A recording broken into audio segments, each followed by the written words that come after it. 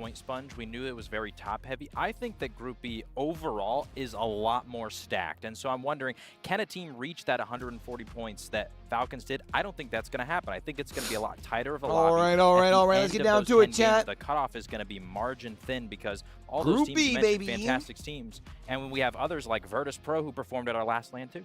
Lauren, you feel the same way? Kind of a stacked lobby, so going to be hard to separate yourself the same way Falcons did yesterday? Absolutely, especially when you have teams coming in that want to prove themselves. I mean, we've got Alliance in there. We have SSG in there. There are so many squads that are terrifying. On their own, put them all in a lobby together, it's going to be that much harder. One of the teams that I think have been feeling maybe, I don't know, I wouldn't say the word terrifying, but I would say doubtful at the start of how things would work out would be TSM.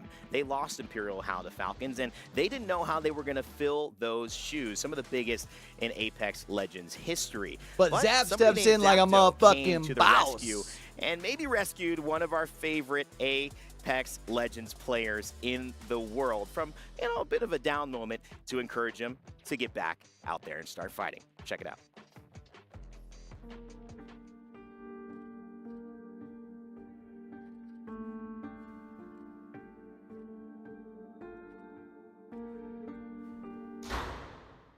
Come on, man. It's been 7 days. It's time to move on. It's different now. You don't get it. By different, you mean better, right? You won a positive player award. I did.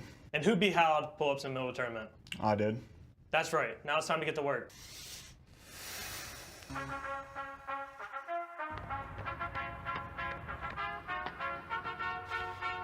I love how they do it, like have it very much just barely different. I love it. 49, 50, 51. We need more. We need more. Keep going.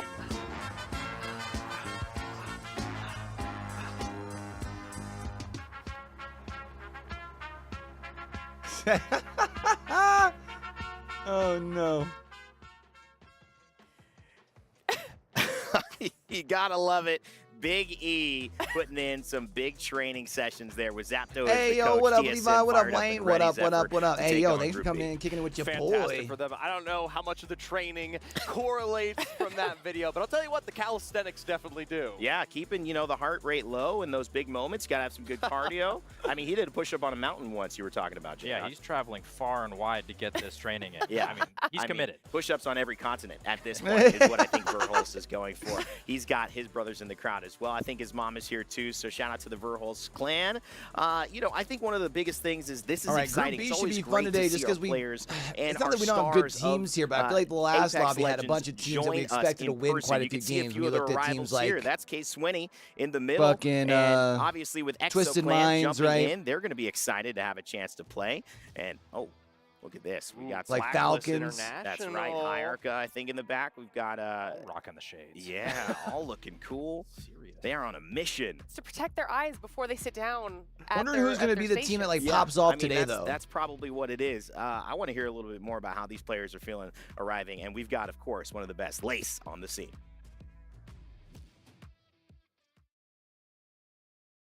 Yeah, I am here with Mizuchi. We've got our fantastic team, and of Still course, don't I'm know joined why they with couldn't call them Waltzy, moist and or it's not Timmy. moist. Now, Waltzy, what is your position on the team? IGL. And Timmy, what is your position on the team? Co-IGL. Co-IGL, that's it. We love it when they're in cohesion today. Now, if you could get rid of one character from Apex Legends, who would it be? Bro, Waltzy's like just a shit brick house, bro. I would honestly probably say Fuse. You would get rid of Fuse? Okay, Timmy, who would you get rid of if you could? I think I'd probably get rid of maybe like Bang. Yeah, you think Bangalore? That is our first choice for today. Now, if you could, any advice, I guess, for someone that's wanting to get better at Apex Legends, what advice would you give a player? Just always play the highest level of competition that you can, whether it's ranked or scrims, and just grind as much as you can. Play a lot, you know what I mean? You got to be on there. Your skill is practice. Everything you do is going to be put into there and improve your Apex Legends. Now, what is your favorite Apex Legends map, Timmy?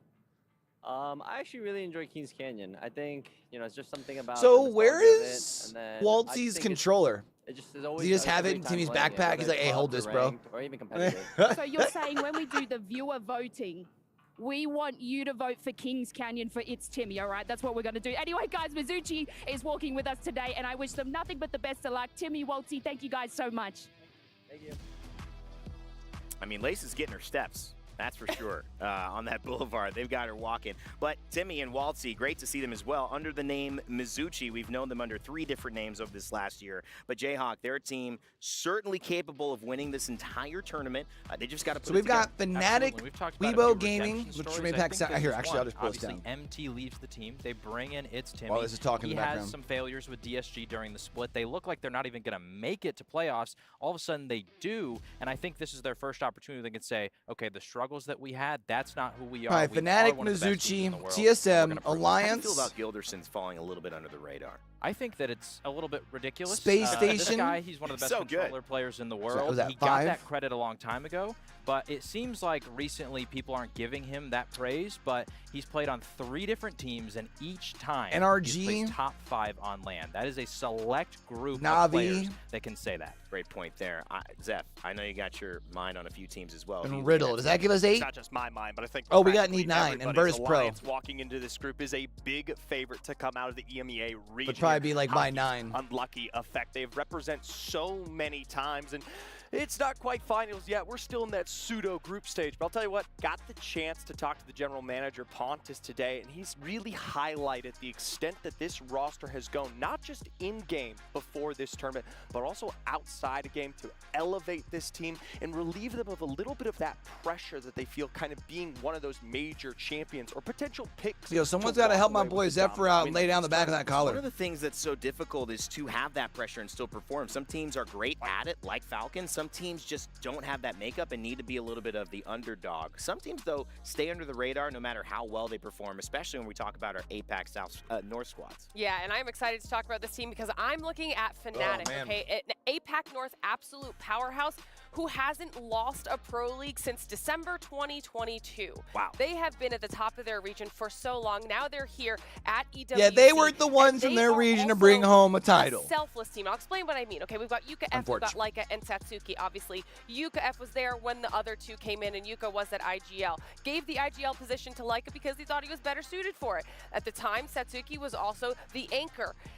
Felt like that was maybe not letting Satsuki live up to his potential, so then decided to take on the anchor role himself, let Satsuki frag out, and that ability to flex and also give up your role for someone else in the squad, and you think it's for the overall All right, Jay, benefit, yesterday we is had about insanely 40 good. minutes of It's a mark delays. a smart team too, because Do a we lot get- of times do we get off the ground you do exceptionally here in 10 well minutes? as a Thoughts? Watson, but sometimes the way that you're They shouldn't have to do the intros again because they makes introed it, you Group need B different yesterday. legends to be that main voice of where you're going to move, especially some of the flexibility we're seeing now with Pathfinders leading the charge. Bangalore's, of course, no exception in this last couple of months. A team I'm interested in, and I think you might be as well, is ExoClan. We saw Case Swinney and squad walking in, Fuda and Slayers. A last-second fill-in. According to Case Swinney, him and Slayers, they're not going to miss another LAN. It turns out they didn't this time, but they didn't qualify for EWC. In fact, that was Passion UA. You may remember Max Strafey, Artico, Sanya, one of our teams favored in EMEA and have done so well in our Split 2 Pro League, but unfortunately, Nope, due to it's issues Apex, at of least getting 20 out minutes. of True, their though. country, they were not able to make it here. So a big shout out to them. We know we are watching and with you, and hope to see you again in person in the Apex Legends community and system. And we will see them in Mannheim. Bro, I'm sure. I wish we would have saw but when Passion you look UA here, at though. The fact of Case Swinney, I think there fucking is love something to Max prove. They Strafey's, feel like, his they're one of passion. those top EMEA Not like trying to squads, play off their and team's I name, think but they will continue to be a team to look out for. As and we like head he's into come like Group so B. close to One of being the able to other perform on elements and LAN exciting while parts everything's of going on, and EWC every time is just we ends up not being change able to go. things up from the typical. Usually you see Stormpoint and World's Edge. Well, now you get a chance to see 3 more maps potentially over the course of this tournament, and it is very exciting because you are in charge of what they are. We already had some propaganda today. Lace said, "It's Timmy, wanted you to vote for Kings Canyon." Hal said it yesterday, so we'll probably get that one. I like seeing it. Kings Canyon is available. But don't forget about Olympus, a little fight night action, little, second newest map in terms of coming into the fray. But then, of course, you've They got, need to have Olympus the and just beautiful have Broken a Window we played decision yesterday. that Match game, 6 was really everyone fun to drops, watch on that. It's recently been Fight Night. revamped as well. So here's how battles you it do out to the On death X, you are thoughts. going to vote for map number 5. That will be where you decide which of those 3 maps, Kings Canyon, Olympus, or Broken Moon, is chosen. Then we'll switch the vote to Twitch for map number 6. So make sure you're on both of those platforms and letting us know what you want to play. I think that'd be lit, I'm looking actually. at you. I've already delivered on. I still haven't gotten my Olympus yet. You haven't got, so you're going for Olympus today. Yeah. That is, we haven't seen it yet. I mean, I'm down. Just once. Yeah, sounds fine. I want nothing more than Kings Canyon all day long. We could vote for 2 of those slots to be the same, Matt. That's how I'd have it played out. Okay, but if we got to choose Broken Moon or Olympus now. Definitely Broken Moon. We got to go for the clean sweep. Okay. The clean sweep. I mean, I love it. I love it. I enjoyed it as well. Chat, no squeaky chair anymore. Enjoyed that. I got a new it's chair. Up to you guys, we're giving you a little bit of power here at the Esports World Cup. Excited. Take a look behind you though, as we do start things off at Storm Point Group B. Guys, anything stand out here as we kick it off and look at the drop spots? Riddle and Mizuchi contesting down at Coastal, huh? I will say, Mizuchi, it's slated to contest down here at the bottom of the map, although they're going to actually be taking Echo. They're double claiming Coastal Camp. They're not actually probably going to contest. Usually during Pro League, it was unlikely they actually went and fought the team at Coastal. They just like to assert their dominance, saying they want it and seeing if the team will come fight them for it, but typically they'll let them pass. Well, it's going to be an interesting thing. I mean, you can't really call this. Again, it's going to be so close. Falcons may be an easier one to choose yesterday, but today in Group B, it's anybody's game. 9 teams will make it forward, and if you want to add your prediction to it, make sure to be involved in our STC predictions. You can vote at stcplay.gg to be involved. All right, honestly, set the stage. Group A, they've already played. TSM Group B, dub. it's your turn to shine now. Who will make it to the finals? Who will make it into last chance? And who will be our second team eliminated? Let's find out and get it started.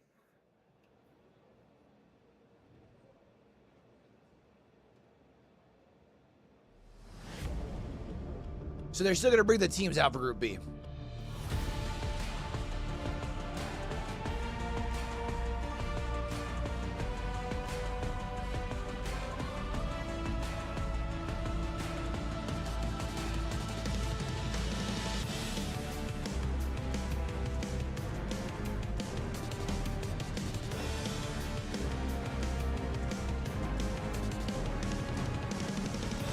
So are they able to see the things over the stage, or is that... I know it might be a dumb question, chat. I apologize if it is. But do they see the things over the stage as well, like in person, or is that literally just for us? Probably just for us, right? Is that a dumb question? That's probably a dumb question. Welcome back, everyone, to Day 2 of the Esports World Cup Apex Legends. I'm your host, We the People. Yesterday, we had one of the craziest days in competitive Apex in the history of the game. The drama continues today. Where's his 20 buddy? teams playing. 1 will be kissing their chances at a $2 million prize pool goodbye. 9 will be booking their tickets straight to the finals.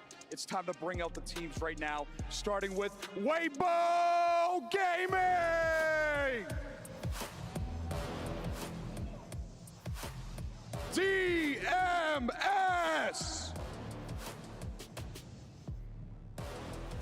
Fnatic! They're already out. TSM! Woo! TSM, yeah. TIE!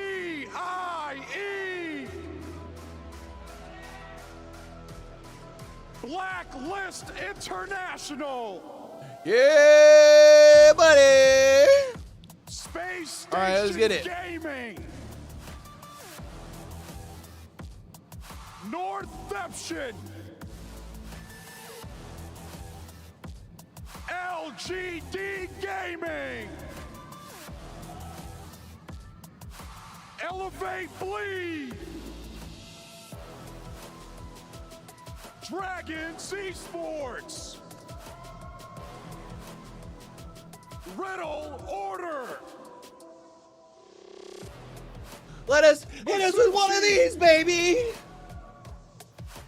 Who's on Riddle Aura does that? I always love it when he does it. Alliance. How? NRG! Navi! Virtus Pro! I think Virtus Pro are a sleeper team, chat. So could Heroes, for real. Exo Clan! I feel like Heroes is one of those teams that like never gets the credit for like being a team that usually is working toward like contending for grands. Around the world, but it takes more than just skill to win a tournament, especially one for $2 million. Passion, consistency, and teamwork are what they need.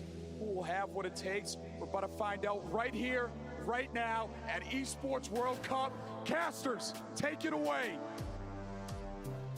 Thank you very much, peeps, and yes, indeed. Day 2 is here at the Esports World Cup for Apex Legends. Day 1 was certainly entertaining, but now it is the turn of Group B to make their mark here in Riyadh. Can you match the performance of Falcons yesterday if you are anyone in this group, or is it going to be far tighter? We will have to wait and see. Some big... Chat, we're good on volume, right? Like, y'all can hear the stream, but it's not, like, overbearing when I talk over it. Alliance, Fnatic are going to be big favorites from me, and, of course, TSM on your screen. You can't really have a tournament without talking about TSM. It's very, very true indeed, and I think it's a great point that you raise here, right? Yesterday was all about Falcons, right? They set an insane points total where they managed to, you know, pretty much win every game, it felt like, at one point, or have the opportunity to, for sure. But in this lobby, you're looking across, and this has always been a lobby of the chasing pack, right? When it comes to North America, when it looked at EMEA, all of these teams have had opportunities to get to finals of previous tournaments, but haven't quite. Are the casters in building? Or are they at the studio? I wonder. What Falcons did yesterday, and try and match that kind of energy, put that kind of performance in, which moving into finals, moving even into tomorrow if they have to, kind of matches and gives us a little bit of expectation as to Falcons not going to have an easy as run as maybe they would have wanted. Yeah, I wonder if there's teams here who are going to have a false sense of security because of the amount of points it was required to get to finals yesterday. It may not be the same today because Falcons took so many of those points. It was a far lower threshold. I think teams need to be expected to try and outperform those who got in the top 9 just about yesterday if they're going to What be was the threshold yesterday? Finals. It was like So 40-something, right? With teams like Alliance who have historically 52. dominated in group stages and other competitions, they need to try and do something more of the same here if they want to feel ensure like 52 is about right. Usually they say the magic number is like 5 points a game, 4 or 5 points a game. Always historically made finals, but haven't quite been able to get over the line when it comes to winning tournaments. They had to, of course, watch Reject Winity be the first team to win a tournament for APAC North, and they were the team who went forward and done it that everyone thought they were going to be. You, of course, have the likes of Virtus Pro, have had some very good performances at the international stage as well. You also have Mizuchi, who have had some great finals performances, and I'm looking forward to seeing what they can do as well today. And before we get into the games, of course, we need to see where we're going to be playing today, so we'll take a look at the map schedule in just a few moments. And today, we are starting our day off on Storm Point, 2 maps before we change over to World's Edge. Yes, as a reminder, there is a fan vote for what is played in matches 5 and 6. Yesterday, we had Kings Canyon and we had Broken Moon. Olympus is in that rotation. Will we see it today? That is down to you guys watching at home. I'm sure there is someone on the analyst desk who wants to see Olympus because they were prepping for which map was which. So someone hasn't got to talk about it so far. I think it might have been Glitter as well. But I am very excited to see what's going to happen in this group. And what we've not even mentioned, we're sending another team home today. We sent one team home yesterday. It was Reject Winity. As you were previously talking about, who else is going to get their key crushed? Well, we're going to have to look at some of the teams. And one team that I do want to talk about in particular here is NRG, right? Because it's been a while since we've seen some of these players grace the main stage of an Apex Legends event, and now they have the opportunity to do so. Had to go through the qualifiers to get here, but qualify they had, and there's a lot of history, of course, for NRG, right? You look at this lineup, you've got Nocturnal, Reptar, and Fun, all on mouse and keyboard as well, and I'm kind of excited to see what they can do today, especially in the group stages. It's funny, when I was looking back at previous results of Kings Canyon and LANs and what we had and who was winning, Reptar was up there. He was one of the players that was competing at the very top back in the day, back in 2020, for example. It was great to see him in the hotel lobby and him saying, you know, it's amazing to be back on the stage and having an opportunity to play on LAN. I can't wait to see what they will do here, because I think this is a genuine threat to not just the entire lobby, but the tournament, the players.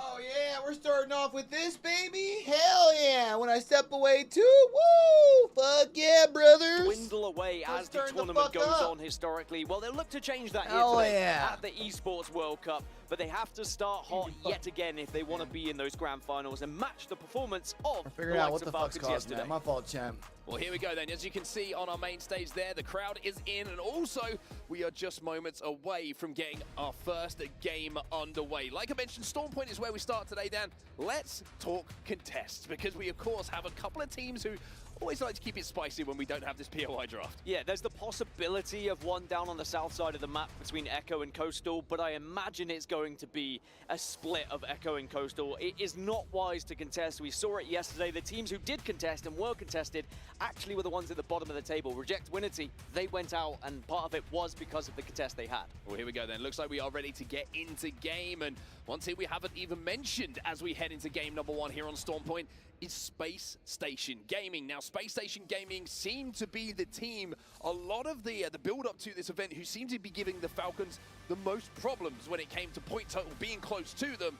And today is an opportunity, and this week is an opportunity for them to say, hey, we don't just want to, we don't just want to be close to Falcons, we want to be ahead of them. This chance here in the group stage is a chance to put down a mark with some huge point tallies. I think as long as SSG can get to that Chat, finals I was just lobby, able to they will be up there get in and as out a of my potential chair winner for this and hit a tournament. squeak once. How Their awesome is that? macro is incredible, but their team High five, let's fighting go. is even more impressive at times. As you can see, everyone now starting to land onto Storm Point, and it should be an even split across the board. I am not expecting any contests. Riddle Order and Mizuchi are going to be splitting up Echo and Coastal Camp, which is more of a win for Mizuchi, really. The fact that they do get Echo to themselves. Coastal is arguably the worst POI compared to the two. Well, if you're joining us for the first time today, firstly, welcome along. Hello. Lovely to have you with us, as always, but a little bit of housekeeping just to keep you up to date on exactly how things are going to work today in this group stage. We had the same format as yesterday. The top 9 Probably can turn this up just a little bit, huh, chat? The 10 games today will Looks go like through probably like right about to there. our grand finals, which is going to be on Sunday. If you're outside of that, then you have to go into our last chance qualifier. Unfortunately, if you are bottom, though, that's the end of your tournament. We will be eliminating Reject one Winity more was the team today, that went home yesterday in which will, Group A. It's a tough pill to swallow, isn't it? Especially after one day of action. It really is, and it was heartbreaking for Reject Winity yesterday, and you may have seen their key crushed. Imagine taking the trip out to Riyadh, Now, playing 10 zone-wise, games we and being are done. heading That north, fucking very sucks, far bro. north as well, and that is going to be a fantastic opportunity for both Virtus Pro and Northeption to be able to get to priority positions, but it's all about who has ring consoles to work with here and where they can move. And already, Fnatic getting involved in the action, by the way. They have been able to catch one player out of nowhere. I was going to say, by the way, the pop-off as well from Satsuki. I mean, I love this energy coming in from Fnatic early on in the game. You can see the battle for the Trident maybe going down, and Zach Mazer.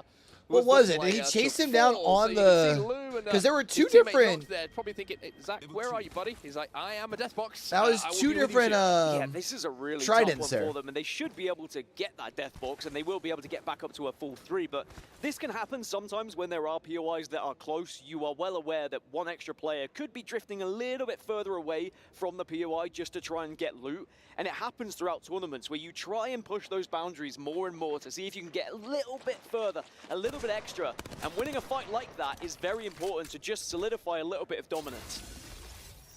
Well, NRG now on our screens, and you can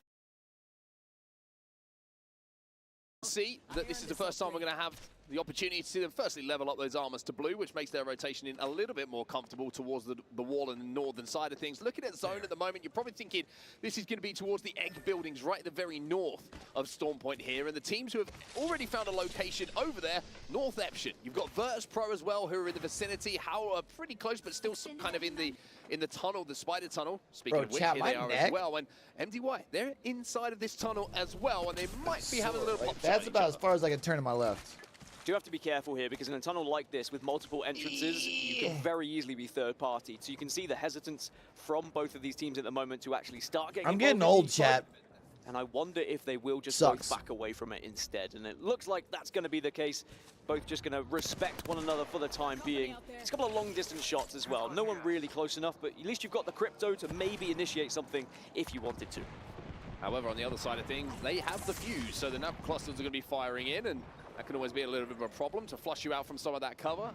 He's a little bit vulnerable to some shots that are coming through. How are now kind of moving outside of it as we jump on board with them. They've got the Watson gen down, and they've got some fences down as well. So they're expecting maybe a pull a little bit further to Some the north. crypto must be an APAC North team, chat. Which sometimes has the survey beacon on it. So How kind of betting that this is going to pull a little bit more to the north and giving up this tunnel to hold them out a little bit later on? Yeah, there's a few teams that have committed very heavily to zone, and then you're going to now get the secondary wave of teams that will arrive and hit the ring consoles in surrounding areas. For example, TSM will be able to hit one in Cascade Falls. Na'Vi are currently making the move, and Fnatic are doing something a little bit different. They are hunting. They are looking to try and find the remaining players of that Elevate Bleed combo, and it looks like they found it. I don't know what Fnatic, what the beef is at the moment between these two teams, but they want them dead, and it's quite simple. If you're Nox and Lou, try and survive, try and escape, but all right, here comes in the player. And really should be. Zach Mazer falls out of the skies back into the game, but all he's done so far in this game is absorb bullets. You can see Exhibit is down as well to try and gain that information, and really, Fnatic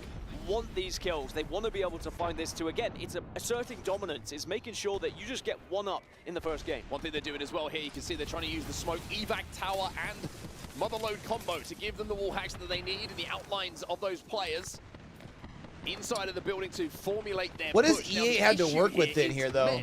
For Elevate.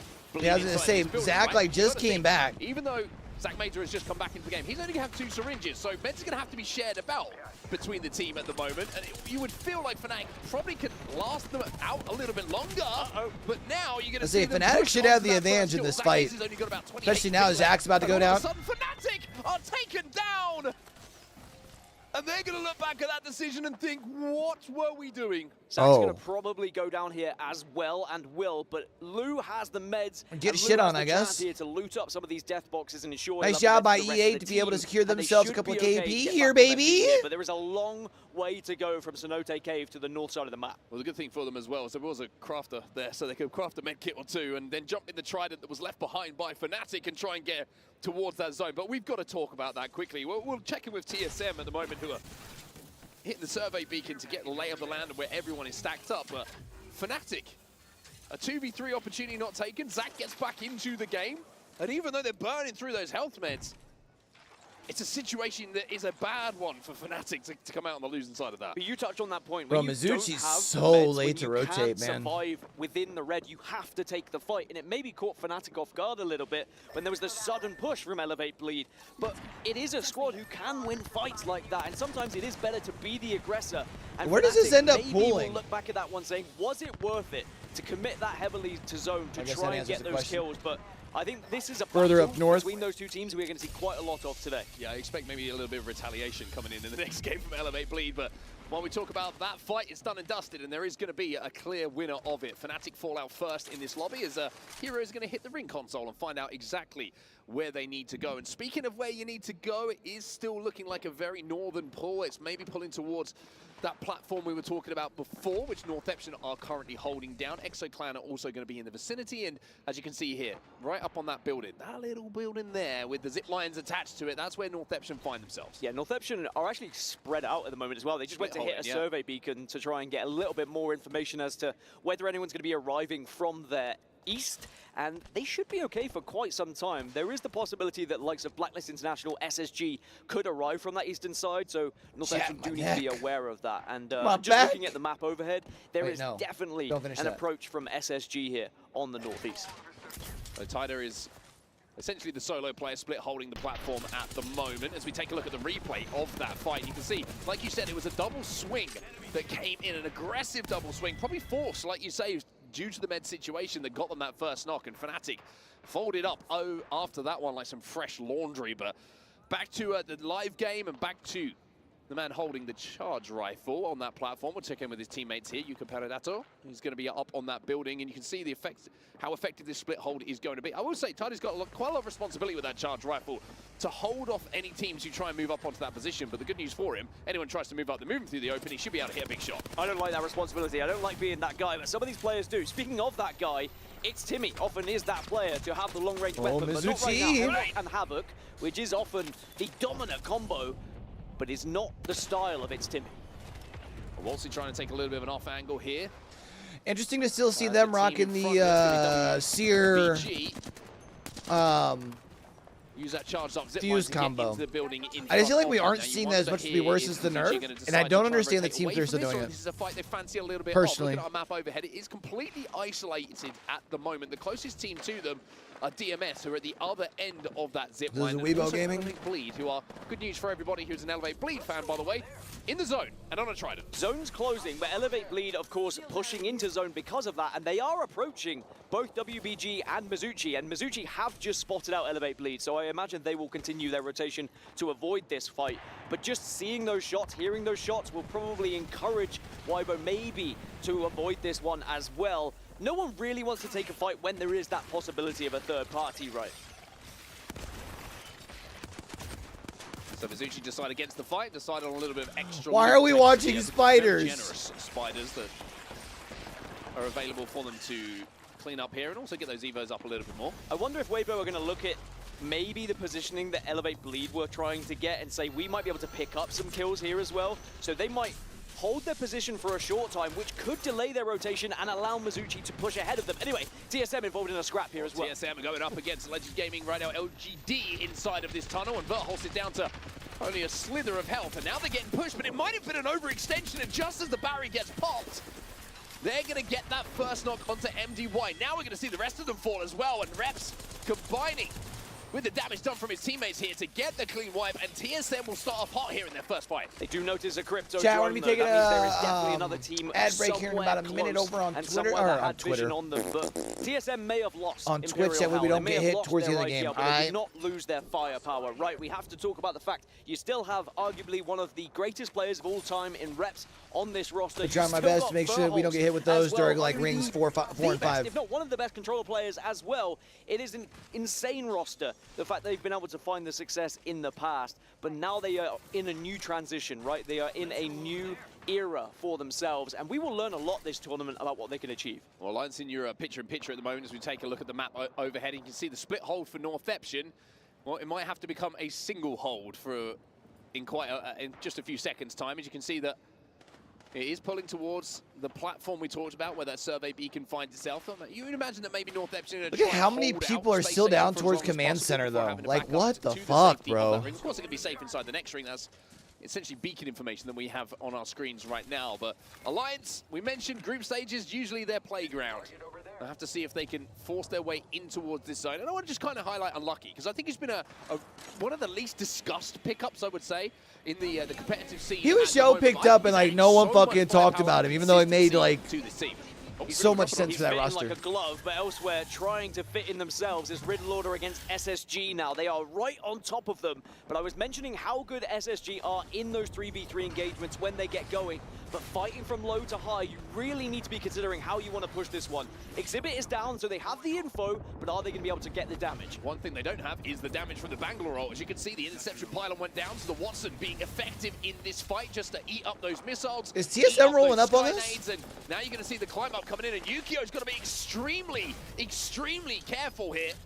Zainu also has his shields broken. Elsewhere you can see Uxako in the kill feed. He's going to find a knock on the other side of where this action is going down. But for SSG, scary moments here. They've forced their way into this, but will be safe in the next zone. But Riddle Order being above them, having those fences down, makes that fight, if they want to take it, very difficult. Heroes eliminated. In the meantime, we have 17 squads remaining. Elevate Bleed are running into Blacklist International here. Actually, they're going to fly above Blacklist International and past TSM. So this is an amazing rotation from Elevate Bleed, considering where they were at the southwest of the map. They have now been able to find themselves past 3 teams that were originally ahead of them, but they are now approaching SSG and Riddle Order, and maybe yeah, but they can move in here, though, and if this fight takes too long, they'll know that they're safe behind them. They just got to figure out how they're going, like how they want to approach this fight, because you got the Watson fences up top, which would be a pain in the fucking dick to try and take over.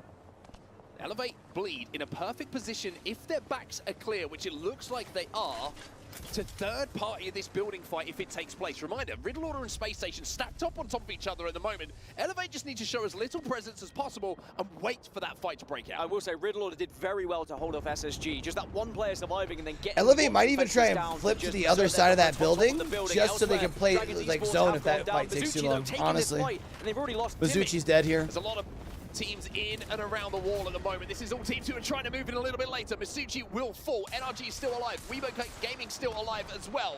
Not for long. DMS are having a little look at this too. So many teams in the vicinity here. And WBG find themselves just down to 1 now. Bobo, it's all up to you. Some of these fights are fight or flight because there is not much playable space in the next zone, and that's why we're seeing these engagements happen. There are 3 teams in this southwest area, by the way. TIE, DMS, NRG, and Na'Vi overlooking it. Even Alliance aren't that far away from it. So even if you win your fight, you have to be on your toes. You have to be making sure you're quickly looting up and preparing for another fight. Well, how on our screen right now, trying to use the Watson fences just to secure an area and a perimeter around them. They are safe in this next zone. And it looks like due to the rock formations that are above them, they can also shield themselves from the lines of sight of some other teams who are going to be playing the more northern side of things. Elsewhere, NRG still find their way in towards zone. They've essentially come out on top of this battle that has been happening in and around wall. Still healthy as a 3. TIE still have 1 player alive. As you can see, Axis is trying to escape from here. Elsewhere, Na'Vi, like you mentioned, they're the team that NRG have to worry about here. They're trying to gatekeep them. We are on It's 1080, not right? where they go from here, really, NRG. If they do manage to take the fight against Na'Vi, Whoa. they might be able to catch them off guard as I didn't well, even and see they him there. actually find a small little player waiting in the wings. It's going to be TIE and the last remaining player going down. I will say Nocturnal's heart must have been in his mouth there. He's like, firstly, there's a solar. And it was, he's got a Devo! And it was like, okay, we got the kill, it's all fine. So now they have a Devo, which makes their next push a little bit easier. Well, now zone is closing, so NRG will be forced into either Na'Vi or Alliance. Elsewhere, you can see TSM, they're approaching from the south. DMS is the team that's arriving through the tunnel. Riddle Order have been eliminated. That was part of the battle that was happening on the north side. SSG. They've got seem a to be pin very, back very on that happy with rock. because it gives them a little bit more space to rotate in front. But look at the traffic build Yeah, I was gonna say, they got to worry about SSG on their ass. in the middle of it. NRG have fallen. Virtus Pro have fallen as well. It's all up to Verholst. He can't make it happen as DMS, the last to arrive, as Prestis tries to grapple to his teammates. It's beautiful to watch Pathfinders do what they do best. Elevate Bleed still alive in all this, by the way, from that early game where they got players back in, but now SSG arrive to wipe them out. You think and of the Elevate fourth, Bleed the will fight, go can we down. see the And fight just between like that, we go Northemption from and 15 Blacklist teams to International, 8 please? Now, there was not enough playable space, but SSG have commanded a lot of it here on the southeast. On board with Koifel, a player who has had so much expectation at such a young age put on his shoulders. One of the best you could possibly hope to have in a clutch situation.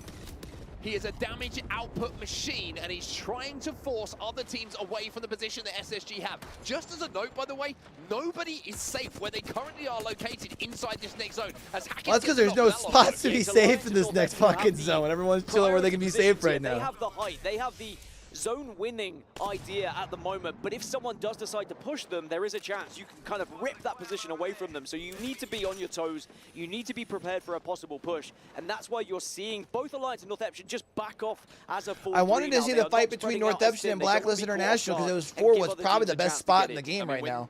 you look Like at the Northemption's position of probably Alliance got the in that best building chances as of well. winning You've where they're got at. Na'Vi Howell, you've got DMS in front of them. You know, having that longbow in your hands is going to be pretty good for those teams are going to have to fight. You might have had a third a few of those fights, pick up a couple of those kills, and then think about what your next play is going to be. But They're going to be one of the last teams that has to move. Who have had priority for the majority of They've this got a game. team behind them towards the zone that's already like going to need to move, which is SSG. Winner of this fight, as long as they can keep all 3 alive, probably wins the game. SSG definitely have the shield advantage. The zone will force them in, and you can see the ult started to come out as well. They need the damage to go off here, though. They can't just go in blind because they don't really know where Northemption are holding in certain angles. How eliminated in the meantime. Phony gets the first knock, and that is the opening.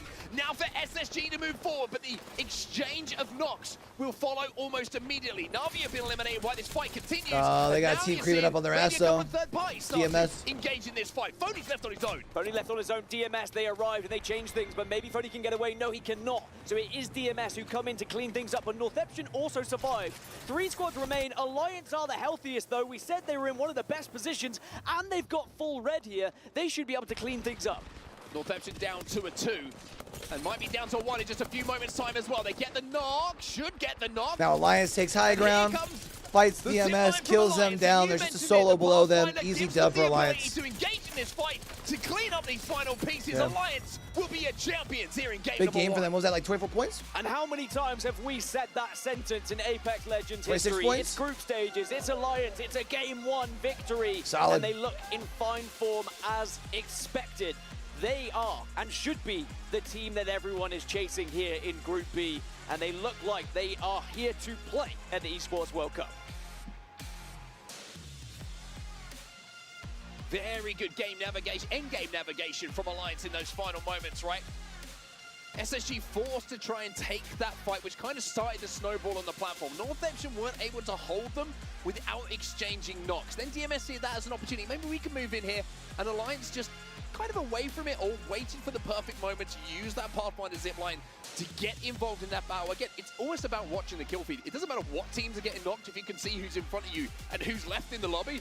As soon as knocks are there, that's your signal to go. I think the biggest difference between Alliance and Northampton, despite the fact that Northampton had the height advantage on that right-hand side, Alliance were doing a lot more damage and had the shields to back it up. They were able to stop teams from pushing them. Well, game one now down here, chat.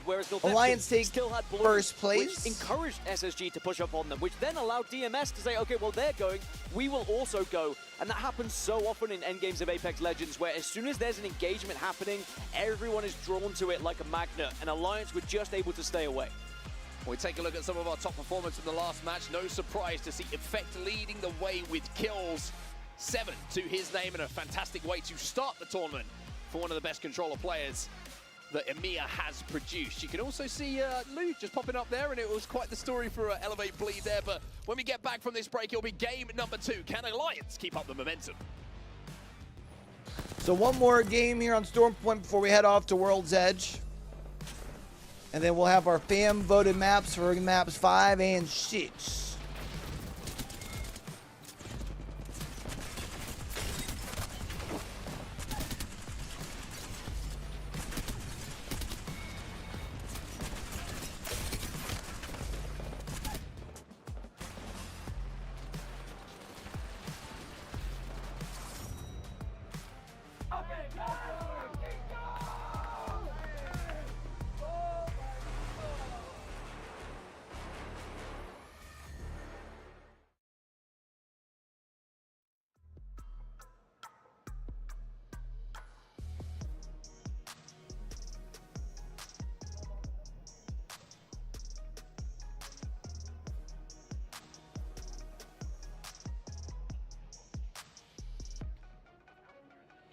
Oh.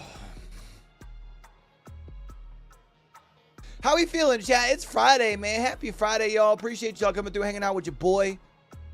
Trying to pick up my energy, man. I'm fucking exhausted. I ain't gonna lie to y'all.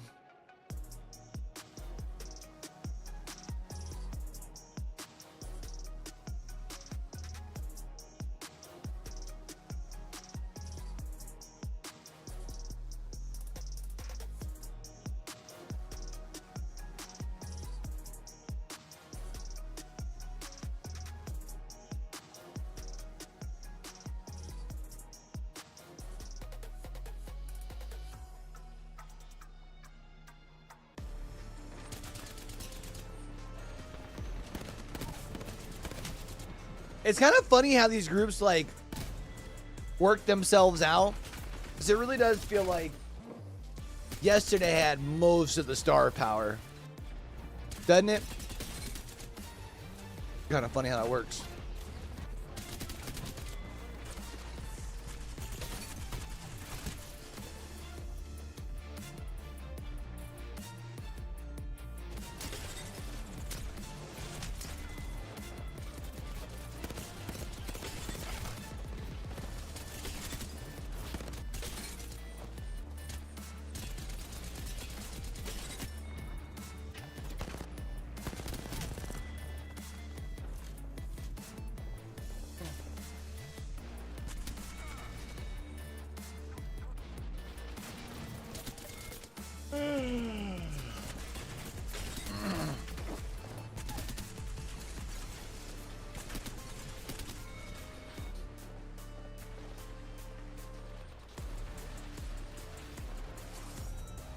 By the way, chat, your boy's 4 for 4 on my VCT pick'em so far for champions.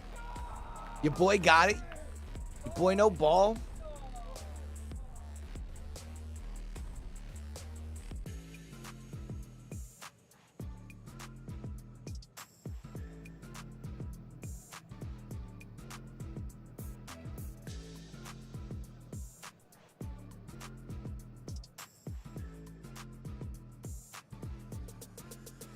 You turn the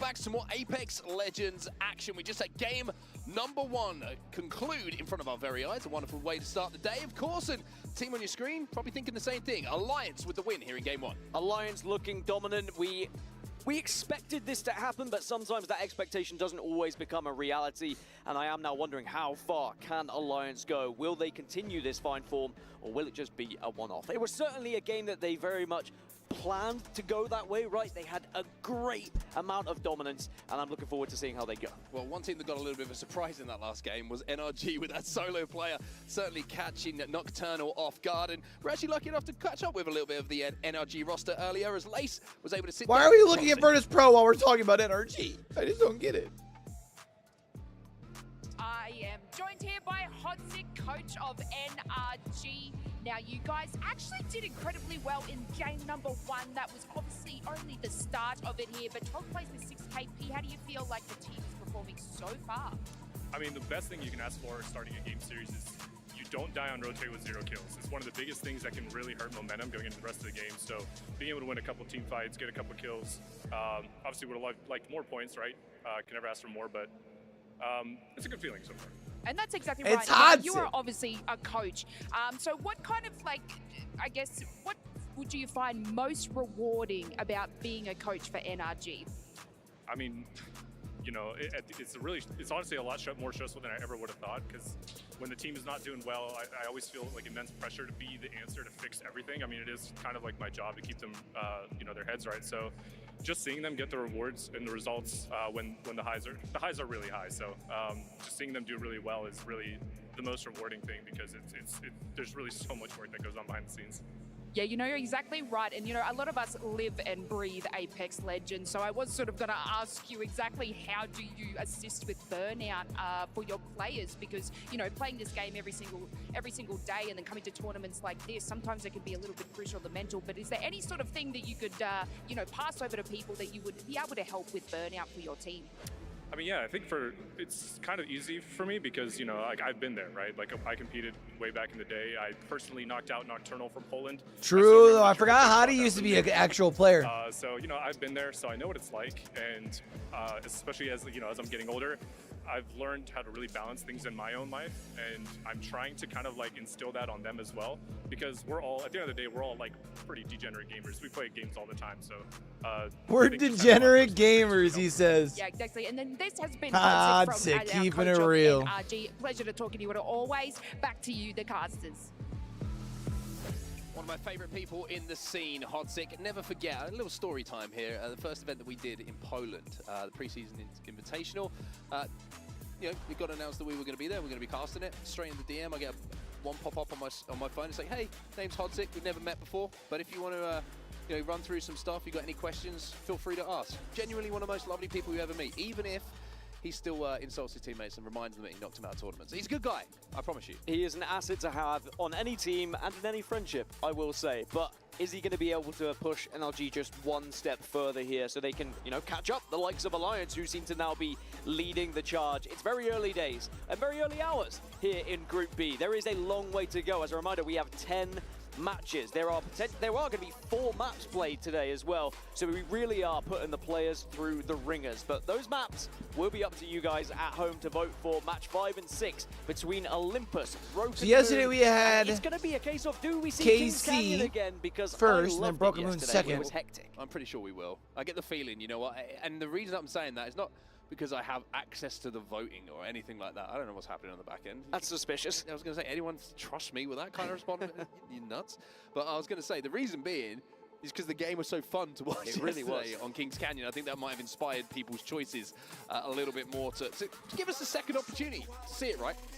And I think that Kings Canyon is one of those maps that, yes, it provides a lot of entertainment, but there is also a lot of players who know how to play it historically throughout Apex Legends as well. But that'll be for a little bit later when we get there to the fan vote. For now, it is still all about Storm Point, and we are in that dropship, so that means everyone is about to arrive onto the map. Again, I don't think we're going to get any contests. It seems Things like are going everyone is smooth more so than happy, far. but we might see Nice the start. trade-off of players trying to get loot. Remember what happened between Fnatic and Elevate Bleed right at the start of the game? I was going to say, you might be thinking no contests. I'm thinking that there may have been some conversations between members of Fnatic and Elevate Bleed about how things get split, if it's going to be fair or if they're going to try and take all the loot for themselves. We'll have to see what happens there. Of course, Fnatic dropping at Down Beast, and it's going to be Elevate Bleed who are dropping over at the mill. So 2 different POIs, but I think it was a little bit maybe of a battle for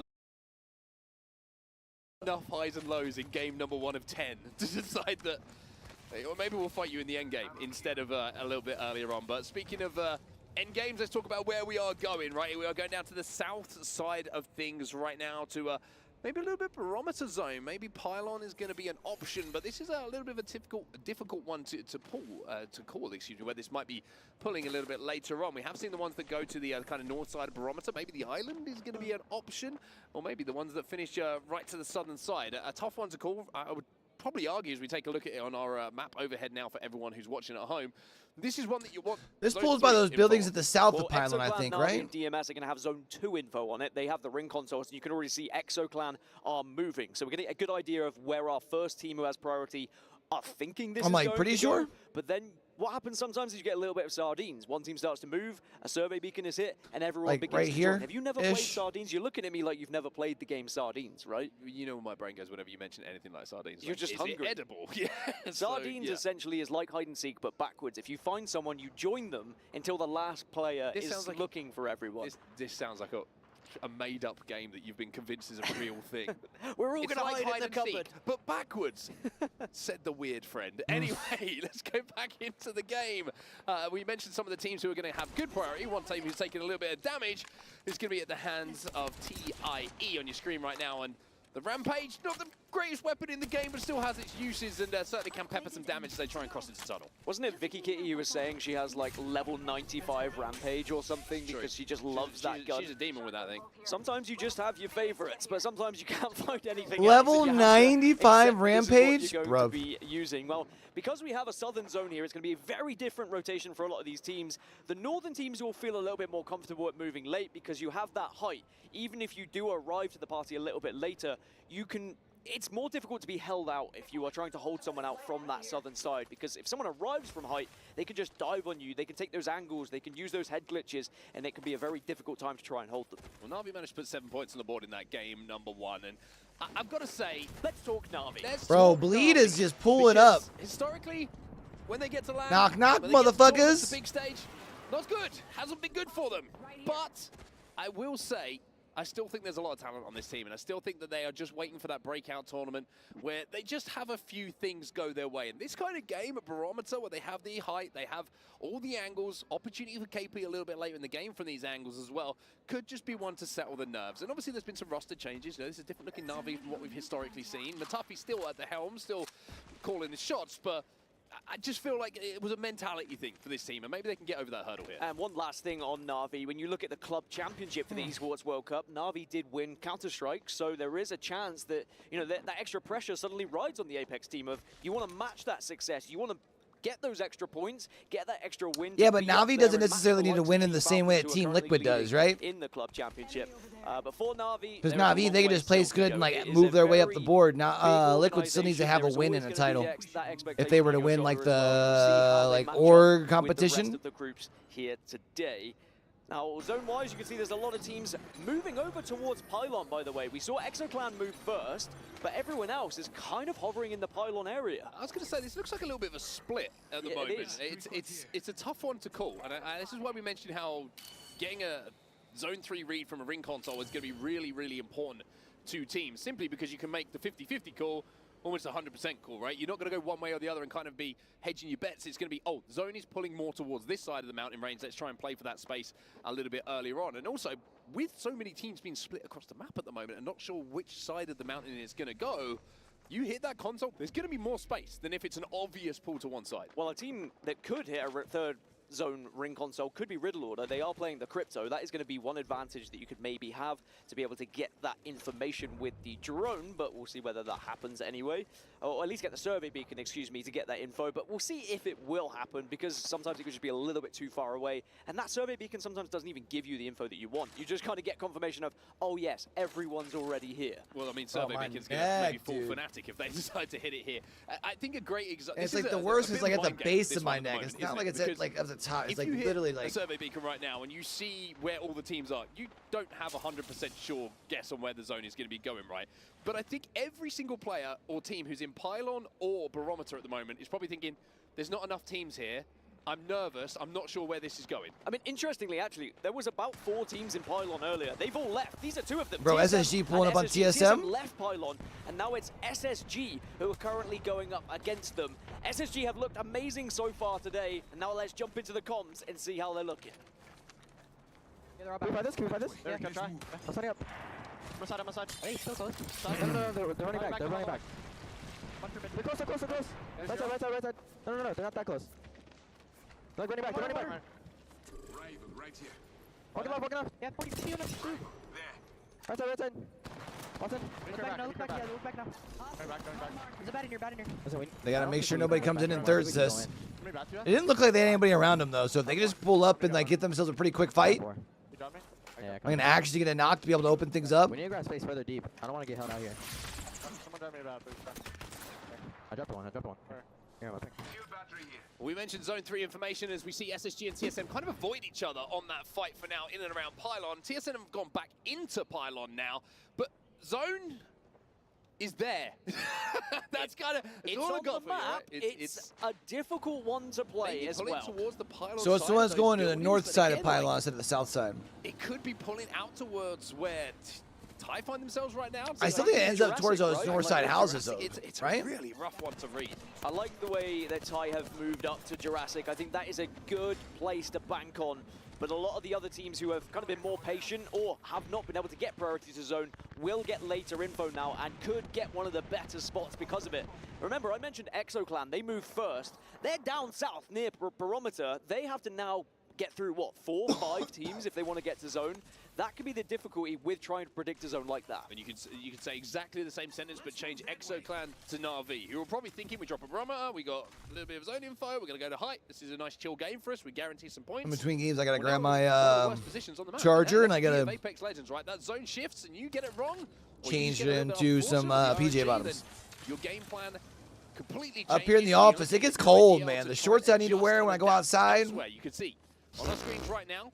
Let's get on this Trident. At Ceto Station, we have Alliance having a little look. Especially since I'm like right in front of the window unit. Deciding to try and disengage from this and escape. And it looks like Alliance will be able to force them off. I wonder if Alliance are making this choice of rotation so they can hit the beacon that's in front of them to get the info. And I mean, imagine getting the info at this point. I mean, our map overhead right now is one of the most confusing I have seen for quite some time. It is so many different teams essentially all over this zone. No one is confident about where this is going. I do like the play from a lot of We still have teams all that were at 60 Pylon, players in this believing game right now, Pylon too. Because they expected it to be pulling in a random direction, and you don't then hedge your bets, you don't get stuck somewhere. As now, you spoke about Fnatic being chased. Well, Fnatic have run straight into Blacklist International and NRG here. There is a lot of teams around this choke. Fnatic also playing the Bloodhounds. Shots coming in. A little bit of a scan coming in as well to give them some information, but not able to secure that first knock. So they've got to be careful because, like you mentioned, NRG are following up on this, and if they don't get this clean fight going their way, NRG are just waiting in the wings. And look at this, they're just waiting for knocks. They're biding their time. And Satsuki will get the first It's a knock, smart so play that's by Fnatic up NRG. by 1, and Jacko's fallen. This should be free KP for NRG. You would imagine they're just wary of who could be arriving from their north. It's actually Northeption who are nearby, and that's why NRG are being a bit hesitant at the moment. They recognize there is danger in the area, and they don't want to commit too heavily to this choke point. Well, I think one good thing for Fnatic here is that Blacklist International just ran away. You know, they didn't take the fight. They lost the one player and said, hey, do you know what? We're out of here. We're just going to try and survive towards this endgame. So Fnatic didn't take damage. We're able to reset. And to be fair to both sides of this, NRG and Fnatic, think smart decisions being made. NRG don't send it, don't force it. Would have been trades, and you would imagine maybe that creates the opportunity for Northeption. And on the other side, NRG still alive, haven't had to force it. Recognized it wasn't the perfect opportunity for the third party, and now they will continue their way forward. But they're going to have to force their way into zone here. Yeah, but they should be fine. What, there's only one squad in front of them? They will be going into Weibo and Alliance, who both already Oh, hold they're this both position. over here. Alliance at the moment are struggling to get past Weibo, so Alliance are going to continue moving. So that around means further NRG west, should be able to and take now a... that opens things up for Weibo to take down NRG here, and NRG need to be careful. See, I was going to say, but NRG can pull up, and if Weibo's looking towards Alliance, they can at least try and take a little space. Shots doesn't really have any targets to aim match, kind of just hoping and basing where his reticle is off of the information from his teammates. But now the swing is coming in. Fun jumps up and gets some good damage down, but here comes Jackie Chan flying on that zipline. Nocturnal down, and it's all up to Reptar now to try and clutch for NRG. Blacklist International also here. Remember, they were just a 2, but they have noticed the damage. They've noticed the kill feed. Nice. And they also want to join in on the fun here to find some KP as NRG will fall to both Weibo and Blacklist International, who kind of share the damage here to shut them down. Well, the craziest thing is that's the first team eliminated from the lobby, right? Where we've got 50 seconds or so left on Zone 3 close, and we finally lose our first team. Weibo will follow them up as the next team to go, and you're going to see that kill feed start to accelerate a little bit. A lot of teams are going to pop up in the next few moments as everybody has to move their way towards Zone. So intelligent, though, from Alliance. They saw the potential trap that was going to happen. They heard the commotion that was in the choke not so far away, and they just backed off a little bit, and they watched from afar. They said, let's wait and see how this one pans out, and because of it, now they have free access to get through this gate of Jurassic, and they can hold pretty much the entirety of the northwest of this zone. It's very similar to what we saw in Game 1. Northeption in one of the best positions at the moment on the map, whilst Alliance holding one of the best edge positions on the map, and we'll see whether it's going to be similar where they both get to the end game. One team is in a really good spot as well, is going to be TSM, but we'll check in with SSG for now, who are having to play underneath the structures of Pylon right now, as they will be safe inside of this next zone. They've got Mizuchi, who are going to be in the buildings in front of them. They also have Heroes very, very close to them as well. And it looks If like I'm SSG, I'm looking for a better spot than where they're at right now. Mizuchi. A lot of smoke's going down just to deny that line of sight for now, but you can see everyone's edgy. No one wants to really take the fight because they know first one down, it's just going to force everybody else to get involved with that fight.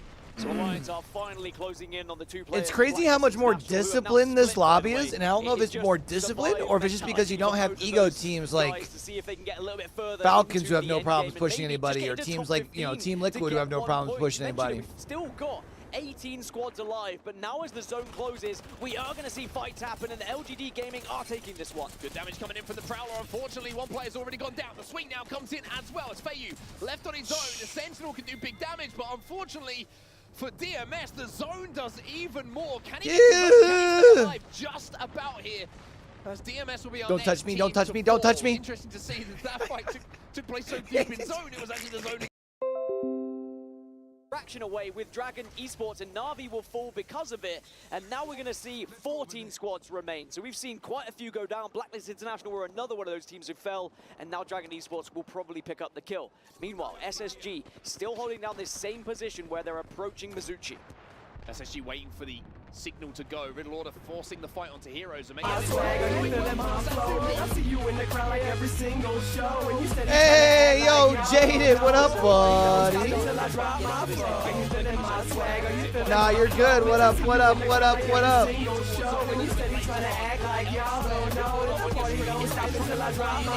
What up, Jaded, man? How are you doing? How are your games? What you playing? Who is leaving Pylon is going to be tough because Waltzy, the big what up, what up, what up? The devotion can rip through shields. How you doing, man? Mizuchi versus SSG. There are other teams in the area though, so you want to try. No, yeah, my internet has just been acting funky this weekend. And they're doing that by surrounding this building. They are not taking wide angles. Honestly, I don't even know if it's my internet. I really think it's my PC. Just ignore this now and say, let's focus on zone. Heroes eliminated. In the meantime, we are inside of our top 10. How you doing, buddy? How are your games? EWC's been good. A lot more disciplined games today. Because you don't have like some of the monsters in the lobby. You don't have, you know, Falcons. Don't have Twisted Minds. Don't have TS. Well, I guess you had TSM in this one. Who win the battle of this side of zone, but TSM are next. Again, it's another fight won by Alliance, by the way. They had to take down Hao on their push from the west. This is only game 2, though. Alliance won game 1. Getting into this end game. You've got Alliance on the west. Currently vibing here late game. South. TSM and Northeption will hold the center zone, whilst Virtus Pro are on the north. Exocloud. I feel like Virtus Pro had a decent game 1. If I'm trying to remember what their scores were. Mizuchi, but I'm very excited to see how this zone plays out because we're going towards the Jurassic Gate, which means there is a lot of cover there. But there's also a lot of open space on your backside. Well, TSM, they do have a pretty good spot that they played for a little bit early. We talked about how they left Pylon, came back, got ahead of the traffic, and got into this tree spot. Well, they got there early, but they haven't been able to output a huge amount of damage. They're still sat there on blue How are the shields. So Apex likes games of today? Mizuchi, plus a devotion in the hands of Waltzy, they have a chance to move up onto them if they can deal first. Yesterday's games were pretty solid despite the fact like Falcons jumped out to a big lead. I like Twisted Minds actually somewhat kept up with them. They want it. Here goes Waltzy, and why wouldn't you with the Devo in your hand? If you can get damage down and you can get a knock, then maybe this is your chance to push and get more KP. Waltzy got to be careful here, got to mind his step. You can see doesn't have many shots to deal with, but will be able to get the shield swap as Exo Clan will be eliminated. TSM getting involved in that fight as well. So TSM and Mizuchi kind of looking at each other from either side of this fence line at the moment as Alliance now try and have a look in. Well, Alliance almost encouraged that fight. They orchestrated that fight, and because of it, they're rewarded with this position. Bro, Alliance They into a hold top the 4 game here tight. again. Now they have the entirety of this West. Their next concern is the likes of TSM Yeah. on the other side. I'm not gonna lie, man. The Falcons storyline is kind of getting old. Effect becomes kill leader as well with that extra kill he adds to his tally. 4 for the man on your screen right now. Call me a hater. Looking for more, and when he's got a turbocharged Havoc in At his least hands, before there's it was like a not fight many between players who TSM can and Dark match him Zero. in You know what I mean? those 1v1 scenarios. Virtus Pro though, they've managed to get their way towards the end game here as well. They're on the northern side of zone, trying to share this with North Epson, who are inside the building they're looking at. Yeah, the only building, the only real cover that you have right now is for North Epson. But remember, they have to leave. And there is a lot of focus that could happen on those doorways, whereas everyone else has kind of rock formations, bamboo sticks, anything you want is cover here. The difficulty here for TSM, though, is they probably have... And then especially like for Esports World Cup, where like Team Falcons have already picked up a couple super teams. Like they're already so far ahead. And praying that VP and North Epson take care of each other, maybe with some help from Alliance, and then they can survive For like the long org enough battle to or take whatever. that fight a little bit later. TSM in a good spot for zone, but as you can see on your screen, at some point they have to go through this gate. TSM being the only team on that side of the gate is a blessing because all the other 3 teams have to shoot each other. They have to focus each other. It's just going to be a case of who can play the waiting game here? Who is the most patient? Are Virtus Pro going to send it towards Yeah, I North was Epson really as a happy when desperate Liquid attempt, came for back and they example? picked up a good TSM roster just need too, to man. kind of wait this one out and see what happens on the other side. Zone is going to be what dictates the next. So Alliance is sitting on triple reds. I think everybody else it looked like was sitting on The purples. countdown begins and the teams will be forced together. Yeah, I think that we're going to see Virtus Pro and North Epson kind of try and get some damage onto the likes of TSM and Alliance, but Ultimates could make a big difference here as well to force teams away from one another, or maybe try and manipulate 7 the map in keys your seems favor. to not be That's what working. Alliance No, are trying to do no. right now. But you can see Catwall comes out to give a little bit of cover, and maybe North Epson could use this. It's a very odd number to be the one that stops working. Extravaganza to get the hacks that they Is that need your lucky to get number? the information where everybody is in this zone. And now they see the opportunity maybe to swing down and get some kills on North Epson, who are trapped down on that low ground. Unlucky's going to find 2 himself. He wants all 3, and Alliance will pick up all 3. North Epson are Well, gone. yeah, but they fuse it. Doesn't Towards Virtus Pro, who were able to use work that on the Catwall fuse to anymore, I thought, escape, right? But Alliance also have to be worried about TSM as well. And for TSM, they want this fight to happen. They need this fight to happen. Well, Alliance, they won game number 1, and they're looking for points. Points is all they care about at the moment, and maybe they're playing for 2nd place. Unlucky. That Michael Down to Jordan barely any mode. I shield love it. effect. I love we'll it. have to watch on his back for now as Hackett swings up to try and finish off the final members. This should Bro, be a Virtus TSM Pro is game. They've got all the chilling. pieces to the Pricey? puzzle, but can you put them together? Reps will go in and find one onto Just Unlucky. tucked away. Swing is now coming in from the final players. One member of VP still alive, if I'm not mistaken. Yeah. Shots come in with a triple take. Surely the moment is here for TSM. TSM. And the moment arrives just at the right time. TSM will be your winners here in game number 2. That's right, baby. Alliance game 1, TSM Woo! game 2. Seems all very familiar when we look at the team names taking games. TSM. But if you thought that TSM were done after they lost Imperial Hal, you better think differently, because this squad has a lot to prove in Apex Legends, and they would love to do it here at the Esports World Cup.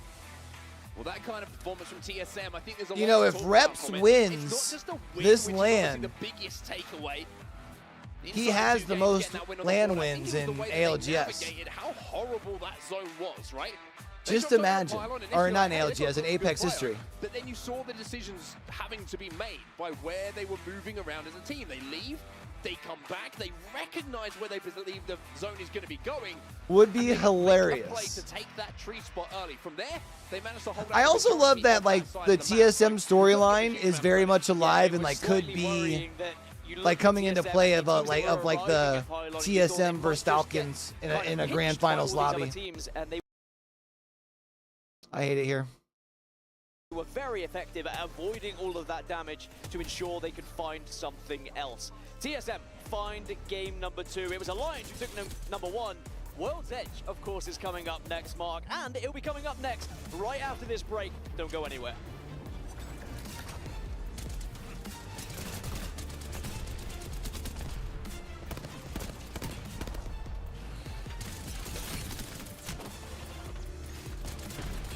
All right, so yesterday we got Kings Canyon, and then we got Broken Moon.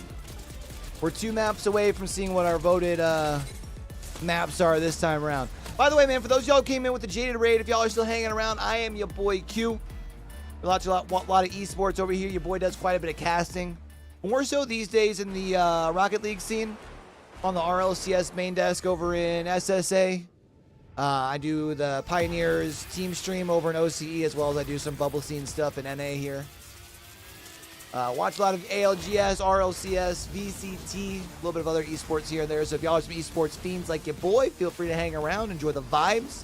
We're hanging out watching EWC Group B today.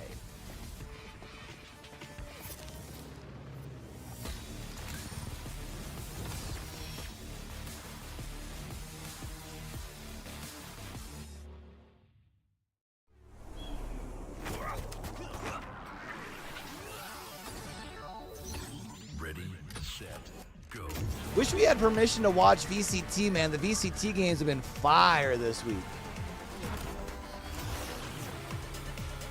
Although I think if I had permission to do them and I was doing watch parties for VCT on top of EWC, my sleep schedule would be more wrecked than it already is. So maybe thankful?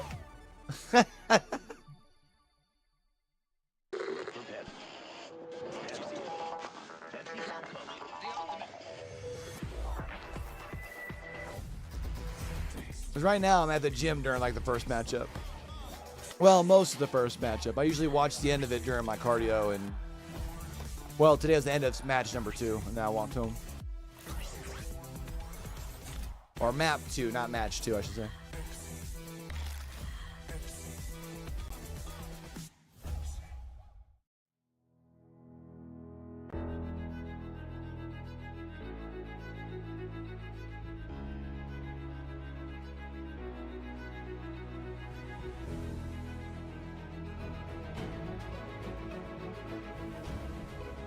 RLCS has been good, man. It's been crazy how over the course of this last year, Rocket League has become very much like my most booked title.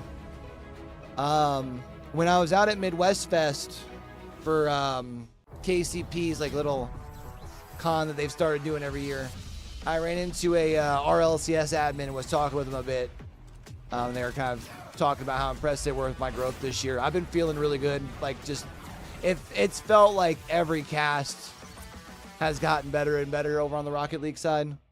Plus, I'm like doing so much. Like during the peak of casting, I was doing RLCS, the high school league that I cast here for esports, where I do a couple of different titles. I'm doing Rocket League twice a week, doing some college casting, bubble scene, you know, a couple weeks a month, doing 1 or 2 days here and there.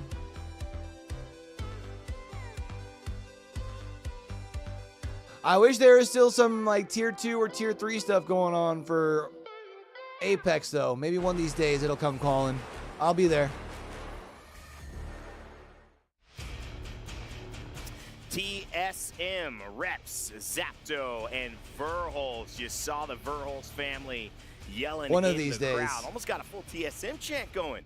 Well, for good reason. They won game 2, and they join Alliance as our 2-game winners after 2 here in Riyadh. We're continuing our Esports World Cup coverage. Randy here as host. AJ Hawk, Zephyrcast, and Glitter Explosion back on the desk just to kick things off of a little bit of an analysis of how we went through I do think first games. And really, it was a great start. Me and One of Wifey the were kind of teams talking about we this the other day. highlighted in Alliance I earlier feel like on, right take a now look with back the way like at a some lot of of those esports highlights scene for is, this I think I'm gonna try and keep my. Not that I'm not gonna try and continue like doing like pro work, but I think like focusing in the collegiate and scholastic scenes where I really want to put a lot of my focus. I mean, we see a lot of heat from this roster, at least out in the fans, given the fact that they don't come out on top and win these lanes. But it's not without the factor that they are the team that dominates when it gets like every event you go to, like the kids that have so much passion. You can't ever forget that. We walk into game one, an absolute impeccable choice of positioning that, while maybe not as explosive in terms of the KP, the kids actually have respect versus, you know, the egos in the pro scene.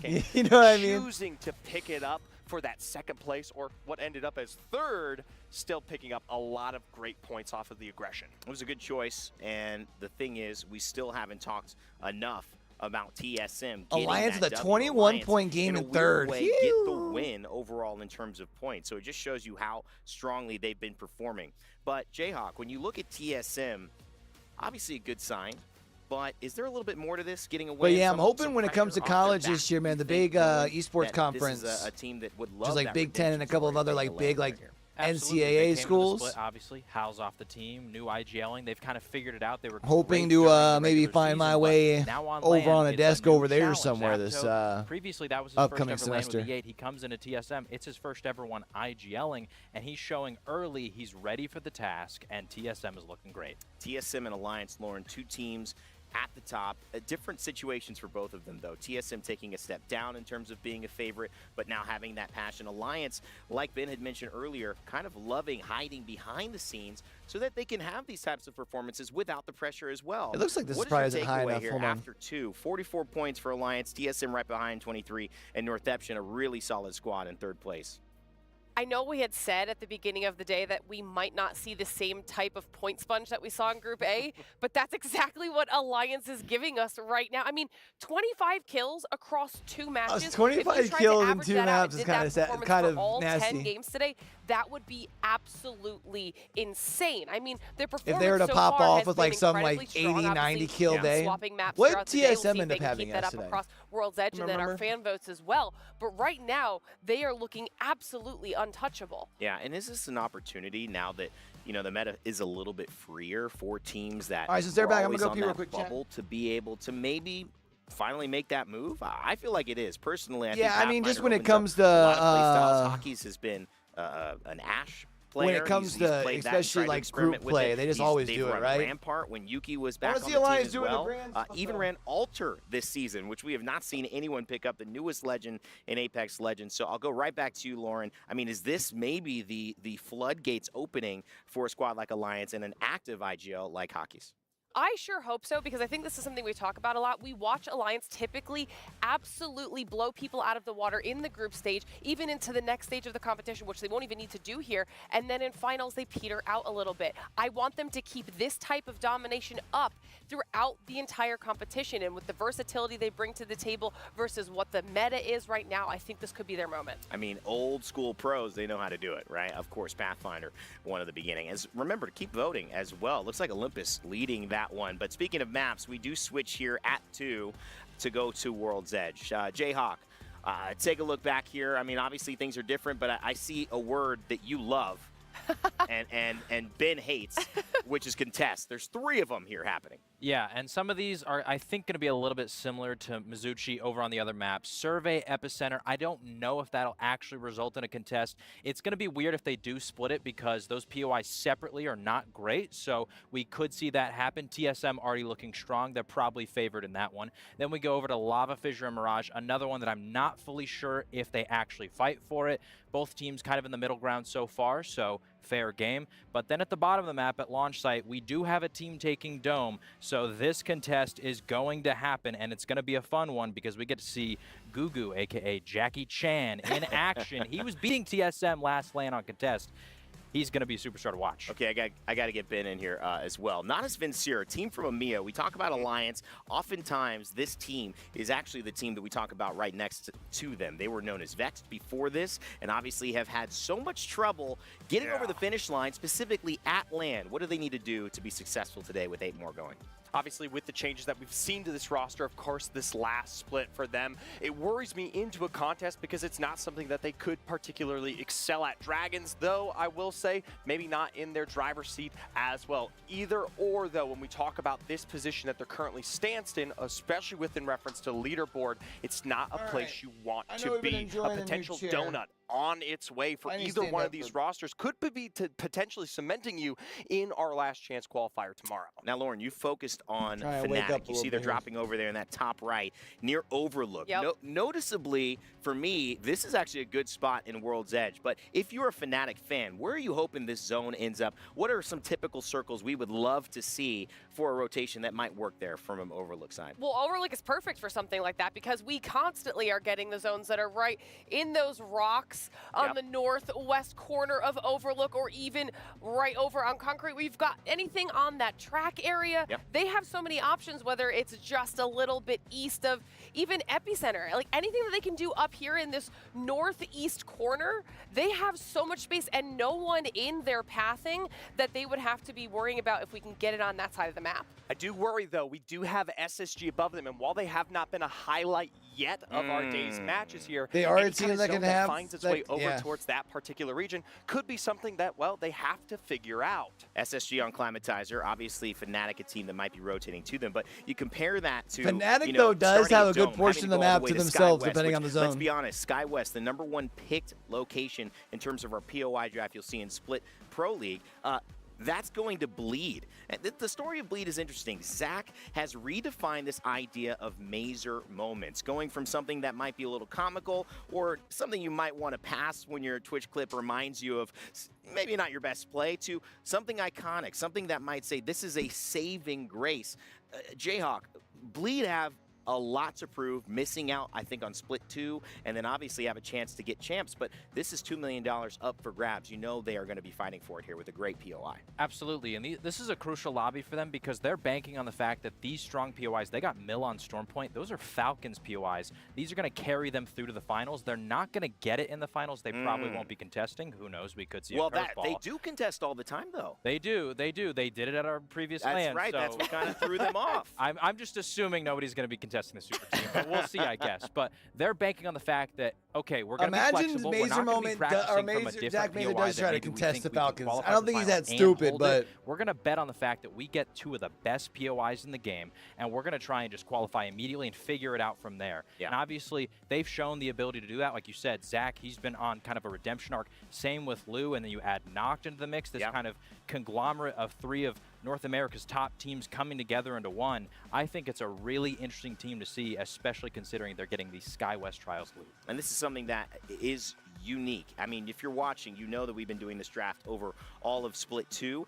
Now you finally have a chance to almost, I don't want to say it for real, but bully your way into a better zone. This would not be available for a team like Bleed. Yeah, and it's like I always love to see the bounce back stories too for players like Zach who have been around for a bit. What does that mean in terms of a team like Bleed having the opportunity? But also when you look at a team on the flip side of it, you can make it the same argument that a squad that might be getting a good POI but isn't the best squad here, like we see in Pro League, now might have a chance. In this tournament, it's not happening. So, I mean, we saw the same thing just happen on Stormpoint, right? They also had Mill at their disposal. And in the end, it was still I didn't even realize that because of the floor being like that black marble or whatever, like it's literally, you can see the screen down underneath them. This might be a little bit better opportunity for the That's Bleed Elevate I like squad, that. not only due to the loot, but I think this is a more comfortable map for all of our teams across the board. So if there was ever an opportunity to get some points on the board, it would be now. And just to be very clear on what I was saying, I think that's a reflection, right? Not going to be able to ego Bleed or Falcons off of it. They don't have to do that. It might just be. Oh, it might be another screen because of the way that some of our smaller teams, some of our favorites, we'll find out soon. No, yeah, because the way that the scrolling text is, there's no way that's a reflection. That is a screen. Thank you so much, Friday. Vicky Kitty here, joined with Genome, and we are going to be taking you guys through World's Edge after the action, the consistent action from Alliance coming through from game number 1, TSM taking game number 2, but Alliance are leading the pack with 44 Bro, I wish I knew where my icy hot stick was, man. Once my again, neck could use it's a it so really bad. great start for Alliance. These guys, we know that they can bring it at LAN. It's just whether does that energy, you know, peter out, or is this the time, Vicky? During Will that we longer finally break get to between see games Alliance 5 and 6, I pop did off ask in my a jump into like finals? a I blazing mean, hot shower and see if that for loosens me, it up. I wonder if Like, it just you know, really how much hurt, of like my whole an right side. effect has on that, right? Because I feel like It when probably they didn't have help looked that the like I did best, it was shoulders when today. Effect literally looked like the best And then I player think I at the slipped in my neck entire wrong during my nap. LAN. And now that they've, you know, they've made that switch from That I didn't Yuki mean to over take. to Unlucky this year. Look, I think that does have potential to change their fortunes. And look, obviously we don't have to worry about them yet. You know, well in the lead right now. But look, we'll keep our eyes on that storyline throughout the tournament. For now, we're going to be seeing that contest start off with Weibo Gaming versus Blacklist International. See how they're going to be able to do this right here, too. Okay, but We're gonna real be able to talk. see them. Why does WBG Weibo, already in that middle aka of the trying to take a nice Wonton little Dumpling, angle. Shots coming in with perform the so G7. well But with regionally, them but they've holding this struggled back edge, you can only internationally? imagine having that slight high ground on the southern building. They had a similar over issue at by the south Land here. Split 1, didn't Gives they? them that elevation, but also allows WBG now to take over the POI and split loot on a much more wider rotate. Yeah, I mean, look, it is a big POI, right? You know, as you can see, it's not like another POI where perhaps you have to land right next to each other and you kind of have no option but to engage. They can take this a little slower and just come out with the poke already. I think one of the other good things is for the teams is because it's a northern circle, teams aren't going to be coming to them. It gets very awkward in a contest where the zone is on top of you and, you know, you don't have time to just sort it out. In 3v3, you have to all of a sudden worry about third party, fourth party, lots of other, you know, extraneous factors. This one, hopefully, should be a little more straight up. Sometimes, you know, someone will come in and, you know, they'll try are there suspicions you know, about or maybe Riddle or are there accusations? Is that the deal? Think, well, we know they're going to contest. Hey, why not pop in for some KP? I thought I had heard Riddle some Order has rumblings, but actually like opted to prioritize their rotate while I'm not within, like I keep an eye on APAC South, but there's always accusations. That's fair. That's fair. Make it 2. Jackie Chan gonna hold the door. I love the names here too. But while they do hold this other end, this is gonna be a much more slower fight, as we've noticed already with Blacklist holding the other angle. But this is very isolated. Heroes landing by Dome, they can take as long as they want. But the Evil Harvester is over on the other side, giving Blacklist a much more upper hand as they try to fully swing in 2v1 onto Jackie. Kiriev, Senpai, gonna be able to hold that other angle, but after losing out on Jackie, holding out on the other. Yeah, but don't they like frag out of their freaking freaking minds in regional play? They break it down almost immediately, trying to put them in their line. Like it's not like they're just like placing well. 2 knocks, only 1 left, but he still was able to get the knock. No way. Imagine he pulls that though. Out, but he did everything he possibly could. JMW got 2 knocks there. He just needed his back covered. I mean, we almost saw the pop-off from Gugu. Jayhawk was talking him up on the desk there. You can see why. This guy is a phenomenal talent, and at his best has absolutely ripped apart APAC South. Well, the good news for Weibo Gaming is there's still 7 more games. That's a bad but they are start currently here in on World's Edge. that spot you do not want to be in Talk during about group play. head start. TSM, your winners from the previous game lose out on Zap. The action has not stopped here. While most of these squads have already gone ahead with the rotate over to the north side, because this is going to be a northern zone by Skyhook.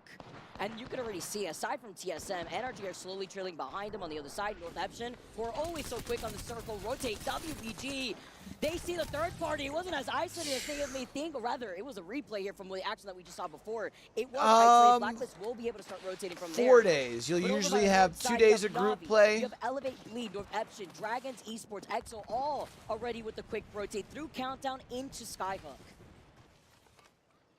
Skyhook, one of those circles that these teams have just had a ridiculous amount of practice on in the last year. Winners bracket, lower bracket.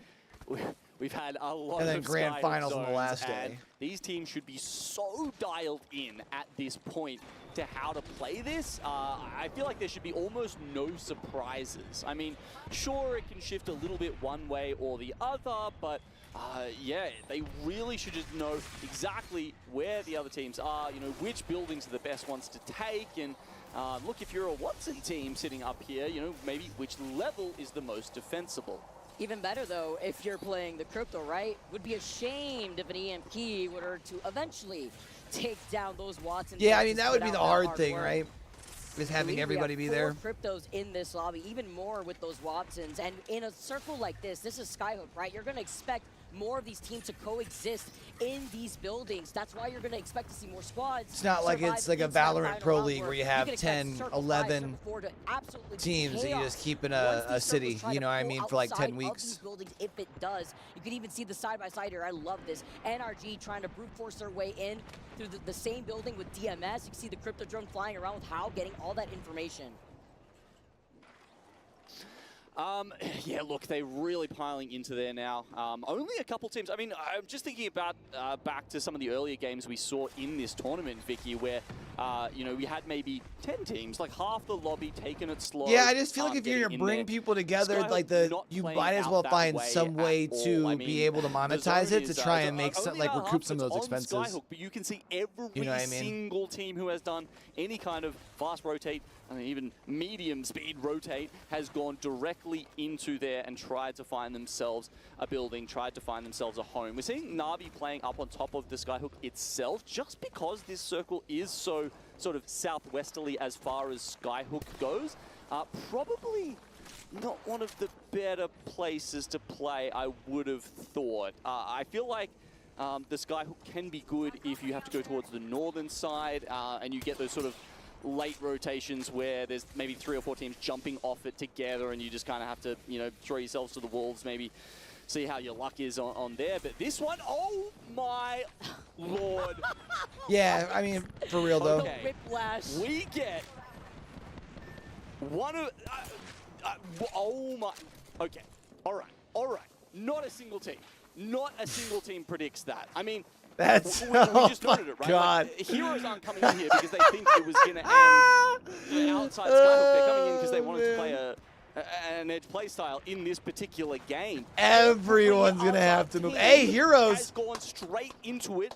The choke. Got a good read, though. Heroes going to have a good spot. To become a graveyard. And the fact that Heroes, alongside Alliance and Mizuchi, that we know both had access to ring consoles, exiting out of Epi, the Alliance exiting out of Stage. Good old Ring 3, baby. The faster rotate, they had the ring console in the middle between Monument and Fragment and had beaten everybody else to Grandma's house. You can actually see Riddle Order waiting out to see where that circle was going to be pulling. They also had information from Sky West and are now right in front of Alliance as Alliance are creeping up from behind them, and they have the Evil Shield advantage instead.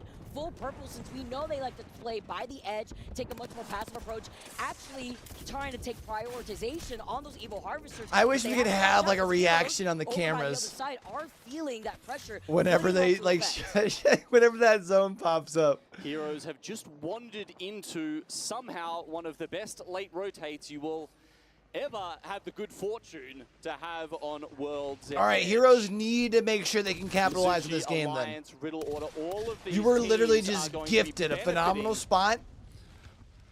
You didn't have to fight for it. Ridiculous ring pull here. That, it must be said, most of the best teams in the world could not predict. So if you're sitting there at home being like, oh yeah, I knew that was pulling down, well... No. I would say I actually was expecting this truck right here. I was wondering, you know, LGD, I was going to say, this is a great spot because when we have seen a circle like this, it does usually pull not on the building of the Skyhook itself, but mostly on that and that's minimum, right, Jaded? Like, it's... That's what your priority is. You're getting information, but you're also able to get more information around you with those beacons. Because it feels like it should be closing right around where they're at. Outside of that next zone, south of Monument, it's Fnatic versus Blacklist.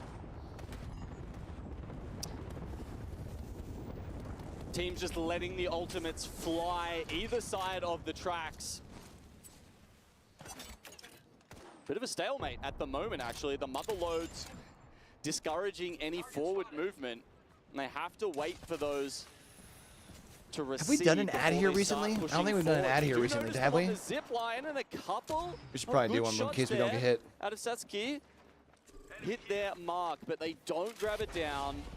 And I think Blacklist might be okay just for now.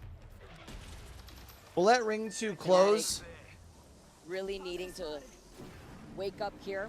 while they are going to be able to get over this cliff with the evac tower, nicely placed. We've seen this many of times here, but with them trying to wrap around. No, yeah, we should hit it now before we run out. I'm going to hit quick ad so we don't need any more. With a ring console there. And that's going to be great information for them. Of course, the other teams, they haven't, the shoe hasn't dropped yet, right, Vicky? All of those teams in Skyhook still think it is shifting north. In about 10 seconds, there is going to be an absolute riot happening in the city. We are going to see those buildings lit up as the teams scramble to work out. You have some of these buildings where you got 2 and 3 teams. Oh, I guess 2 teams. Now they're going to make their move. Look Bro, at oh my God. Already moving ahead after being stationed up in that Riddle order, already noting that from the north side as we've seen them before. But they were able to round up Look at all these teams! From the north side and now are holding the mouth of the cave. Nice little side-by-side. Everyone's scrambling. Oh, no. Point where Fnatic is about to approach him from behind. I mean, look, there's a gold rush right now happening, going for that tunnel, just trying to get through because everyone's realizing they can't stay in there. A couple of teams are going towards the tower, and they're going to try and play down towards where NRG, Riddle Order have ended up, but the other ones are either looking in their backpack. Yeah, for real. Hey, we got an evac to get over, otherwise we have to fight our way through the tunnels. And that's why you're going to expect so many people to get eliminated. TSM who had to play that out as a duo from the very beginning. Northampton forced their way in, take them out, and you can expect so many other teams. We saw NRG in the feed earlier. It's that old Too Fast, Too Furious scene where everyone just screams out the garage. That's facts, though. Northampton, though, elevate, coming in right afterwards. Luke gets beamed. And Northampton come out on top of another fight here. Northampton with the reset, but they're one of the teams furthest away from the chokes that they need to approach. Multiple teams still ahead of them. LGD Gaming. Yeah, word. Virtus Pro, you know where I'm gonna be, bro. They try and swing here. Stand between them and making it to the next ring. I mean, we've already seen quite a few fall here. It's almost going to be like the inverse of a normal Skyhook zone, Vicky, where we see so many teams alive right until the end. This one is just going to be carnage. You know, we've called this out in just trying to predict this rotation with Space Station from the north side because they'll have a much safer approach through the tunnel. Well, LGD, we know that they were stationed up by that truck, are going to completely close off this choke from the other teams. How? Virtus Pro, Navi, who are still left in Skyhook. Circle closing in right behind him. Riddle Order already take care of Northampton, and that's what the Hail Mary on the evac towers costs you when you're trying to force your way to find some space where so many other teams have already found them earlier on. There we go, quite a few teams meeting their maker here. Exo Clan just trying to make it happen here on the south side. They got through the tunnel, but there was something pretty scary on the other side. It's Dragons Esports and Blacklist International, who after taking it very slowly in that initial contest, will come up here. They still got another squad pushing them here, though. But Fudo can't make magic happen. I mean, it's a 1v3 here. Blacklist now scoop up the last kill. Exo's kind of F. At that point, you are so fucking shit out of luck. That will be approaching. You just have a whole nother 3 pushing you. Heroes. Why would they, right? Why would they move from Grandma's house? Of course, they're still stationed up there after their rotate from Monument, so they're not going to look at Blacklist. But fortunately for the northern teams, they're waiting closer by the edge of the circle. Let's jump into a listening with Alliance as they're one of the squads outside of this circle. I'm holding right though. Come down to you.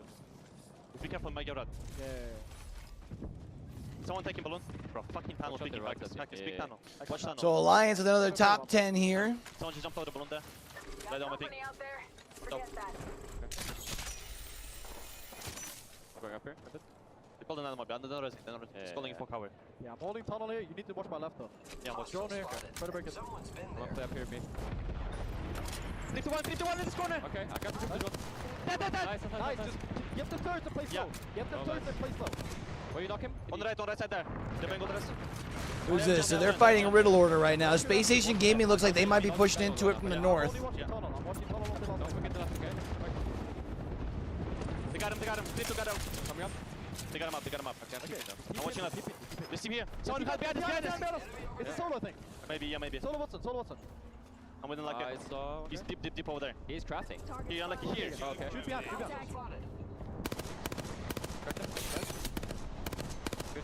No damage, bro. Loading. Back. Work Waiting, back again. Nah, good shit. Okay, can we look left there? Look, like it. Back in ladder. Chill now. Chill on EV. Drone got broken, actually. So they got to make sure no one else wraps over on this left side from where Unlucky is. But they should be fine. Oh, nice high ground for Packus here. Oh. I'm playing up. No less to this guy. Yeah. Watch out. I'm just holding cracks. Where's Mizuzi at? Watch out, Pekka. We saw their nameplates. Are they on the other side of this? Yeah, I'm batting, okay? Play outside it. Ballon left, watch left, like a hack semi. The buff and knockdown, Hannah Hackers. Unlike him, we can break. I'm breaking Jen. Cue that. Yeah. He's going down. 18. Down. He's one. All you guys. Yeah. Okay, what's that? What's that? Last one. Yeah. He's here. Careful, Tano. Where's the clip? He dead. Okay. That's so solo still. Watch that, like hacks. Watch that. Yeah, I'm watching that. Bro, it's crazy. Fourth place right now. It's set up at the top of like 19 points compared to the 40-something that Alliance is at.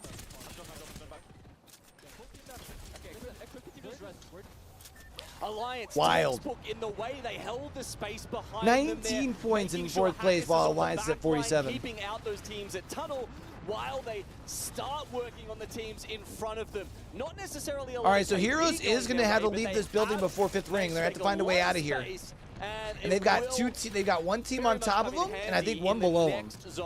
All while Riddle Order was able to get a res when they were pinned between 2 to 3 other teams. Let's not forget, Ballsy just absolutely shit on effect. A menace north of this respawn beacon right in front of Alliance. They're playing by the edge of the southern part of the zone. And currently after losing effect, Hockeys from afar with the Nemesis. Riddle Order do get eliminated after trying to get that res. And Mizuchi are taking advantage of the crates in front of them by the respawn beacon so that way they can actually take advantage of this to get out of line of sight of Heroes that still have to come out from the corner of that building because this circle is pulling away from them. SSG, Phony, only 1 year to try to wrap around, but they immediately get eliminated here. LGD, you heard Alliance in the comms. Where's this crypto drone? It was LGD flying around them the whole time. Wait, so is LGD the old MDY White? It's not just the drones. All around this final circle here. Is that the deal? Alliance still alive with 2. Unfortunately, an ill-timed face check from Effect means he goes down to Mizuchi. Damn, man. Heroes go out in 5th. Very good on the south side of this zone now. Looks like they're getting into it with LGD. Oh my god, everyone else is just focusing on the other teams right now. Does this mean the duo of Alliance could actually walk away with this? No way. Not. No way. And as a duo, last 2 spots here, Alliance versus It's Timmy. Trying to back away here. It's just Timmy and Walty. Walty's away though. He cannot Nice. help Timmy's Timmy. got a swap. Nice reposition here. Nice. Timmy. Nice, Timmy. Let's Let's go, Timmy. Mizuchi. The water deities themselves taking the game. I really like how Let's Timmy get wet, played that as baby. well. Hopping up on the box there, just buying a little bit of time. I mean, they knew they had the 2v1. He didn't necessarily just have to take it full on with his face. Waits until Walty can come and swing around, help him out, and easily clean up that fight. I mean, they'd done the hard part earlier on. They'd taken out Effect. And not only that, but they'd also taken out the really hard fight between LGD and Blacklist International. I mean, and that was the tough one. That's why I highlighted their positioning originally by the respawn beacon right there. Why overextend, right? They were still on the edge of that next circle. And then when all these other teams had to collapse on each other, obviously not in the open by those train tracks, but waiting for the opportunity to then wrap around. Alliance was on one side of the sandwich, and then eventually having to collapse on each other after we saw Blacklist go down. That was such good positioning from Timmy, because even though Timmy had shields, he had to reposition because Walty wasn't there to help him. It was just the 2 duo right there left between Alliance and Mizuchi. Walty, Timmy coming around. Walty was out of that fight, popping that shield I mean, back. 8 points for Heroes there ain't bad. And then taking that game. I wouldn't be happy with it, though. And I guess especially because it feels like you were gifted what should have been a double-digit game. Right? Like, they did so much work, so much damage during that game. And, oh my lord, this is, okay, look, let's start talking about Alliance. The man of the moment right now is LD for LGD Gaming. That man really putting the stats to work here, and that pushes up LGD into 6th. Make sure Zemia's getting Now look, form real quick, chat. Hold on. you guys might remember them as MD White. They had some great performances at LAN last year. And in Split 1, look, it left a little bit to be desired, but it seems like they're looking to make it all the way into a final lobby once again. Absolutely. All right, we back live? We're back live. All right, perfect. My bad about that, chat. I gotta go get little man grub real quick. Looks like we're back up. I'm gonna take my phone that way in case it pops off again. I can double run upstairs real quick, make sure we're good to go. But I should be like 2-3 minutes.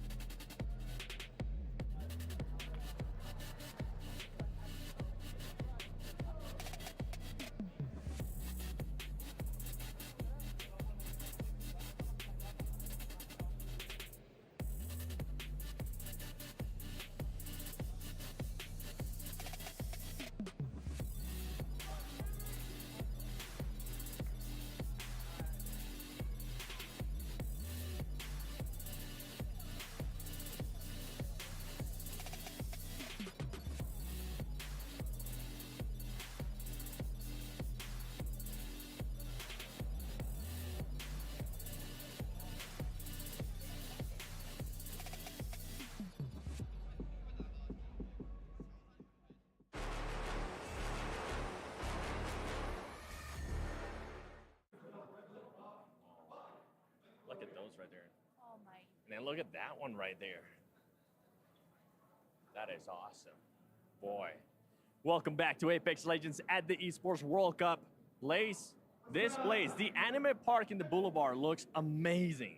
I know. We're excited that it's day number 2, and we have only just discovered this at EWC. There is so much to uncover, but look, I don't want to say I have a favorite, but this is going to be a little bit at the top there, Seven. What do you reckon? I think I'm with you. I think I noticed something that you can maybe do karaoke to, but I want to put a kimono.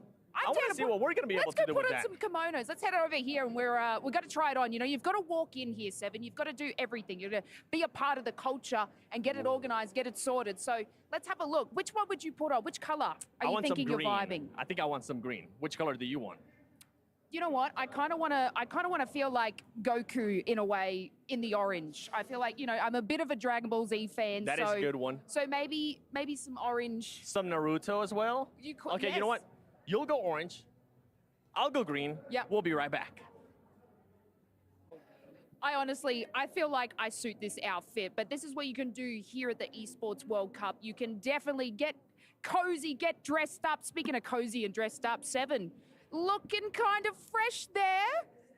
I think I'm ready. I actually, is this from My Hero Academia? I'm pretty certain that's what it might be. To be completely honest, I have no idea, but I know I saw green and I was like, I want green on me. This is definitely what we're gonna go with.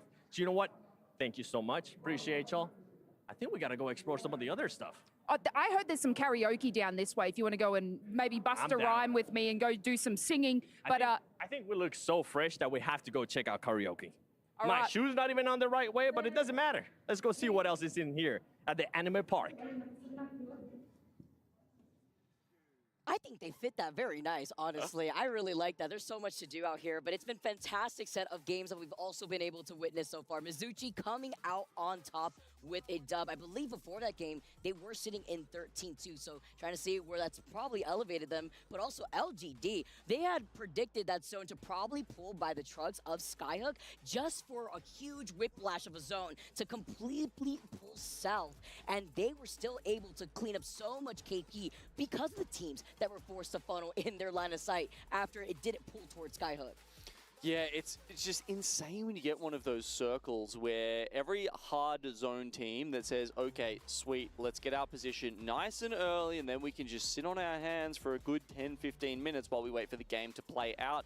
Unfortunately, didn't quite go that way. I mean, look, it's kind of the fun of BRs sometimes, isn't it? There's always a little bit of something strange happening, and this time it just meant that those teams that went in early, you know, if they were on the northern most side of Skyhook, it means they were kind of last to come out, and therefore they just got crunched on the way through that very small choke. And yeah, look, it was great to see how Alliance played that from the east side and Mizuchi from the south as well. I think both teams did a really good job of keeping the others at bay. I mean, even though Alliance were a duo at the end of that one, something that we'd noted earlier was how much space they'd created for themselves, partly through Hackus' use of the zip lines and getting on top of those little the rocks and mountains, and just really leveraging their position there to just try and force others away. And that meant that even though the other teams, you know, were quite close by, it didn't trigger in their brains that there was only a duo, and they probably could have pushed Alliance out of that spot. Yeah, and, you know, talking about Alliance, the fact that they still have consistently come within the top three back-to-back for the course of these last 3 games, right? It's like we're counting down. They obviously won game number 1, game number 2, they came in 3rd, and then game number 3, they come through and get 2nd place, even as a duo. But to be fair, they did lose out on their 3rd at the very end right there, too. So we're able to still get 2nd place. 2 KP, though. Not as much KP as we saw within the first 2 games, where they got double-digit KP. It's been absolutely insane. I mean, just to highlight the gap, we know that they're sitting with 55 points. Mizuchi right behind them after that dub, 28 points tied with Northception. But let's dive into the next game here. We know this 50-50 is happening over by the south side. Indeed, we've got a charged Senti as well to start off with. Luckily, Chaco's still got a few other shield cells. About to say, it's always a bit of a risk if you just start off and you're like, okay, I start with 2 shield cells. Do I use those just to amp up my damage? And as we noted yesterday, you know, to make it a little bit easier to hit those shots as well with the bigger projectiles from the Charged Sentinel, or do I need those to try and grab a reset? Because as we saw in Game 1, this contest doesn't necessarily happen all that quickly. It takes a little bit. It's a rather large POI. We also noted that nobody was within the vicinity to try to contest them, go in for a 3rd party. Senpai, though, is going to have to back away right now, trying to see if he could get out of their line of sight. That Charged Sentinel absolutely fries here, too, so especially at the health that he's at. Although he does have the wingman in hand, while Blacklist did come out on top before. Almost pulled off the clutch in Game 1. He's had a good 20 minutes to sit there and think about it, say, okay, how can we change this out next time? I mean, that's one of the differences, right? I mean, look, Alliance walk away with the points, and you definitely rather have that, but they were worrying about the rest of the game. Meanwhile, Blacklist International have been able to sit here and, you know, really think about how to change their fortunes from Game 1. And while this fight is still going on, we talked about a potential 3rd party. Riddle ordered the fight before. They may actually appear soon, with Blacklist losing out on Haraka first. Maybe even Heroes as well. We've got them from both sides coming in. Why not both here? Uchaku with a nice Sentinel shot onto Gusenpa.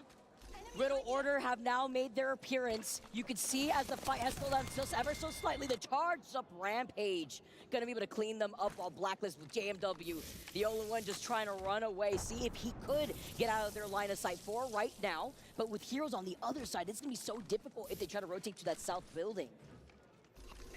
Yeah, the two members of Blacklist, they're going all the way back out towards Dome. Not sure if Riddle Order think that they're fighting against them when in fact they are fighting against Heroes. My bad. There's something else we should note here is that Riddle Order actually changed up their composition in this game. So maybe they heard the contest. Now they've gone from Crypto over to Pathfinder. Is that because they wanted, you know, that extra fight potential early in the game to have, you know, to be able to come here? Got Z-Man his lunch going, so he's not going. Got him his lunch, so he's good. Quicker there too. Could definitely be a possibility. Huge note right there, Genome. While Riddle Order try to wrap around, trying to see who else is within the vicinity. Mizuchi won last game. Have already rotated south of Dome at the moment, while Heroes are trying to match them on that same rotate, see if maybe they could get something going here. It's not like Blacklist has a support legend, right? They can't get the res unless they were able to get the banner. Heroes walked away with an exact fourth. Meanwhile, gonna try to meet them over here by Dome, but this circle is pulling over to the north side on the outskirts of Overlook, maybe even by the rocks to exit out 8 of Overlook points itself. altogether. So Heroes trying to see the duo, trying to capitalize. Not too long now until the ring will push them out of here, or at least start ticking some of the damage. There we go. A Charco has been found in the smoke. Yeah. Heroes haven't got rid of Blacklist completely. The Pathfinder does allow a little bit of mobility to get out of here, but now just down to one. They're trying to run for his life. By the way, Riddle Order has not stopped chasing them, so that's a fight that's inevitable. TSM, after a very rough start in that last game, trying to stay alive with Reps, going to be able to pop that med kit. 19 squads left, trying to see if they can put down the Moby, but playing off this low ground, you can expect this is where the circle will be pulling eventually, but by these train tracks... This is the old MD White squad, right? LGD? Are still over by Overlook, camping that ring beacon, but Space Station landing on the north side by Climatizer also have that information. You're right, there are quite a few ring consoles actually within the next circle, Vicky. I mean, there's one at Epicenter, we've got one over at Climatizer, as well as Overlook. Even I don't want to open up Mizuchi Wikipedia because it's like a beast on my rig right now. Moment, potentially having access to that, you know, Zone 3, Zone 4 I'm pretty sure it is, depending on how long they want to play for it. Nice respawn. I was looking at the names and I was just trying to... Still on the other side, though, of TSM. It's a lot of attention. While Na'Vi are still on the high ground by the rocks of Overlook. Me slowing down just a little bit while more of these teams start rotating over by that south side. I'm thinking of NRG, Tai. It's a calm before the storm. You see the map right now on your feeds. DMS still on that north side. Virtus also going to be approaching with the survey beacon and ring console information in front of them. But I specifically really like my heating pad, what I should have done for my neck. This allows them to be a lot more aggressive with the poke, but also without having to overextend and deny the Evil Harvester from the other squads that want to play from the corner of this northern zone. Yeah, I completely agree. It's a good spot up there towards the rocks north of Weibo continuing to struggle with early exits, huh? Might help them out a little bit. I don't know. Maybe I pick on that too much, honestly, because it's once you get a nice spot, it's always nice to have a Watson. But I guess that's why you some teams don't want to run that, because they want a little bit more flexibility. They want a bit more power in the fights. They want to be able to you know, run at people if they need to be able to.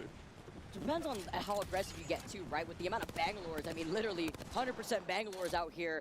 That Watson gen just comes in clutch when it comes to holding down a position. Seeing a much more aggressive approach, though, when it comes to Mizuchi, not running the Watson, looking to try to take these fights. They get the crack here. Waltzy now trying to engage, but they're also needing to fight for that ring console that is right there in front of Fnatic. Do you think Waltzy made a deal with MT? They've both cut off their hair recently.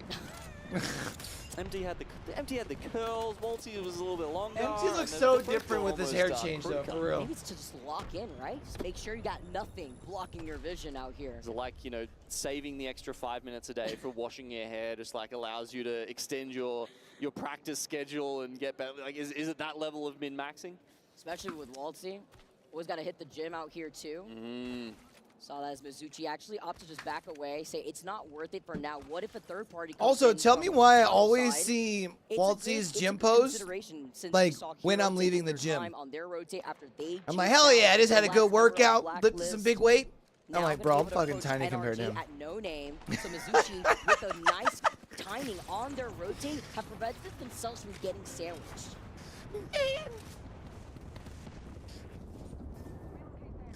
Being in the tunnels, Seer very useful. You can essentially scout around Waltzy's corners. a fucking tank, You bro. can creep up there and try and work out where the other teams are playing when there's, you know, multiple. The fact that they keep calling such perfect timing on just getting out of trouble, because if they stayed in tunnel, they would have also gotten pinched by Riddle Order if they lingered behind Heroes. Mizuchi ended up going around the tunnel like we saw them earlier before, as we get to see other teams set up more by the edge of the circle. Elevate Bleed now, trying to engage the EMP from the other side. I believe this is how, actually. We saw them playing Crypto earlier on. So, This like, is the team it that was likes like to earlier, rely I on think it was that, but there last is a week, ring right? Like, cross I by got all Epi. excited, So other teams hit like 70s on my Dragon dumbbell Esports overhead couldn't press for from the shoulders. outside of Epicenter. And then literally, I'm leaving the gym, and I see him put up his post. He's doing like 130s or some shit. I'm like, bro, come on, dog. Can't even let me have a day. APAC North team right underneath. Also, we've only got 2 teams from South American region in this tournament, Vicky, and Cholo's managed to Even make though it through naturally to he the had posted it final, so before, that's I just hadn't awesome seen it to yet. see that we're going to have that representation come Sunday. Let's see if Dragons, a slightly more unknown quantity, I would say, to the international community in general, will be able to join them. It was lovely to see here, too. Bro, for real, It's been though. difficult, though, in these lobbies. NRG just trying to pressure out Riddle Order. Yukio loses out on his shield. Just a blaring of Nemesis ringing through the air here, and they find him as a knock before they're able to land, but he's still in their line of sight. Although, They're trying to push unsurprisingly, through the I heard he's one like the knockdown, world's and they biggest teddy bear. He's actually like the successfully fucking finish him nicest off. guy. We know that Riddle Like, I know Order, from my they interactions couldn't with him, I've afford it with the always, circle like, I've closing always thought he's in. dope as Are hell. now going to have to prioritize if they can get the respawn here, but on the other side of Overlook, Fnatic have not moved. They're still playing by the edge of the circle. They are not going to be giving them that space. But I heard he's like they've just got the like information legit, about just like a this gentle next giant. circle, I believe, and that means that playing within Overlook is great, and yeah, look, it drops on their He head. does- This is yeah, that's amazing true. for Fnatic. It's maybe even better for Mizuchi. Though as you can see, their spot is a little bit more open, right? It's great. It's right in the middle of this zone. He's like the guy, though, that like don't you have piss as him much off, hard cover and as he'll you grab might like a prefer. crowbar and Which fucking is bend the it, and you're like, risk, all right, right, when you cool, go in for listen, an just early chill. rotate like that, you're out in the open where a lot of teams could have you in their He's like, line yeah, of it's sight. right. And then he goes It's back to being a risk teddy that bear again. Mizuchi's willing to take, and we talked about the Watsons, right? That's one of the teams that don't have that gen to protect them. If a bombardment comes through with the bang ult, you don't really have anything to deter that damage here.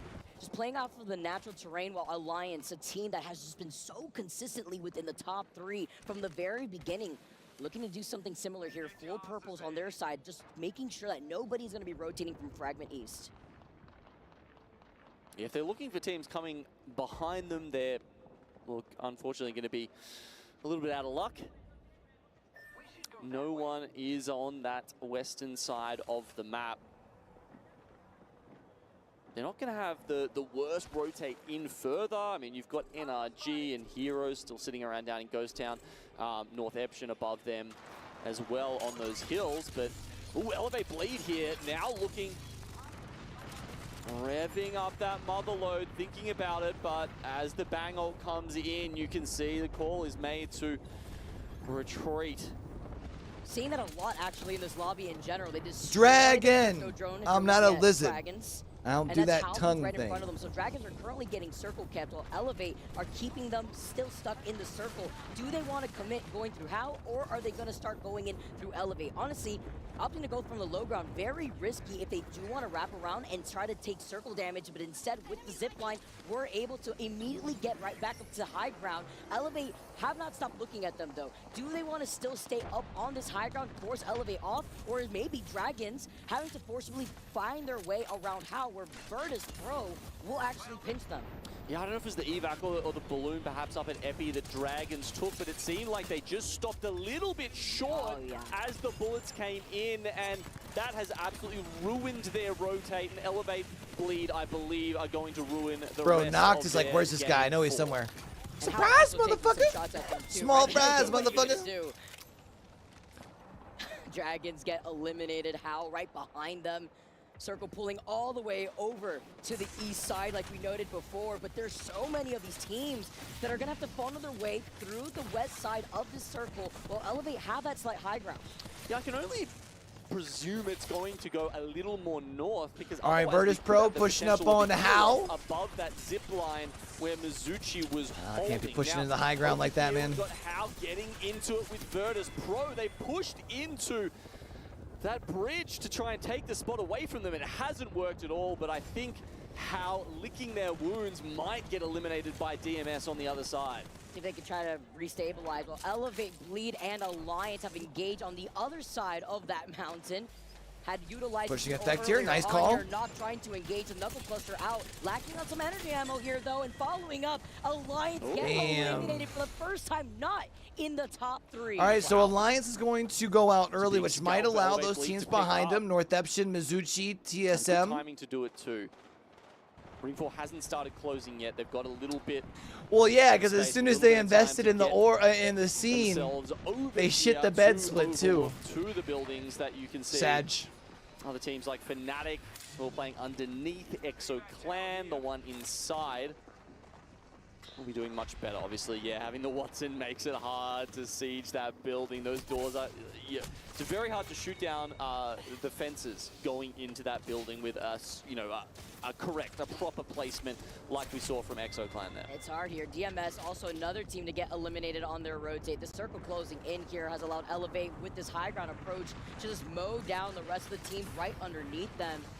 Going to see LGD are about to get pinched with Elevate looking at them. Navi on the other side. Can Elevate make it though? Yeah, for real though. The next corner of the zone with Northeption on the other side by the truck and the train tracks. We noted that Mizuchi originally playing off that low ground, kind of seeing if they could find any opportunities. No org buff, it's an org nerf. Northeption from trying to approach him from the low ground too. LGD so close to those purples. So close that they want to find someone else just so they can get the poke and make themselves a little bit less enticing of a target.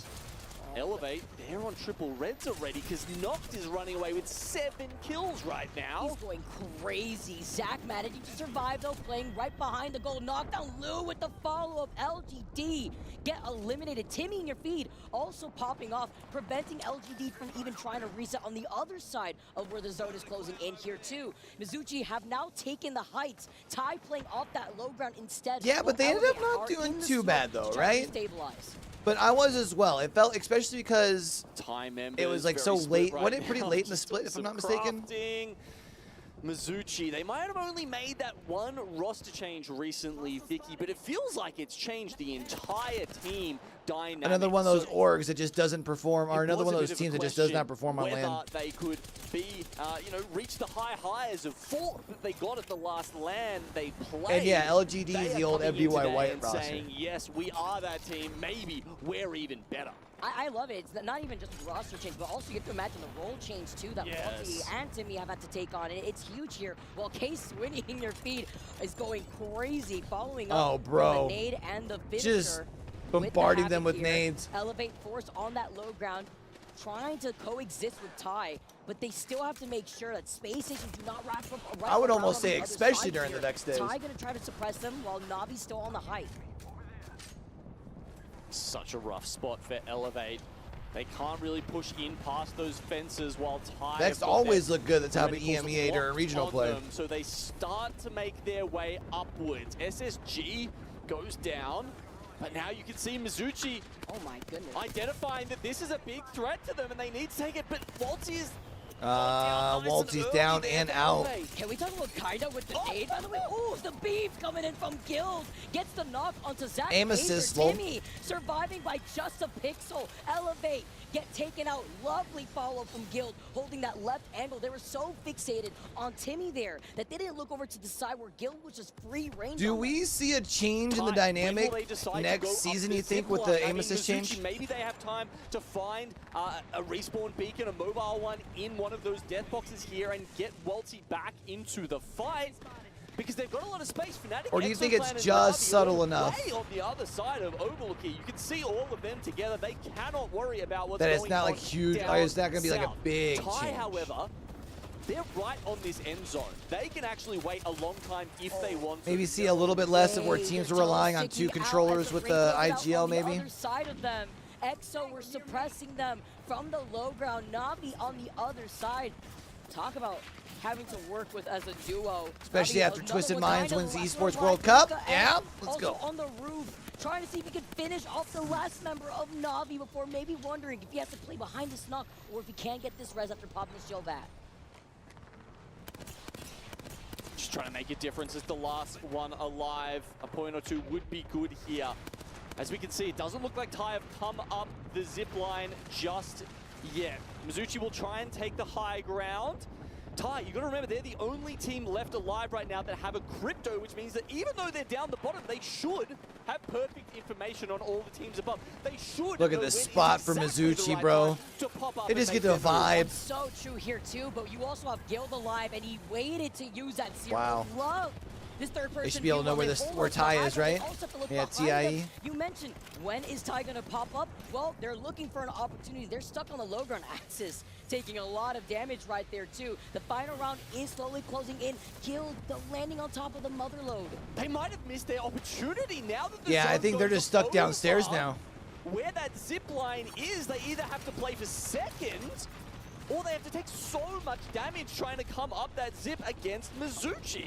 Oh, EXO's rolling up on Mizuchi, though. They see the opportunity. Mizuchi get eliminated, and this is EXO's game. One thing actually Ty has managed to escape amidst this fight.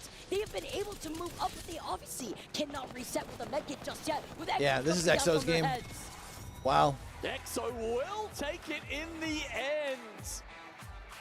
Ty The last minute replacement team takes a dub, huh? The bottom of the tunnel, but just can't find that perfect timing to pop out. The other team's too busy playing whack-a-mole every time they stuck their heads above ground.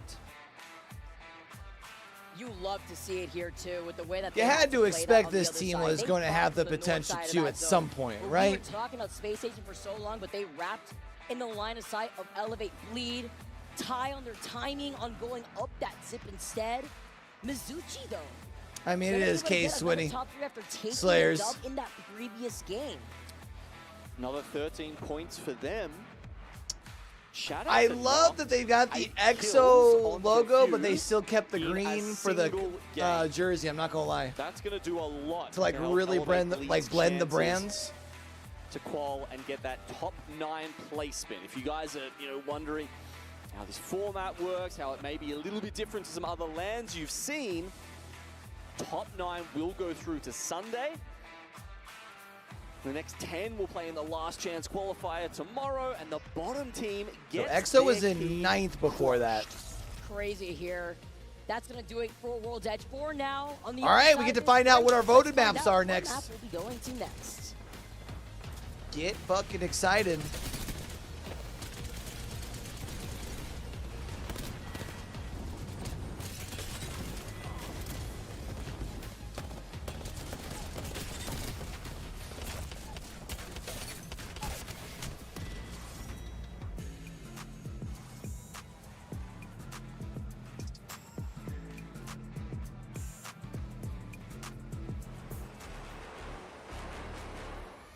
All right, what do we think? We go into KC again? I kind of liked Kings Canyon. It was quick yesterday, though, the game on Kings Canyon. Like, holy.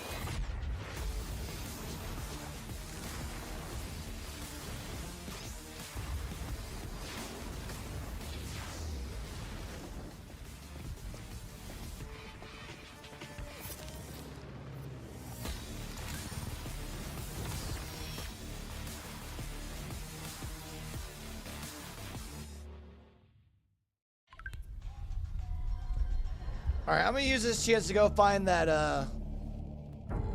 heat pad for my neck. I'm hurt.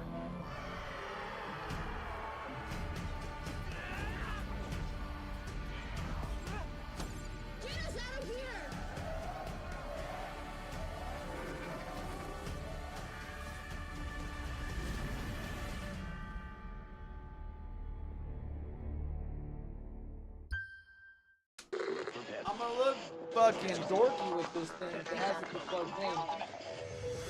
I don't even care, man. My neck is hurting.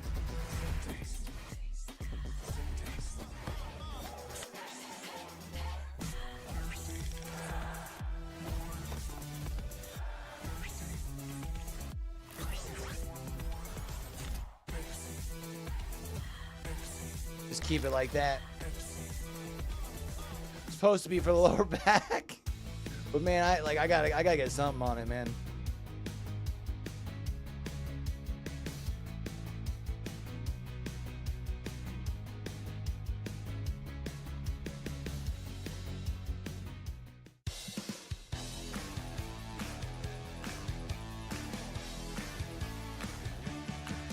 You know, I've been trying to figure that out as well.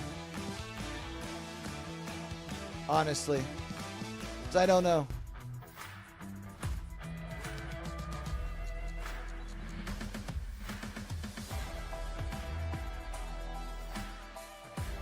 Because literally everybody else is playing under whatever they qualified under from ALGS, you know what I mean?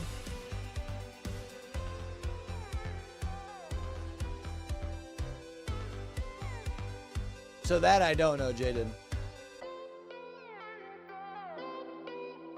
I wonder if it was something with the organizers. Yeah, I don't know, but I mean their jerseys have it on, so it's something that they had to have known for a while, with a you couple know? of big competitions going on right now, and no, I'm not talking about the Olympics. I'm talking about the Frenchman.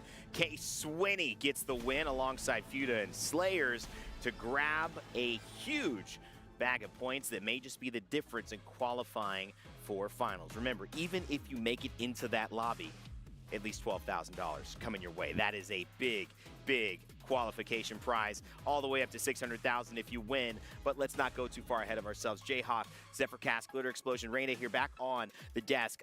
Let's start getting into the match results here because we saw a big one from in Game 3, Mizuchi. They got on the board. That was big for them. It brought them here into a position to where another almost top 2, top 1 could have gone their way, Jayhawk, but ultimately ExoClan, they finish it off. A great climb, forced Timmy down. But those will be our top 3 teams. I think overall, Fnatic literally doubled up their in points with that 6-point game. That match 3 game.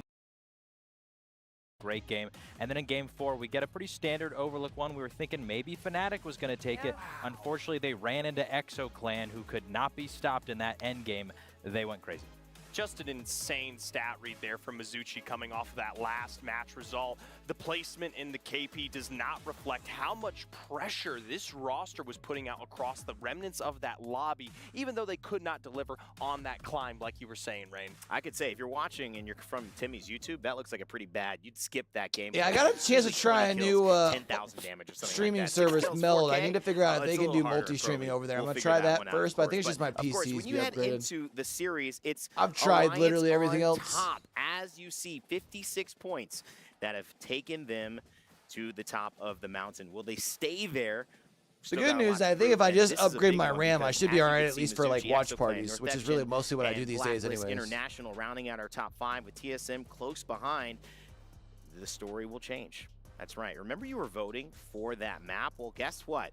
We have revealed that the map will be Olympus. That's right. You have chosen for Olympus in Game 5. The fan vote is here. Lauren, I'm excited. I'm excited. I know you wanted this one. I did want this one. We finally get to see it here at the EWC. I'm excited because now we've gotten CKC, we've gotten Broken Moon. Why not get all 3 up here on the board? Now we get to take a look at Olympus. And there's quite a few things here that I'm excited to look at. Specifically, though, we've got to contest. Yes. Okay, we've got to contest at Over here. Elysium and Hydro, which when combined, arguably one of the best drops, and that's why there is that contest happening with Alliance and LGD. And the way we've seen Alliance playing here so far, they're absolutely going to try to push them out and own that entire area. There's a Trident they want. They want information so that they know where they're going for their pathing after Imagine that. we get I mean, this is a back-to-back huge- Olympus or this could time be a around. huge win for After Alliance. being so happy the yesterday. thing about Olympus, obviously combining Tridents now, it's no longer the zip lines that we see or the zip rails that we see on Broken Moonbin. That helps with mobility, but also it is a map that funnels fights a little bit differently. Getting caught up in that terminal rotation, especially if you are a team, you know, heading in the bottom like TSM from Bonsai, could be trouble trying to get through that through Turbine. A lot of contested areas. Yes. Are you excited about this map though? And who, if you are excited for their position outside of Alliance? So I would love to direct this up towards the top northeastern here, especially with Rift in the powerhouse for SSG. Once again, a roster that we have been looking to find their footing coming in today. Very close, finished 7th in our last matchup there on World's Edge. Now in the position of one of our best. I'm not going to lie, going into the offseason, I was excited to see how this played out. I did not like the stress testing on it. Balloon out there over an Energy Depot where you see North Eption, and of course, a plethora of loot for them to hopefully finally put themselves in the driver's seat. Look at that right side as well. I mean, let's bring it back.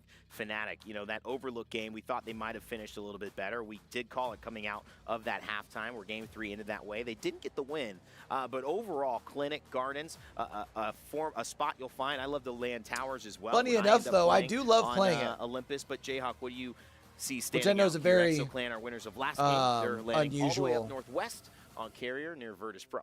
Absolutely, and up at the north, you can see there's a lot of teams that are kind of clustered because those POIs are really close together, and so I'm interested to see how the rotates work there with NRG, with How, with North Eption, because all of those teams, if they loot quickly and they start rotating, there's a lot of bumping into each other that could happen, and we could maybe see early fights, but I think these teams are aware of it. They've obviously been scrimming on it, so maybe they're going to adjust, and we'll see what EXO can do from Carrier. Really interesting just to see this map, again, played at a high level, competitive level, Ben. There's so many different nuances there. Estates, when I see that and I look at Mizuchi, obviously they play well, but when you think of Estates, you think death, early death. It's kind of like Bunker the other day in Kings Canyon. You know, this is the most contested spot when you're landing in pubs, but now, obviously, it's going Olympus to be very ranked, my soul never recovers. You know, and it's a shame that this didn't show up yesterday because that's the spot we typically see a team like Falcons here. An incredible POI for them to work with. And something to note is the fact that because of that contest, it might potentially be a little bit more safe for them to find their at least pacing coming out of it. One final POI I do want to touch on, though. Depot, completely in the hands of Riddle here. Maybe not as explosive as some of these other POIs, but can be just as good, especially because it avoids a lot of the pressure that we do see through the terminal ham. I think green is more or less hot than red. And is arguably stronger with some of that access to the beacons. I want as hot as this thing can get. My neck is killing. Yukio, one of our most famous and most watched APAC North streamers in the Apex Legends scene, continues to have a chance to impress at high level, qualifying for most of the lands that we will see here. No difference at EWC. Competition continues to raise. The stakes get even higher, and this time it's your map. That's right. Olympus is where we will see who will become the king of the castle. Will it end up being another one where Mizuchi can finally take a win? It would be 2 on the day. Well, weren't they technically under Mizuchi before they were not moist? For this, over Passion when they realized they could be not moist? Because they couldn't be here. So many stories. Let's find out. Go to our casters. See what happens for playoff as we send it to Olympus. Thank you so much, Rain Day. I am so excited that you all at home have picked Olympus. I have been waiting for this moment. Like, I think on Liquipedia is technically under There's so many Mizuchi. possibilities here, and what I mean by that, usually when the Olympus has been that subject, that topic to look at as a map, whether it's viable competitively or not, a lot of pros talk about the Marvins obviously coming through, Phase Driver being another option, the Tridents, of course, here. But we've given up those zip lines, obviously, on Broken Moon, have moved now over to the Tridents instead on Olympus, and we get to see how these pros really do get out now. So many questions. A lot of interesting changes to compositions coming through. Nothing super out of left field. I mean, Dragons have gone over to a Lifeline, Riddle Order choosing Bloodhound. So still sort of sticking within the meta, most of these teams, but there has been almost like 10 changes, I think it is, from going over from World's Edge to Olympus. So plenty of teams opting for something a little different. No Rampart, no Newcastle, you know. Teams definitely tried out those at the very start when they were looking at Olympus, but not to be. We're also seeing that Alliance get both Elysium and Hydroponics. We were talking about that. So wait, where did LGD go? Mentioning that, you know, if you get both of these, incredibly strong, and that's yeah, it's going to be a real boon to Alliance, who you know, as you can see, are already in the #1 spot, 56 points to their name. Earlier on, we had seen poor Weibo Gaming in between TSM and Alliance. LGD opting to go to the actual other side by the clinic, and that's a really big deal because that's the respect that Alliance has built up for themselves after their insane performance thus far within this lobby. So also double ring console, survey beacon, so much, and of course a trident for a quick rotate. I want to know what's going on with Fnatic. That might be the case because, you know, on that drop spot map we had Fnatic with Gardens and Clinic. They had a really quiet day. It's almost like an epi survey sort of situation where it's like, yeah, you can sometimes maybe get that. And I feel like they had a surprisingly quiet. It also does make sense to split them sometimes. Playoffs, didn't they? Meanwhile, Turbine, the spot that we all have gone down with Medal. No, they finished up towards the top. Never mind. Maker in the death box too many times trying to rotate through Olympus. Let's see how many teams are going to find a fight in here. Heroes were poking over at how Heroes, of course, are the team who do land in Turbine, but it looks like they want to keep making their way over towards Garden, where it's going to end. Listen, Genome, I call Turbine a don't pull up zone because you already know it's going to be hot in the block here as Fnatic engaging in a fight too while they try to take the high ground. Also scanning that care pack. Gold Nemi. Ready to go. And while they do hold on to the high ground here, this is a fantastic spot to be when you had that ring console information over by Gardens like we saw earlier on, Genome. This is where the circle is going to be pulling, and sometimes this circle ends up pulling in front of Gardens where you could see the stairwell that would lead into energy, but so many teams already quick on the rotate. DMS slowly approaching Fnatic from that low ground here, while Mizuchi had taken the phase driver to approach from the rift side. LGD Gaming. I love that we're getting a ring over here on Olympus. This is where I love. This is like one of my favorite parts of the map. For the one map they will be playing on Olympus today, it ends right in their backyard. Most teams will be pulling up towards Garden. Just because you got the different levels and stuff. This POI out, but having that high ground is very beneficial. LGD don't even need to get you know, involved in that though, because they can just hold back at Clinic until it is time to move a little further in. Now, a team like Dragons, they started off all the way down here at Icarus, and they've decided to take their time. I mean, they don't have an immediate ring console character. That might be one of the reasons, Vicky, because they do have a ring console down there, but with the Pathfinder on their side, it doesn't mean that they can necessarily just, you know, bang out the ring console and then zoom straight into zone. They do need to get access to the Evo and then the level 2 upgrades first. Yeah, he needs that blue Evo shield first here before they are able to scan that beacon, while Mizuchi just going to be able to hide up. I do like their logo, but it kind of reminds me of the Leviathan dragon a bit. So many other squads start I know that might be like goofy to just say because it's a dragon that it reminds me of the Leviathan dragon, but it's like literally the first thing I saw when I saw their logo. Game number 2 fell in 12th place last game, 17th in game number 3. Mizuchi dropping all the shield batteries here while they still are going to be playing off that low ground. DMS having to play in the middle though on the low ground. Over by Gardens is always so scary though because there's so many different entry points, and if you're not careful on the rooftop there that looks down on that low ground, you could actually get poked out very easily. Luckily for them, they have the Watson comp, so it could work out, preventing EXO from maybe trying to get aggressive, but they're trying to take a different off angle after losing out on Fuda. Advantage DMS right now. EXO, with all of the Watson utility though, can slow things down, and maybe this fight does go their way. There we go, the trade comes back. This time it's Fnatic popping down and being a nuisance. Through that window too that I just mentioned on the high ground, if you're not careful, yeah, he qualified in the last chance qualifiers, DMS. That DMS was feeling from EXO earlier. so many other different directions. The DMS get eliminated. EXO were able to get the reset. Look at Sleer's health. He was literally 1 pixel away from getting knocked.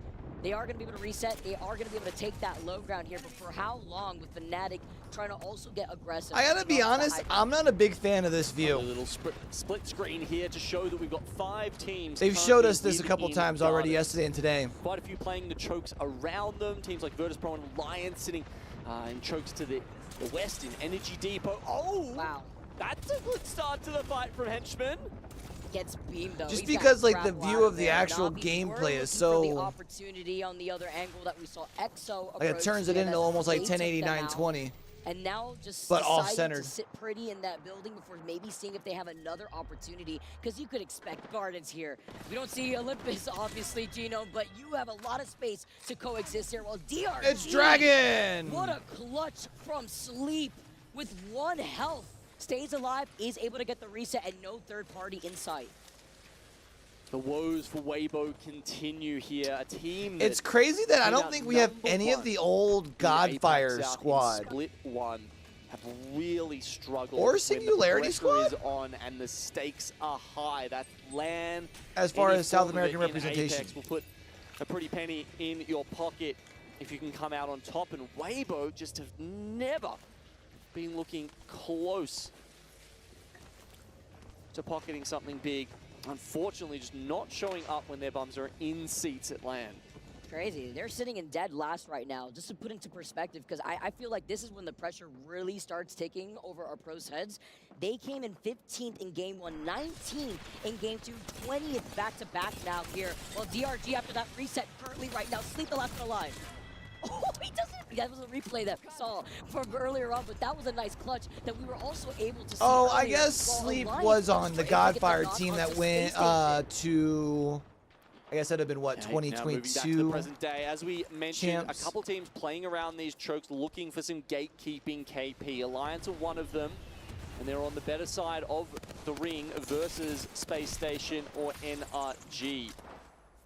Very high sight line up here. You can see this, you know, if anyone starts looking out from Gardens, they're gonna have some trouble. That's why Effect and Alliance are playing in those little bike shelters there. 5 of the 6 players are former Leave No Witness players, though, which is kind of funny. To put some pressure on. Like a team that's like never necessarily been seen as like the top of South America has the most representation at EWC. But none of them are on Leave No Witness currently. Rotate, maybe utilize that survey instead. Side by side, while Clinic currently with TSM only Furholst alive. Elevate, get the finishing blow onto Reps. Space Station eliminated in your feet. What can Furholst do? We were just highlighting TSM's performance. They won game 2, but they hasn't been all lights for them. It's crazy how TSM have popped out of the spotlight since Hal moved over to the Falcons, but they have maintained a lot of their position, honestly. Quite achievers in some ways. I mean, second in the North American Pro League is a huge achievement. We are definitely expecting them to make the top 9 today and make it through to Sunday. Now, LGD, you know, we said they didn't have to do a lot. They could just sit over here at Clinic, but unfortunately, too many other teams had the same idea, and with Elevate Bleed and TSM coming in, both TSM now going down completely, whereas LGD just left with 1 alive. Poking at each other. Finally, NRG do get up this ramp. What is up with my internet Alliance today? were holding them out on for quite a while. They're going to have to try and make a late push for the Gardens buildings. After seeing that replay from Dragons, split 2, Jaded. Time to rotate from the south side. Because they dropped Shubi. Slowly approaching Clinic while we look on the other side, closer to NRG, like you mentioned, Gino. Mizuchi are playing off this low ground. How to approach, seeing where that zone is pulling. Riddle Order are on the other side of Mizuchi, so it's not like they can wrap around in the direction of where the no-name beacon usually It's crazy because I'm actually pretty limited on what I'm running right now. Like, I feel like I don't have much stress on my PC, the charge rifle but it's still not liking me. The smoke here too are opting to end up taking a bit of ring damage, the zip line, so that way they can counter-rotate behind Elevate. Oh, it's a risky play. Will it pay off? Looks like Elevate Bleed are very much aware of this. Headphones are plugged in. They've heard the South American team here get on top of them. Trying to line it up to get that evac mother load in. They want the Wait, so I thought that was information out. of Is that it ultimate. still doable? You just have to be like right Looks like under it? Dragons Is have that the gone deal? all the way over them though, so interesting. Instead of being able to do it Hold from on a the distance? ultimate. Perhaps a good thing that they didn't pop that too early. They're now going to come up on Fnatic, who were actually split holding a little bit, but it looks like, I think that might have been the Pathfinder player using the grapple to get back to his teammates and to safety.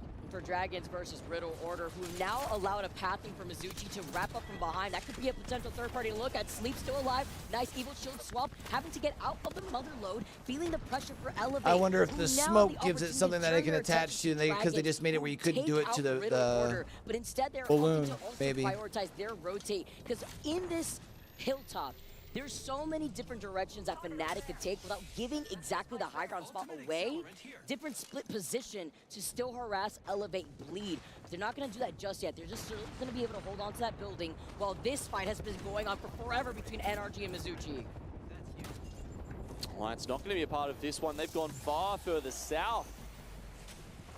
Without Nocturnal to provide the smoke cover, can they get this reset? Looks like there's also at least one knock for Mizuchi, so NRG, yes, they do get it, and we'll be back up to the full 3. Try to put the knuckle cluster to get that pressure behind the knockdown shield. But the third party from Dragons Esports, they swapped places from the team they eliminated Riddle Order, and guess who's right behind them? The third party's about to get fourth party because Elevate, Bleed saw the opportunity, are now wrapping up behind Dragons Esports, and Dragons Esports, despite But yeah, they got Lou because they dropped Shubi heading into they split have to watch out. 2. Well, the Bang rolls and NRG have moved away and have stayed alive. Elevate might not be playing Although the Shubi Bloodhound, is but now, they are following who's that he playing with now trail in NA? that Dragons Esports left behind them. They've gone north to try and look for some of these kills. In, I can't remember who he's was playing it the with in KP NA. they wanted, or did they just want to make sure that there were less teams around that northern area so that when they do eventually have to come back towards Garden, they have a little bit more space to themselves. Ammo expended just to make sure that they can't get on that evac tower.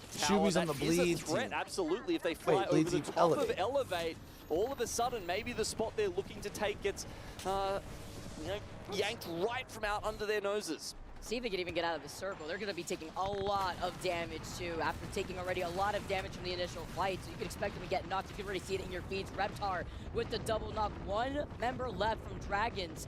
Elevate calling out Lou for shooting down that evac tower, preventing them from a safe rotate here. This is where the chaos that we can expect to really go down. I'm excited. We get to see a nice end circle here, chat. Let's go.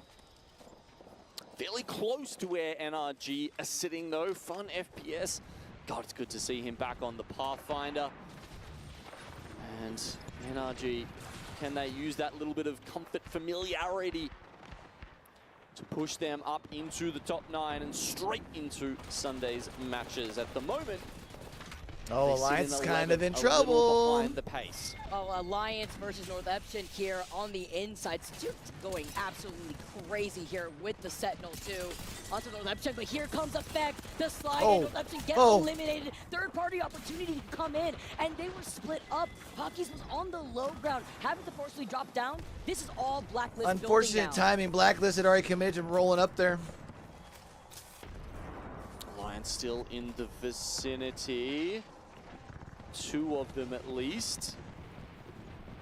Tai are going to be looking on from their eastern wing.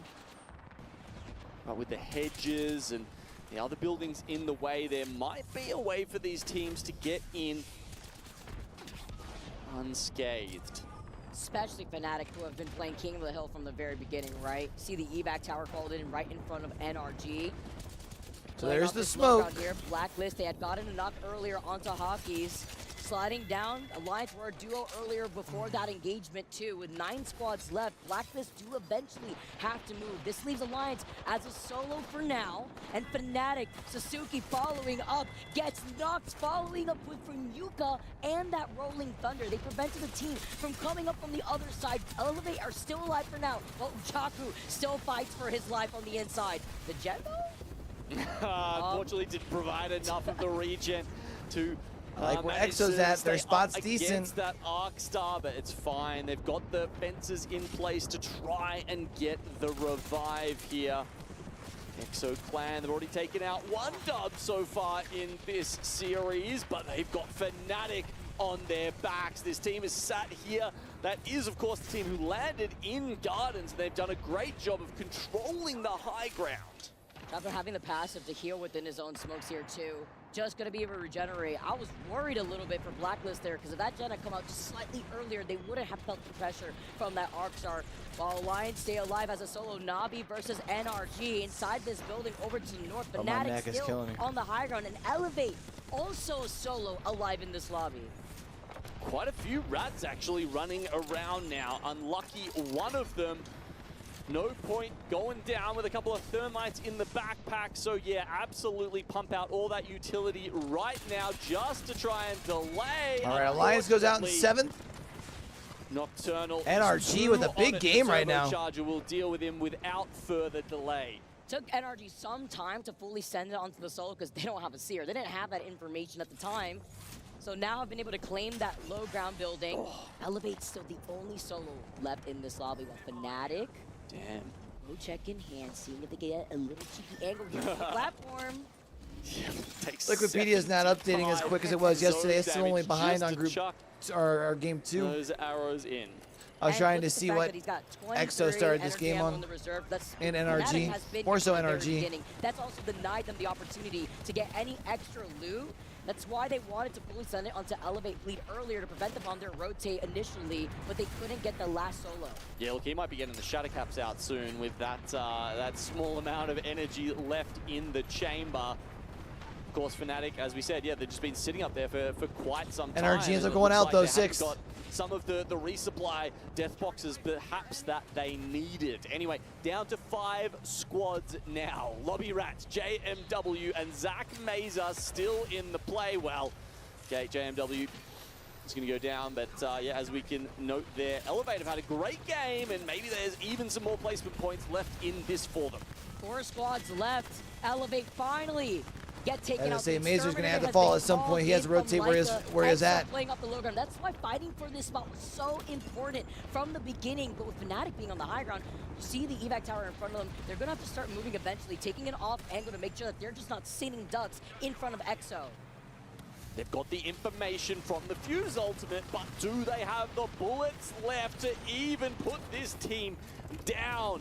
Fnatic have converted this home zone to get into the top 9. The one clip that Leica has left doing some work.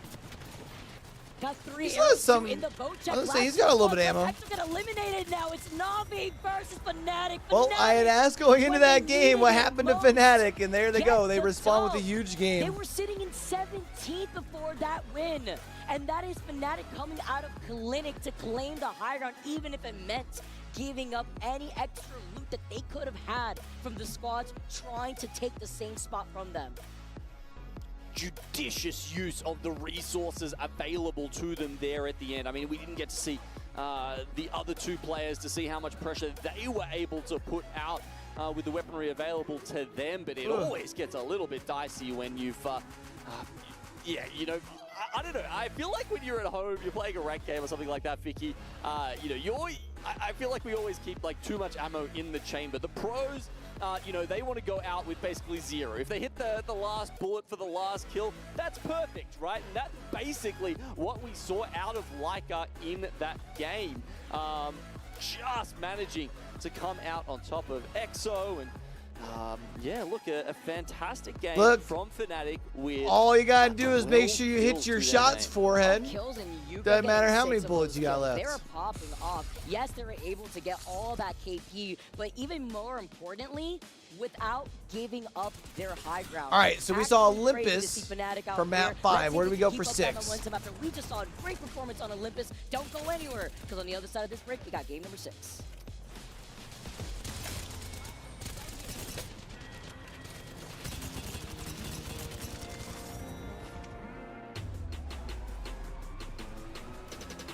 I wish I could trust my internet enough to take a quick hot shower from my neck, man. So I have a feeling we're gonna have a little bit longer of a break since we're halfway through the series. Although maybe not. We're only taking a 3-minute break.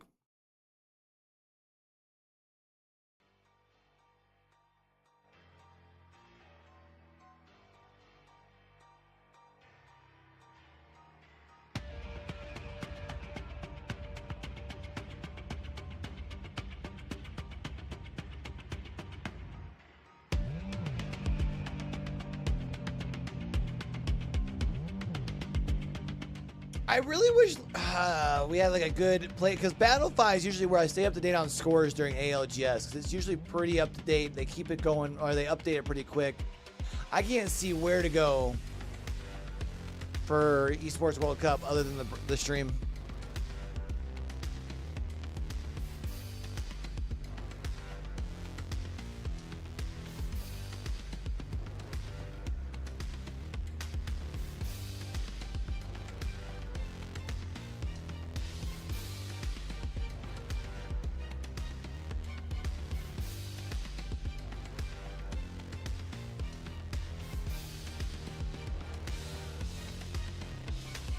Bro, these 10-game series are brutal. I'm not gonna lie. Like to think that we're halfway through at 2.5 hours. Honestly, I don't know how APAC players do the back-to-back during ALGS.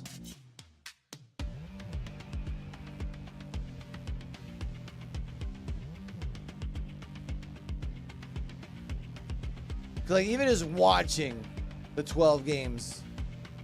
Like your boy gets a little tired. I can only imagine playing 12 games in a lobby like this.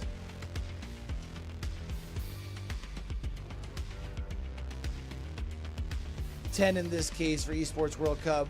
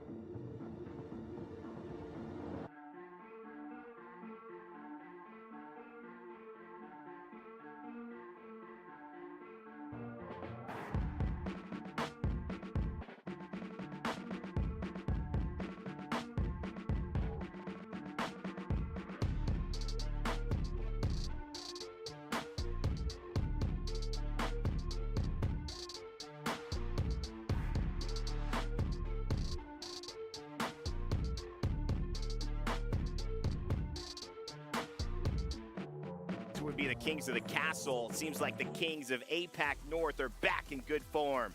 Fnatic take this game, number 5, and lead us into our halftime with a beautiful win. Rain Day here and Glitter Explosion next to me. This face you may not have seen unless you've been paying close attention to the data. That's of Falcons. Why is Mark, that? Because he's right? the analyst. Privacy, thank you so much for joining. No one gets to see. No one really gets to appreciate. Let's start with it right now. What was your takeaway? Let's watch some highlights. Fnatic win that game. Fnatic, a great team. That's where they landed. So Olympus, a map for them. Any surprises there from you? What was your takeaway seeing how Fnatic managed that? Fnatic on Olympus is one of the best teams on from the scrims stats. So they got to turn them up. Scrims. They averaged around 9 points per game. This zone was actually the best for them because they land in Garden and in Clinic. They have the loot for that. They have the advantage of the high building, the top building on the high, and that's actually the winning spot most of the times. They played the game perfectly as always. They cleaned their sides. They did what they had to do to win the game. EXO could have actually denied them this win if EXO tried to take the heights from them when they tried to clean bleeds. But it didn't happen. They went back, they got the spots, and they won the game from there. You know, I'm sure as we have so many questions, obviously, for you, I just want to double down on this one. How do you know that this is the winning spot? I mean, what goes into it for you? How do you find that out in your job? Is it just watching enough? Is that just... That's more than that. You need to have a little bit of experience of zones, how they shift, where they are, and you need to know a little bit about what are the winning spots for certain zones, because we saw a lot of games happening on that ones, even from ranks, even analyzing ranks, no matter even if the teams are different in ranks, but you can see where is the most, what is the power place, where's the power spot, where you can't really get inted easily, where you can get the most kills, poking to level your armors, and this building for Gardens is always the power spot. When you play it, when you have it, then you will win the game. I like it, the power spot. Well, we got to start using that one. Yeah, right. I think the element, too, that I'm interested in, and as we take a look here, you just saw the match results, our top performers, Yuka F, Hinchman, Like You, and Sleep, is how does a team take this information and turn it into something that becomes an actual measurable statistic? I feel like the winning spot is a feeling thing at times, and also it's an execution thing at times as well. Lauren, we've seen Fnatic play Overlook. They had the same zone. They had an Overlook essentially zone. They didn't win. So how do you measure that? Sometimes it's not in the data. I mean, that's what the little aspect of RNG that we love about the game, right? And they can set themselves up for success as best as they can. What I liked about what they did differently this time around is they knew they had a good spot, but they were also aggressive. They got 12 kills this time around, which was a little bit different than what we saw out of them in their Overlook spots. So now they're starting to bump themselves up here in these rankings. Those kills alone were massive impact. Huge, huge. He mentioned average 9 points. Another big thing I wanted to ask as well, but as you take a look at the overall standings, after 5, it's Alliance, EXO Clan, who have jumped up to second place. Remember, I keep saying the story in case you're forgetting it. We're not qualified for this. Passion UA was unable to get here. EXO Clan took their spot, and obviously now they are in second place after 5. That is a great sign. Making just Sunday guarantees you at least $12,000 and a maximum of $600,000 if you come into first place. Joined here again, Glitter Explosion, Privacy Analyst for Falcons. Privacy, that point thing, we have actually talked about that. Bro, that's tough though, because I mean, those Passion UA players, one, earned it, on broadcast as, but two, okay, even if you have a bad game, you want to at least be getting 5-6 points. You is that the number you use? Living in the area you're in right now, you know? feel comfortable with a team getting on average to know you're doing well? So when I do the data, depends first of all, what was the set of the zones that happened in the data. If the team was not comfortable in the zone, didn't have really prio, and the zones wasn't favoring the POI where they land, then we can just go and check what do they play? Do they get on more kills? I would go from above 6 points per game. That's a good. If you got like a good prio zones and you are averaging only 6 points, that's a bad.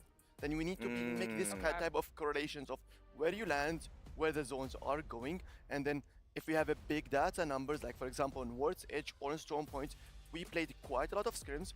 We know exactly that doesn't matter because that's across the whole map. We played more than like 200 zones or more. So we know that actually that number will correlate directly how good the team is on the map.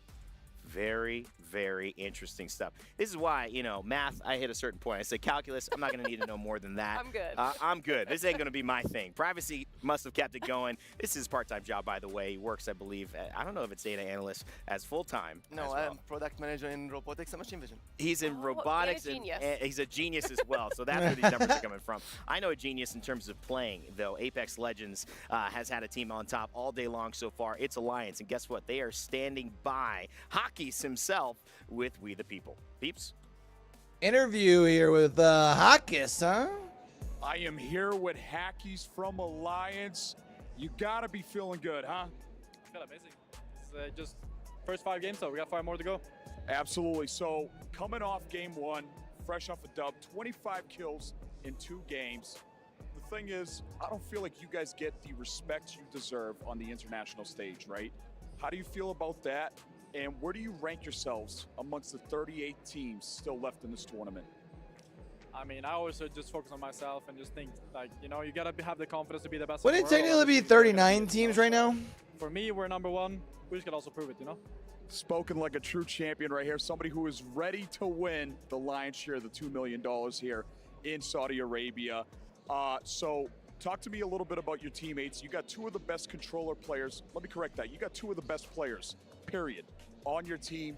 Talk to me about Unlucky. Talk to me about Effect, and what do they contribute to the team? I mean, they're both just playing amazing right now. Like, they're playing together. They have the dual synergy. Like, right now, they can 2v3 any single team in the lobby. I'm just watching our back, making the calls, you know, just sending them to attack someone, and they do it. So, I'm super happy with how they're playing right now. No, I mean, anybody would. You guys are looking absolutely unstoppable. And IGL and Wise, right? You are leading your teams to victory right now. Where do you rank yourself amongst the IGLs? Same answer as the team one, you know, you gotta believe that you're the best, otherwise you're never gonna be the best. So I'm excited to prove myself this time. I think this is the land that EMEA is on top. You gotta prove it, bring it to us. Guys, that is it from Hacky's here, one of the greatest players in the history of Apex right next to me. Guys, thank you so much. Casters, back to you. Thanks, peeps. I saw Hockeys as well at the ping pong table. That's right. We have ping pong tables here in the Players Lounge. I'm not going to say how it went, but let's just say I kept playing. We'll put it that way. He's shaking his head. Privacy and I he knows what happens when we get down on it. That's right. Come on, man. We're having some fun. Don't let a basketball hoop get out here. You're ping pong shark. I'm Rain, short, okay? but you know what? I got a jumper, okay? All right, guys, it's so great. Hockey's obviously feeling very confident, Lauren. He should be He's here an on the top of the athlete. He's a group, and this is competitor, team bro. That, is very, very successful. And Can't you know be what? surprised. I think they're part of the major stories here in this tournament. There's some other major stories, though, that coming in throughout this split captivated us all. Falcons were a byproduct of this because leaving TSM, Imperial Hal put TSM on a different trajectory, one where they didn't really know where they would end up. Well, they've been successful today. Group B has been a great showing so far with 5 games left to go. Let's send you to some of our talent in a little piece we put together talking about their journey so far and the expectations of TSM at the EWC. TSM has actually looked surprisingly much better than I think a lot of people, myself included, thought they would coming into the season.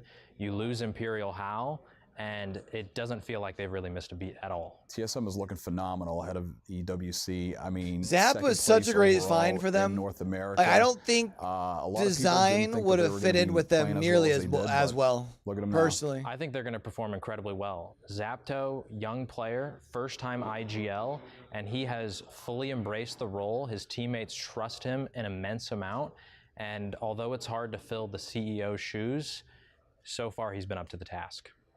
I think TSM is going to perform extremely, extremely well.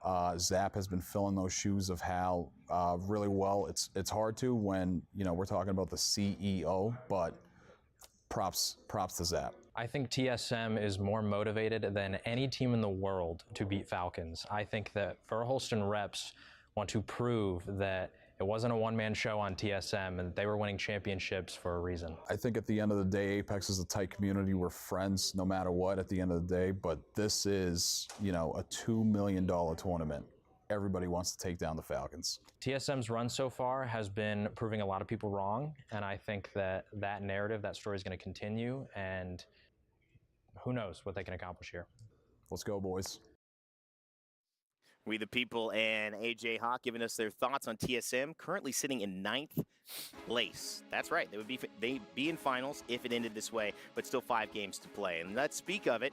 6th game coming up, and you have chosen. It was a tight race. Broken Moon. Let's go. For Game 6. Lauren, as we reveal the map they'll be playing on before we go back to World's Edge and Stormpoint, we finally get to see Broken Moon today, and that will be a big turning point for a lot of teams. I'm excited that we get round 2 of Broken Moon, and as we get the map popped up behind us, this will be your first time seeing all of this amazing map layout. We've been talking a lot about which teams are good on which maps. We've now got Broken Moon as the next choice, so start giving me your thoughts on who could potentially succeed here.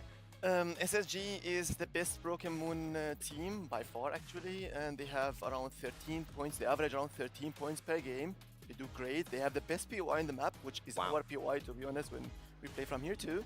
And it has a lot of loot. It has, even if you get Hazmat team usually is a fast rotating team, so you get 2 consoles. It helps you in any place. Is Privacy one of the from worst EU? teams in this map surprisingly, Alliance. Really? They are Really? they average around 5 points per game. Okay. German. Okay, that makes Kings sense. Canyon, they are lucky it wasn't even chosen, but they are not good as well here. They are even on 3 points per points in Kings Canyon. They are lucky it was voted. They have 2 more. Yeah. That's an interesting aspect. Alliance, obviously a team we've been talking about highly. The question, though, I mean, as we look back to it as well, we've been watching them for years. Can they keep it up on Stormpoint? From Stormpoint to this switch, and that is the difference between a champion or not. Yeah, and it's something that we're looking for them to overcome. I'll be interested to see if their stats hold now in their performance here today against what you've given us information-wise, or if they've maybe figured something out in the interim coming now to EWC to try and work on that. Yeah. I want to get your guys' thoughts on this as well. I mean, ExoClan, what's going on? Production, what's going on? Oh, okay, I know. It's because we have no idea where they're going. What do you do in a situation like this, Privacy, where you don't really know? It's kind of up in the air. Are they mystery landing? If I were now Exo at the moment, Are they I would allowed go to either call that? Esport or the Dry Gulch, because Fnatic cannot hold both. Fnatic cannot hold both POIs. Fnatic already in scrims before, when somebody tries to land there, they are landing on those top POIs because they are free. They are trying the same as what Mizuchi does in Stormpoint when they claim Coastal and they claim Echo. They do it so to scare teams away, and they do it. The team that goes in Coastal, even if there is a team goes in Coastal, they don't need to contest them, but that team will be guaranteed fast rotating, so they have the whole site for them, and they have the consoles and so on. I think Fnatic would do the same, and that's why EXO would be landing on one of those two, depending what's free or who is split from Fnatic will be landing where. Is this a decision that's made in the dropship? Should be. Should be. Wow. Okay, I mean, I think they already saw that map and decided for Fnatic, and they will decide which one of those two they will be landing on the dropship. Okay, obviously, Privacy, you know, we're looking at Alliance here in bio. But one thing that's interesting to me, what's the implication of the fact that you and SSG, a team that, you know, you and SSG, Falcons SSG, that was 1 and 2 for most of Pro League. What happens now when you guys are sharing the same spot on Broken Moon, potentially in a situation? They just or any pushed map, them right, away. whether it's The fuck? Stormpoint or World's Edge. How do you handle that? What's your advice? I mean, we are not in the same group, so we will never be contesting for this. Yes. We searched for this one. We searched which POI had the most loot, which POI gives us actually the most advantage. In the interesting fact, like few weeks before, Broken Moon had only 13 consoles. Yes. That means that the zone play style would have been perfect because everything is equal to 95%. Now it's not, but we got another one. That's why we actually kept on this map, because we have a double in Hazmat. Hazmat team will be leaving, we'll have double consoles, and loot is perfect. Consoles are multiples, and we have more than one even UAVs. We are chilling in this one. Amazing stuff. Privacy, it's so great to have you on. We appreciate it. Lauren, I'm going to end with you here. Thoughts and predictions. We've seen 5 games. We've had 5 different winners. Not gonna lie, I know Falcons don't do anything crazy with their merch, so many different things. What's your but expectation here heading into Broken Moon? I don't know if it's an Still expectation, but I'm clean. definitely keeping my eyes on the Bleed Elevate combo, okay? So I want to see what they can bring it here in the next game. They've been playing well. We'll see if they can It's like that professional, like, sleek and get look. Broken Moon started. Well, here we go then, everybody. A little bit of Broken Moon to close out our mystery maps for the day. Shout out to everyone who voted. Of course, it's up to you. Of course, the people at home where we play, where we end up going. And no Kings Canyon today. I've heard that Nicewig was a big influence on this one. Kings Canyon was winning until Nicewig said, actually, let's all just vote Broken Moon. There are certain members of this community that have a big impact on these votes. That's what The we'll call it. Wigfluence. You know, shout out Wig, obviously doing a watch party at the moment, but I'm excited to see Broken Moon and some very interesting facts there coming out as well. You know, who's the best team? Space Station have performed very well in scrims, have one of the best POIs on the map at the same time. On the flip side, Alliance have been struggling a little bit, but will they be able to do better now it's in actual competition? I was going to say on the flip side as well, did you watch those scrims? Sadly. That's all I'm going to say about it. This is the first, I would say, usable data that we'll be able to collect after these games are done. But it's always fascinating to watch, right? The unpredictable nature of a new map. And speaking of unpredictable, we talked about ExoClan, right? Where they're going to land? Well, we're finding it out right now. Yeah, Privacy said it's going to be up next to Fnatic, and he was bang on the money. Not only do ExoClan join them, but they also get a ring console to go alongside it. So they'll get that data of who's going to be, or where that circle is going to be going. Looks like we're going to be heading down to the south of the map, by the way. Like down southeast-ish? towards Atmos. So I'm excited to see how, you know, Weibo are going to be dropping here. It is they are currently Atmo. in 20th Wow, position, nice call. only 4 points. Boy, do they need this. They do. If they want to stay in this competition. They certainly do need some Weibo points, and this is the best way gifted to his get it, right? zone Knowing that you're going to have the, when they need it the POI, most. where the zone is going to be going. Plus, they have a ring console to play with as well, so there's no reason for them not to have one of the best positions possible. We do sometimes see it just pull a little bit away from Atmo Station. We'll have to see if that does happen slightly towards the north, but it's a golden opportunity. I mean, even if you're looking now, no teams within the vicinity. You got Alliance who are over, quite a way away still, have to traverse quite a way even if they take the rails. You've got Riddle Order, who are quite a way away. We talked about how the stacking is of the POIs here on Broken Moon. So the north is a little bit tighter, to the south it's a little bit different, but the fact they've got time to essentially loot the entirety of Atmo Station before they have to think about going for one of those positions just gives them a really good opportunity here in this game. What is scary is everyone can get to Atmo Station pretty fast. Even Fnatic, who are in the northwest of this map. There is a rail that goes all the way from Dry Gulch down past the southwest of the map and then into Atmo Station. As long as you are confident taking that rail, there's a path to there, and it is kind of scary that anyone could arrive at any given Sunday. So you need to be prepared for the railage to happen, because boy, the railage, he says. I don't think that's a term I'd be using freely. Themselves at the moment, and SSG probably thinking about doing the same as we checked in with them just very, very quickly there as they're landing over a quarantine zone and trying to make their way a little bit closer to the zone. Speaking of zone, by the way, Riddle Order I mentioned, who were essentially closest to be able to access where this zone is going to be going over at Atmo Station. Well, they're kind of working their way down at the moment. Blacklist International are close to them as well. But let's check in with Na'Vi and let's talk about the overall leaderboards as well, because as much fun as we're having, of course, with some variants, some of the maps that we've been playing today, the leaderboards are everything, right? And at the moment, you're looking at the standings, and we are getting towards the latter half, and we are entering, should I say, the latter half of the games today. And you can kind of get caught up in the fact that, hey, we're having a bit of fun here on Broken Moon, right? Hey, we're having a little bit of an experiment, seeing how things go. But the points still mean as much here as they do on Stormpoint and World's Edge. So as fun as it is for us, as viewers, as casters, as fans of the game, it's also still an opportunity for points that only comes around once. There's $2 million on the line, for goodness sake. Also a good motivator. This is a reason of why everyone's been practicing every map, just in case it was to pop up. And you heard privacy, there's a lot of data to be had about scrims, but it all changes once there is actual money on the line and there is a competition in front of you, because maybe you won't be taking those same risks you did I might be having to go try and find this icy hot roller in a second, chat. Maybe some of the rails that you took to try and take that third party and you put yourself in vulnerable spots won't work out here. But right now, Blacklist International, I'm just like super uncomfortable. I'm sorry, y'all. Trying to join WBG here, but the fact that they have the drop spot, the fact that they have ideally one of the priority positions here as last place, we saw it yesterday. You can be in last place and you can't escape being eliminated with just one good game.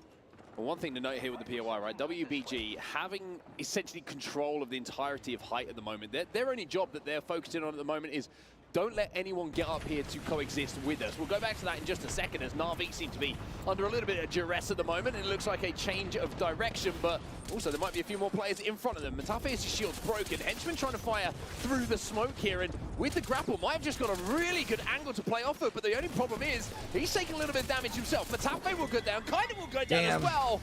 And it's SSG who come out on top in that fight, and pretty cleanly as well. Well, SSG, who are touted as the best Broken Moon team in this lobby by privacy, have at least put their first team win on the board. Now we've got Northeption here, 6th place in the moment. Let's have a listen in and see how they're doing.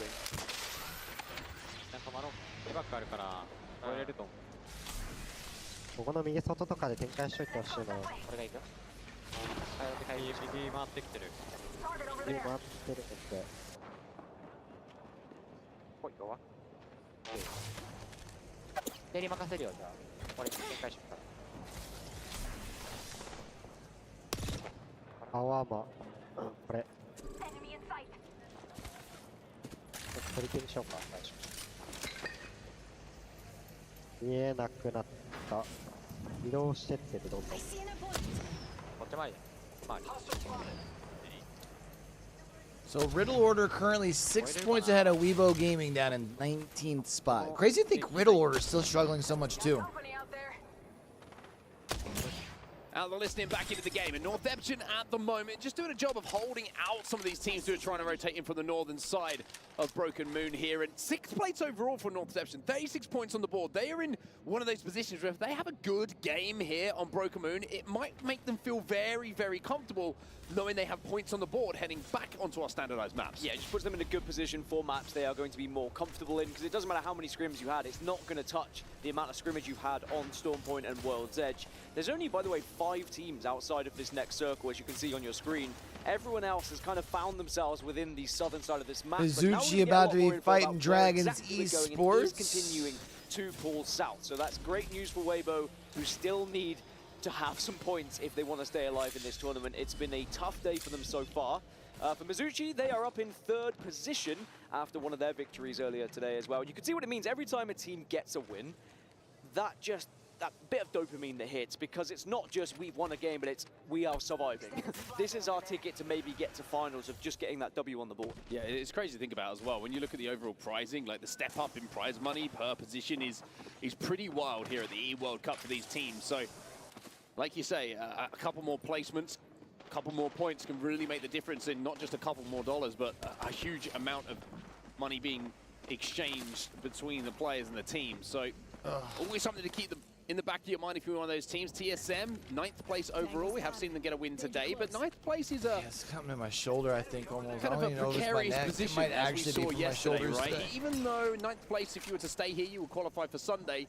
Being here at the halfway mark, it just makes you maybe question if you've had a good start. I feel like when I stretch. Or if there's some problems you've got to sort out. Well, and we go back to the fact, you know, they have had a win, and yes, okay, it makes sure you're not going to be eliminated from the competition, but you don't also really want to be playing in the qualifier tomorrow, because only 2 teams can get out of the qualifier tomorrow into the grand final. You'd rather be placing top 9 today than having to play in for top 2 tomorrow. So you want to get it done today. You want to put yourself. By the way, into chat, those we will be finals live for on top Sunday, 2 tomorrow. and it is Popping live about the same time. It's consistency across the board. I might try and pop live a little earlier. Today, I'm not gonna lie to y'all, I fell asleep after the gym. 6+ points, game after game after game, just to stay ahead of the chasing pack. Interesting to see the rotate there from Virtus Pro. We got to see it for just a second there, and they are taking the rail from Bionomics all the way round to the south side of Atmos Station. When they get to the end of that rail, they're not going to be safe. They're going to have to work their way through zone. And you've got the likes of Red Order, Alliance still there and waiting to try and hold them out. Elsewhere, though, you can see that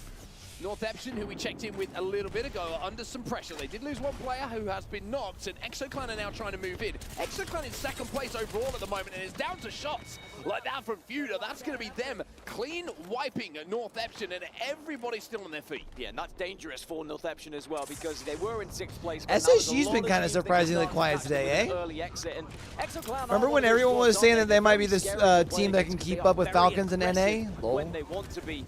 And even though they were a substitute for this tournament, boy, do they look comfortable here at the Esports World Cup. Certainly a team who has pedigree. You know, we all know about Swinny. Do they know about this EMP coming in now from Hal?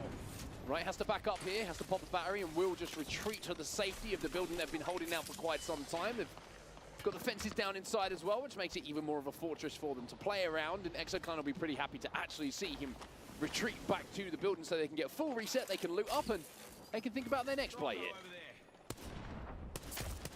There's a few teams who are going to have to think about their next play already, because actually there is a big patch of open space from the north to the south here when you want to get to this next circle, and there's a few teams all caught in that same area. This is what EXO are realizing at the moment. They're being held out by Hal, but you've also got DMS to your right, Tide to your left, and then NRG were also holding that choke point as well. So it's okay for now, but once they get that ring console data, or they find out just through the next round closing, it's going to be a struggle of how do we progress further through this position.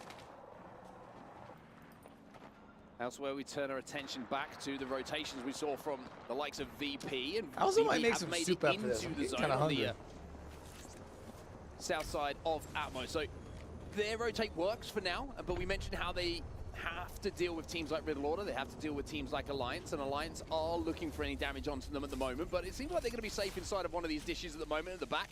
So Weibo could be in trouble here with people starting to close in, because more people could be wanting to like try and take this high ground off their hands.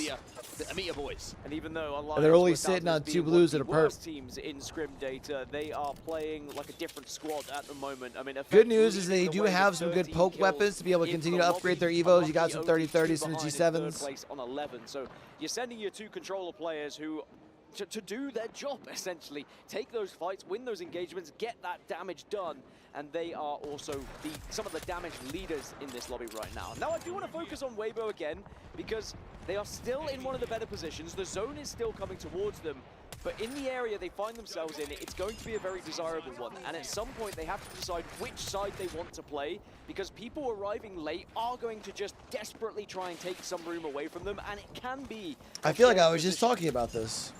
Exoclan still trying to work their way into zone. They will be just about safe where they are at the moment. They've got a little bit of room to work between, but they've also got How on their back. They've got TIE, who's in the rail building just in front of them as well. And with the Sentinel in your hands, Madagashi's got a chance here to charge it up and maybe hit one of those Exoclan players to force them away from the position they find themselves in. So a little bit of pressure on the shoulder to hit the shots, even though it's only one.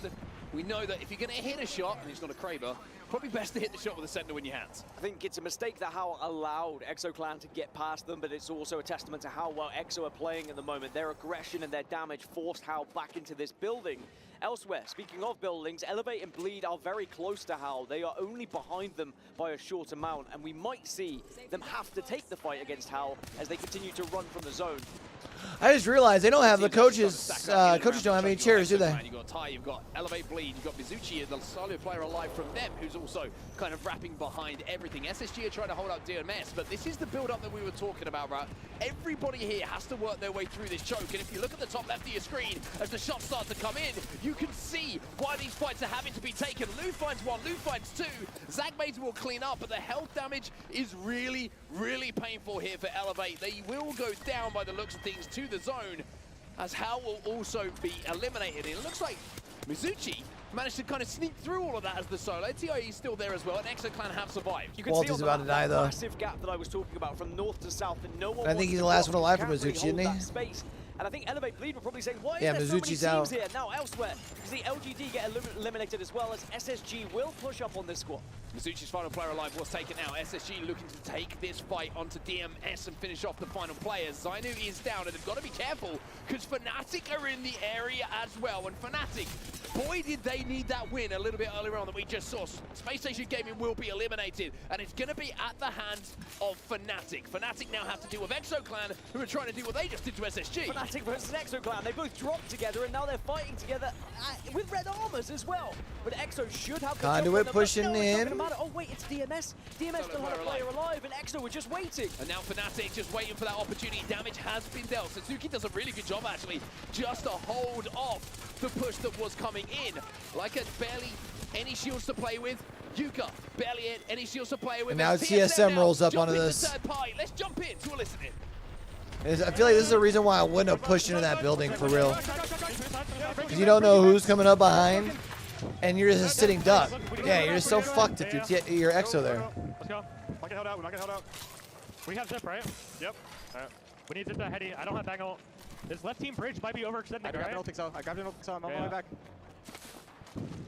We might get held out. No, I'm 25% off. Or 75. It's an unlimited pack on our right. No one's even on to our right.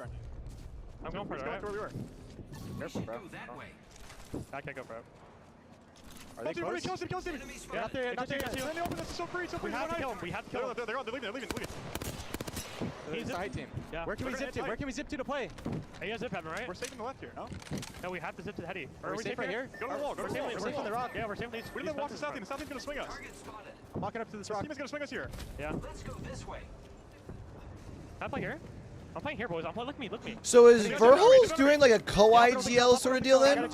Yes, I'm playing back here on me, alright? Look at me. Yeah, just hold that space. Hold that space, bro. Watching this side. The team might be like right on my back. Dropping I have all cell. Yeah, drop it. Look at zone. We want to get height. Make sure the south team doesn't fucking. We might want to put a gen up here.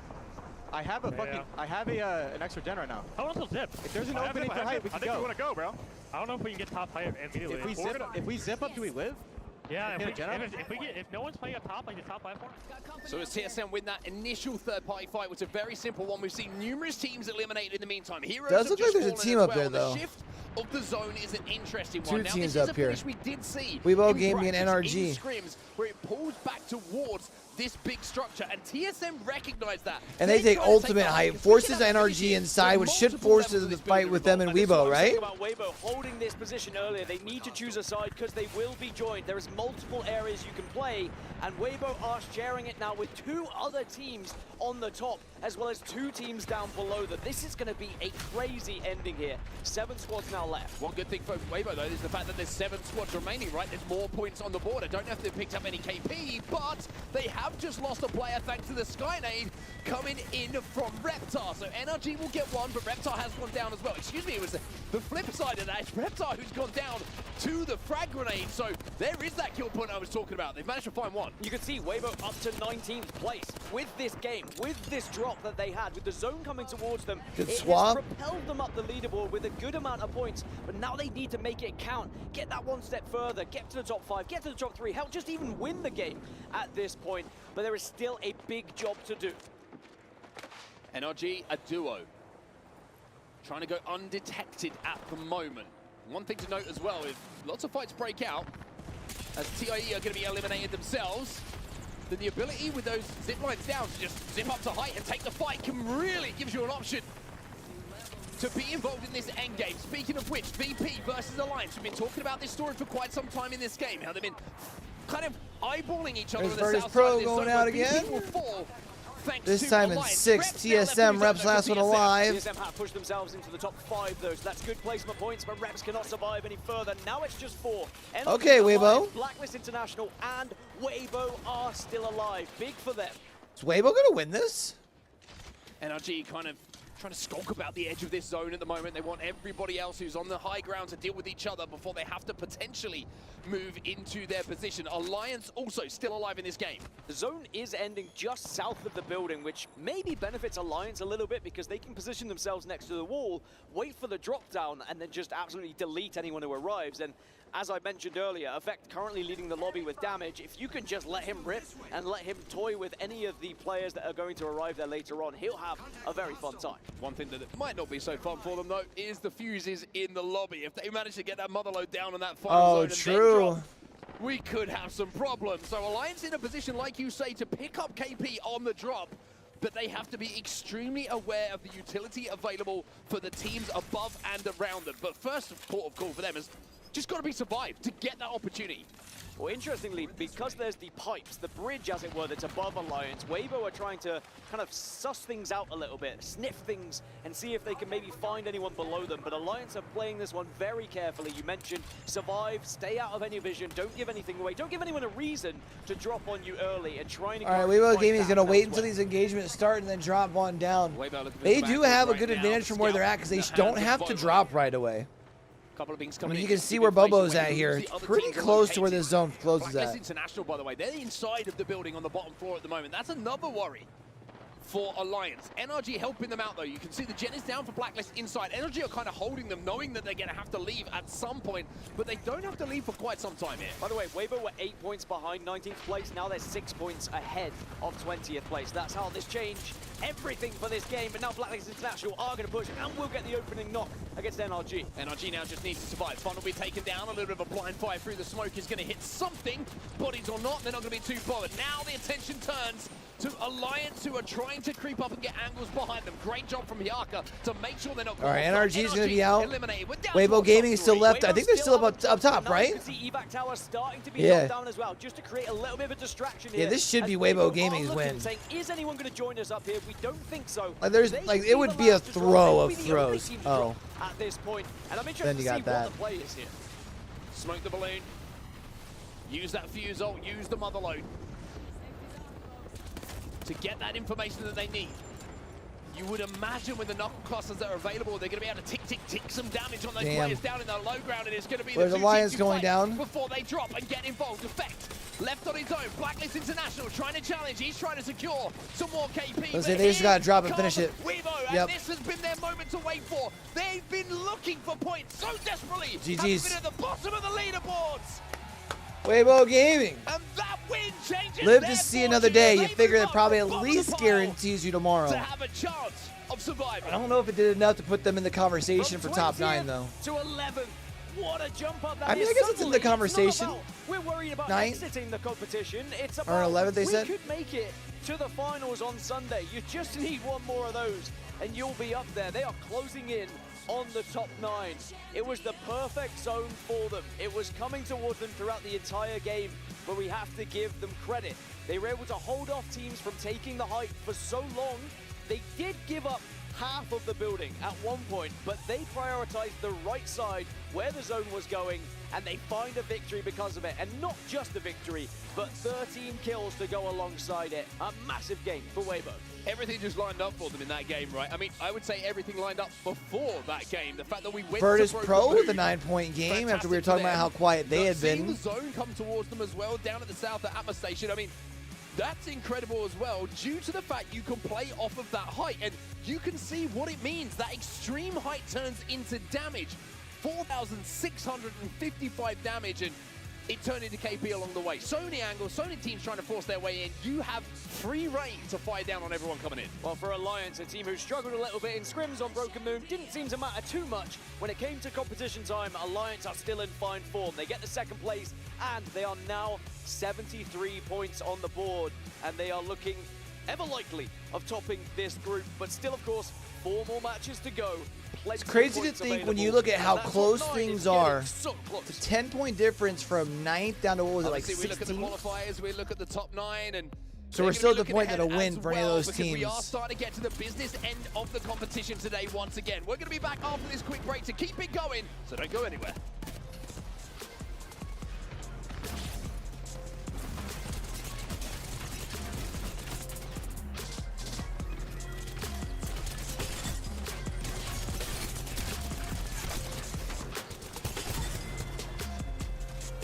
All right, chat, they're going to break. I'm going to go pee.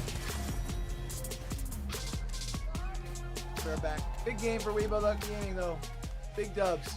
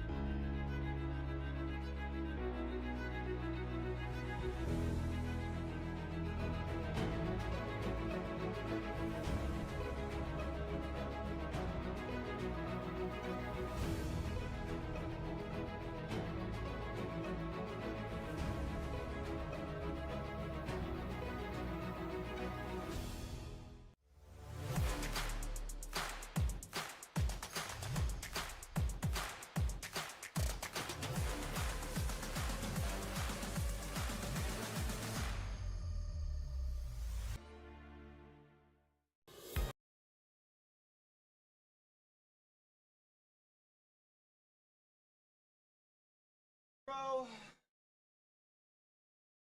Actually getting old, man.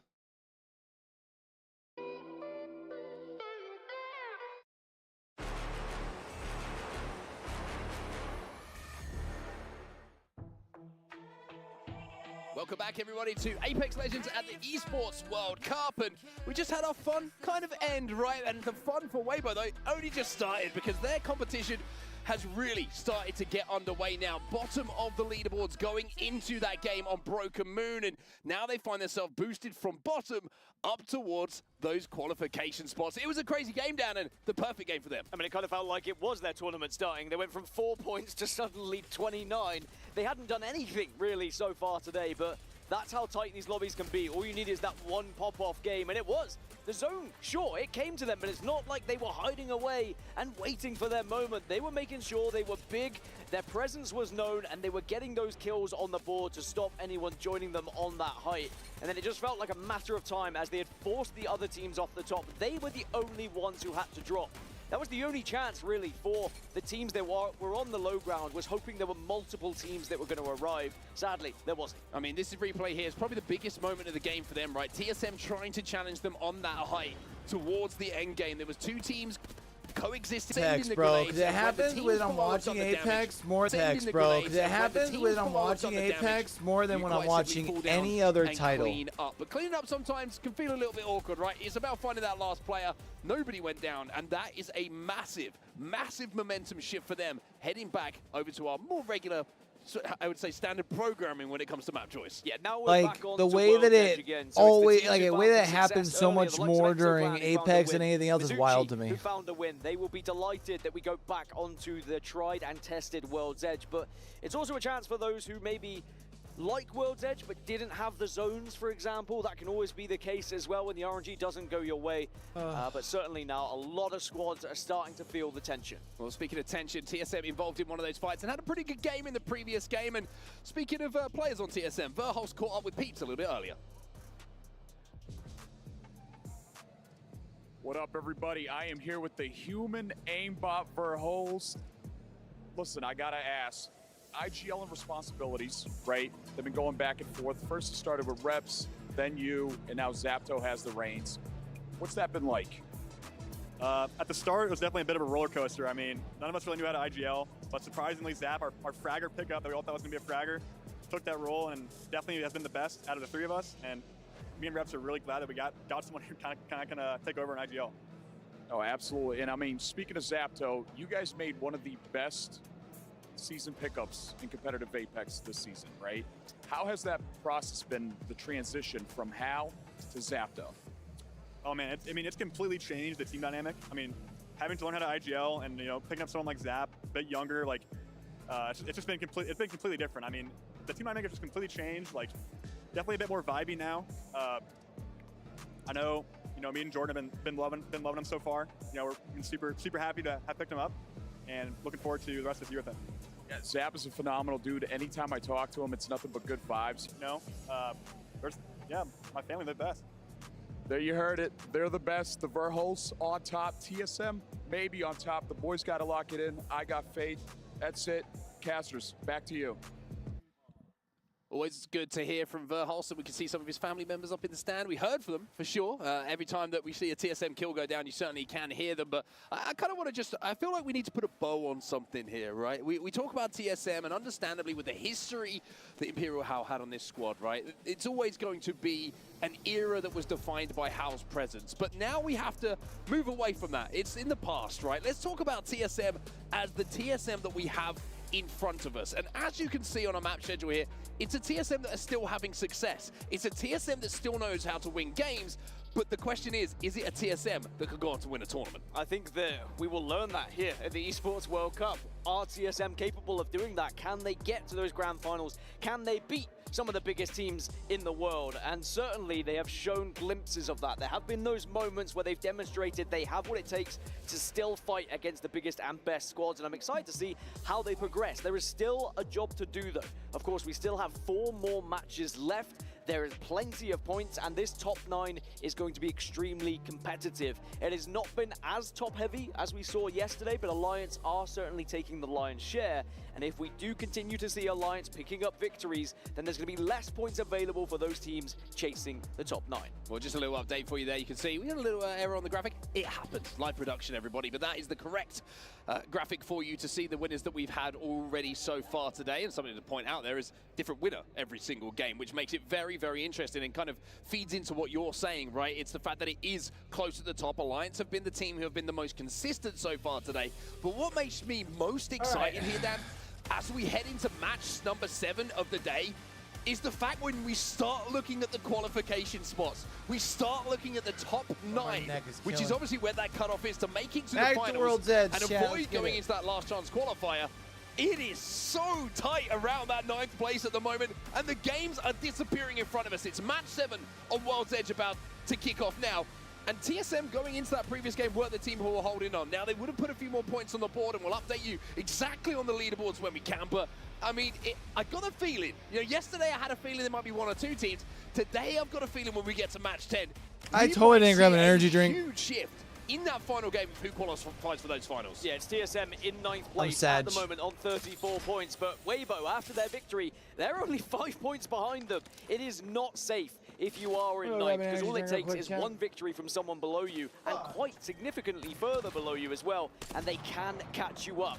Now we drop into World's Edge, though, and we start to look across. Is there a contest? Yes, there is. TIE and Blacklist International over towards Geyser, currently having a little scrap at the moment, but it is not a head-on scrap. It's a distance fight right now. I will say, I respect Famas here, because he's just got a longbow in his hands, and he is sending it. Yeah, that's confidence, right? Knowing that you want to get in the close-range engagement with just a longbow in your hands, well, it's usually a sign of confidence, shall we say.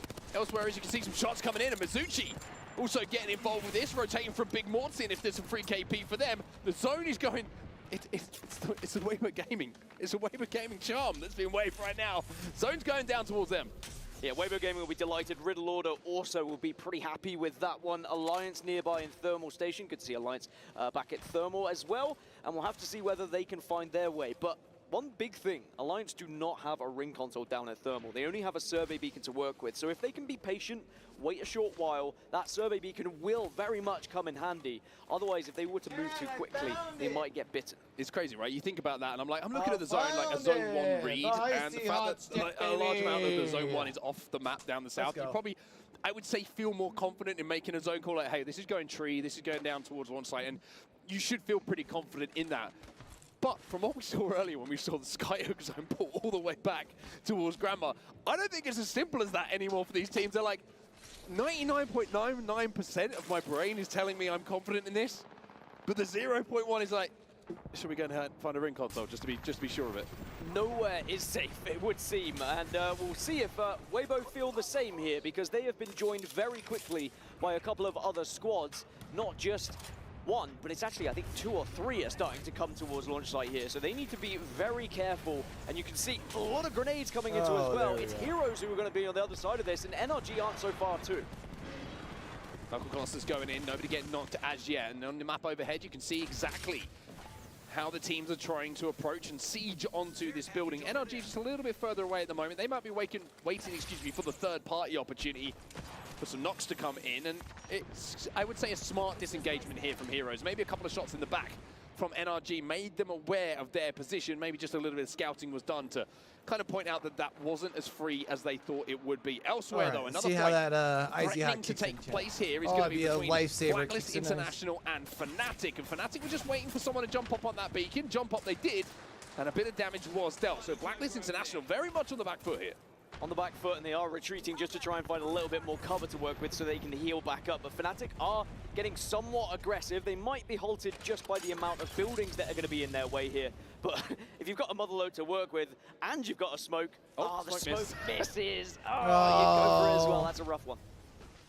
Hey, get shit on. Get shit on. You're bad. Fnatic instead trying the more traditional routes, jumping up to the high ground with the Pathfinder grapple and using the Hemlock to get some damage down. And this is forcing Blacklist International actually into TSM, who are rotating their way through fragments. So all of a sudden, Blacklist International are not just getting chased by 1 team, but by 2 teams as well. Yeah, this should be some KP for TSM. It's just walked right into their path, right onto their plates. And they say, we'll come on, TSM. Thank you very much. TSM, yeah, they might not get the entire TSM, one, yeah. but they will get at least a KP or 2 to go along with their rotation through to the south side of this map. So 2 players from Blacklist International fall to TSM. It's going to be 2 points for them, and we mentioned how close it is. We said at the start of this game, TSM are in 9th. 2 KP, they're up to 6th. That's how crazy it is at the moment when it comes to who's going to be in those qualification spots at the end of today's action. And I think if you're Fnatic there, you're a little bit frustrated because you did most of the work in that fight, and TSM just went, thanks, buddy. Take those. Yeah, Fnatic would have fancied those points, but they might get rewarded still because the position they hold is a gatekeeping one. There is a chance that both SSG and the remainder of Blacklist International could still push in this direction. So they might be careful here. They're, of course, go grab that Harvester as well to go towards their Evo shields. But at the moment, it looks like Fragment is going to be a bit quieter. By the way, just an update on Alliance. We were curious. They've actually gone all the way to Mirage Etoile to get a ring console for that information. That is the 0.1%. Don't trust anyone, even yourself. Meme. That's not a file type. Anyway, back towards Tree. You enjoyed that one, didn't you? I did. North Epson. Let's look a little bit closer to zone and towards Tree. They're holding the bridge for now. Meme is not a file type. Actually, if it goes up towards the platform that we saw Falcons win a game on yesterday, or if it pulls a little bit more north towards the majority of the tree structure. If we have a little bit of Funky Pool. Do you fancy Funky Pool? I always fancy a Funky Pool, to be honest. As, by the way, TIE were eliminated earlier, and TSM find that remaining player they were looking for. It's Blacklist International now eliminated. So TIE in 20th, Blacklist in 19th, and TSM will finally secure those KP they were looking for. Jump scare of the day, was it that one, or was it Nocturnal a little bit earlier? Nocturnal, I would agree with you. Yeah, I would agree with you. Anyway, back to the map overhead. You can see what we're talking about right now. And maybe Alliance choosing to go for that beacon is going to be something that pays off for them. But you can see on your map overhead that they're running into Elevate. And you can also see that in your picture-in-picture on the right-hand side. So Elevate took a little bit of damage in this little scuffle at the moment. It looks like Alliance might have done enough just to force them away. And it's kind of a win-win for both teams here. If both survive, Elevate can go to Landslide and get the ring console. And if they get pushed away by Alliance, Alliance can hit it here. Everyone's happy. Well, you can see the ring pull. It's not necessarily a funky one. It is just going towards Tree. Maybe there was a couple of teams that were hoping it would be on launch site, Weibo Gaming being one of them. But now there will be the evidence for all those teams who have got ring console information. We're going down to Tree. We already have 6 teams residing in Tree, so there's not going to be much room to play with. As we look back earlier at some of the replays, it was when TSM were able to find the remainder of Blacklist International, or at least the initial start of Blacklist International, and then later we saw the cleanup and the jump scare number 2 of the day. One team is in a great spot here, right at the northern side of things, and like you mentioned, you dropped over here is going to be Riddle Order. Riddle Order on Blue Evos at the moment. We've only lost the 2 squads so far, so we are going to have a very, very hectic and exciting endgame. And when you look at the positionings at the moment, it's a big game for Riddle Order as well. Well, yeah, they're in 20th. It's funny, I can feel it doing so much work. Wouldn't it be crazy if you knew where we're going with this, right? Now they are center zone, and this is I why it's probably hit worrying the other side of for my neck, teams like though. Heroes, for example, right? Heroes were about 12 points clear of last place going into last game. Now they're only, what, 6 points clear of last place? And that last place team is currently center zone of this game. It is going to be flipping back and forth at the bottom of this lobby, that's for sure. Well, DMS inside a tree at the moment, but I always feel like this position is a vulnerable one, especially when teams start to stack up. There's so many angles that you can just get chipped away from, and even though you feel goodish for now, I don't hate this spot for DMS, but I'm not a fan of it either. In this position, relative to where they find themselves on the map. Watch, Weibo Gaming is going to find a way to qualify, and then Jaded's going to wake up and be like, what the fuck? fuck? With this Sentinel, though, 70-70. We'll take that from there, especially with the 3 times. That's a ridiculous zip line, by the way. I'm also wondering where Weibo are going to go here, as now the zip is going to be towards the balloon. Up, up, and away. And they're going to be falling with style afterwards. But I will say, Weibo now have to move all the way from the east side of launch site to try and get into Tree. And we already saw they were being kind of contested a little bit by Heroes, who have now surpassed them in the positioning onto the launch site. So they're going to either have to get through Heroes or try and take a northern rotation and get through NRG, which is equally as difficult. Well, Fnatic, they're forcing their way through the choke. And I'm going to say, if the information gathered from that rotate by Weibo Gaming wasn't a good enough indication as to where this zone is going, well, it doesn't get much better, right? Completely being overtaken, and look at Fnatic, they're bullying their way into this building. It's one thing Fnatic.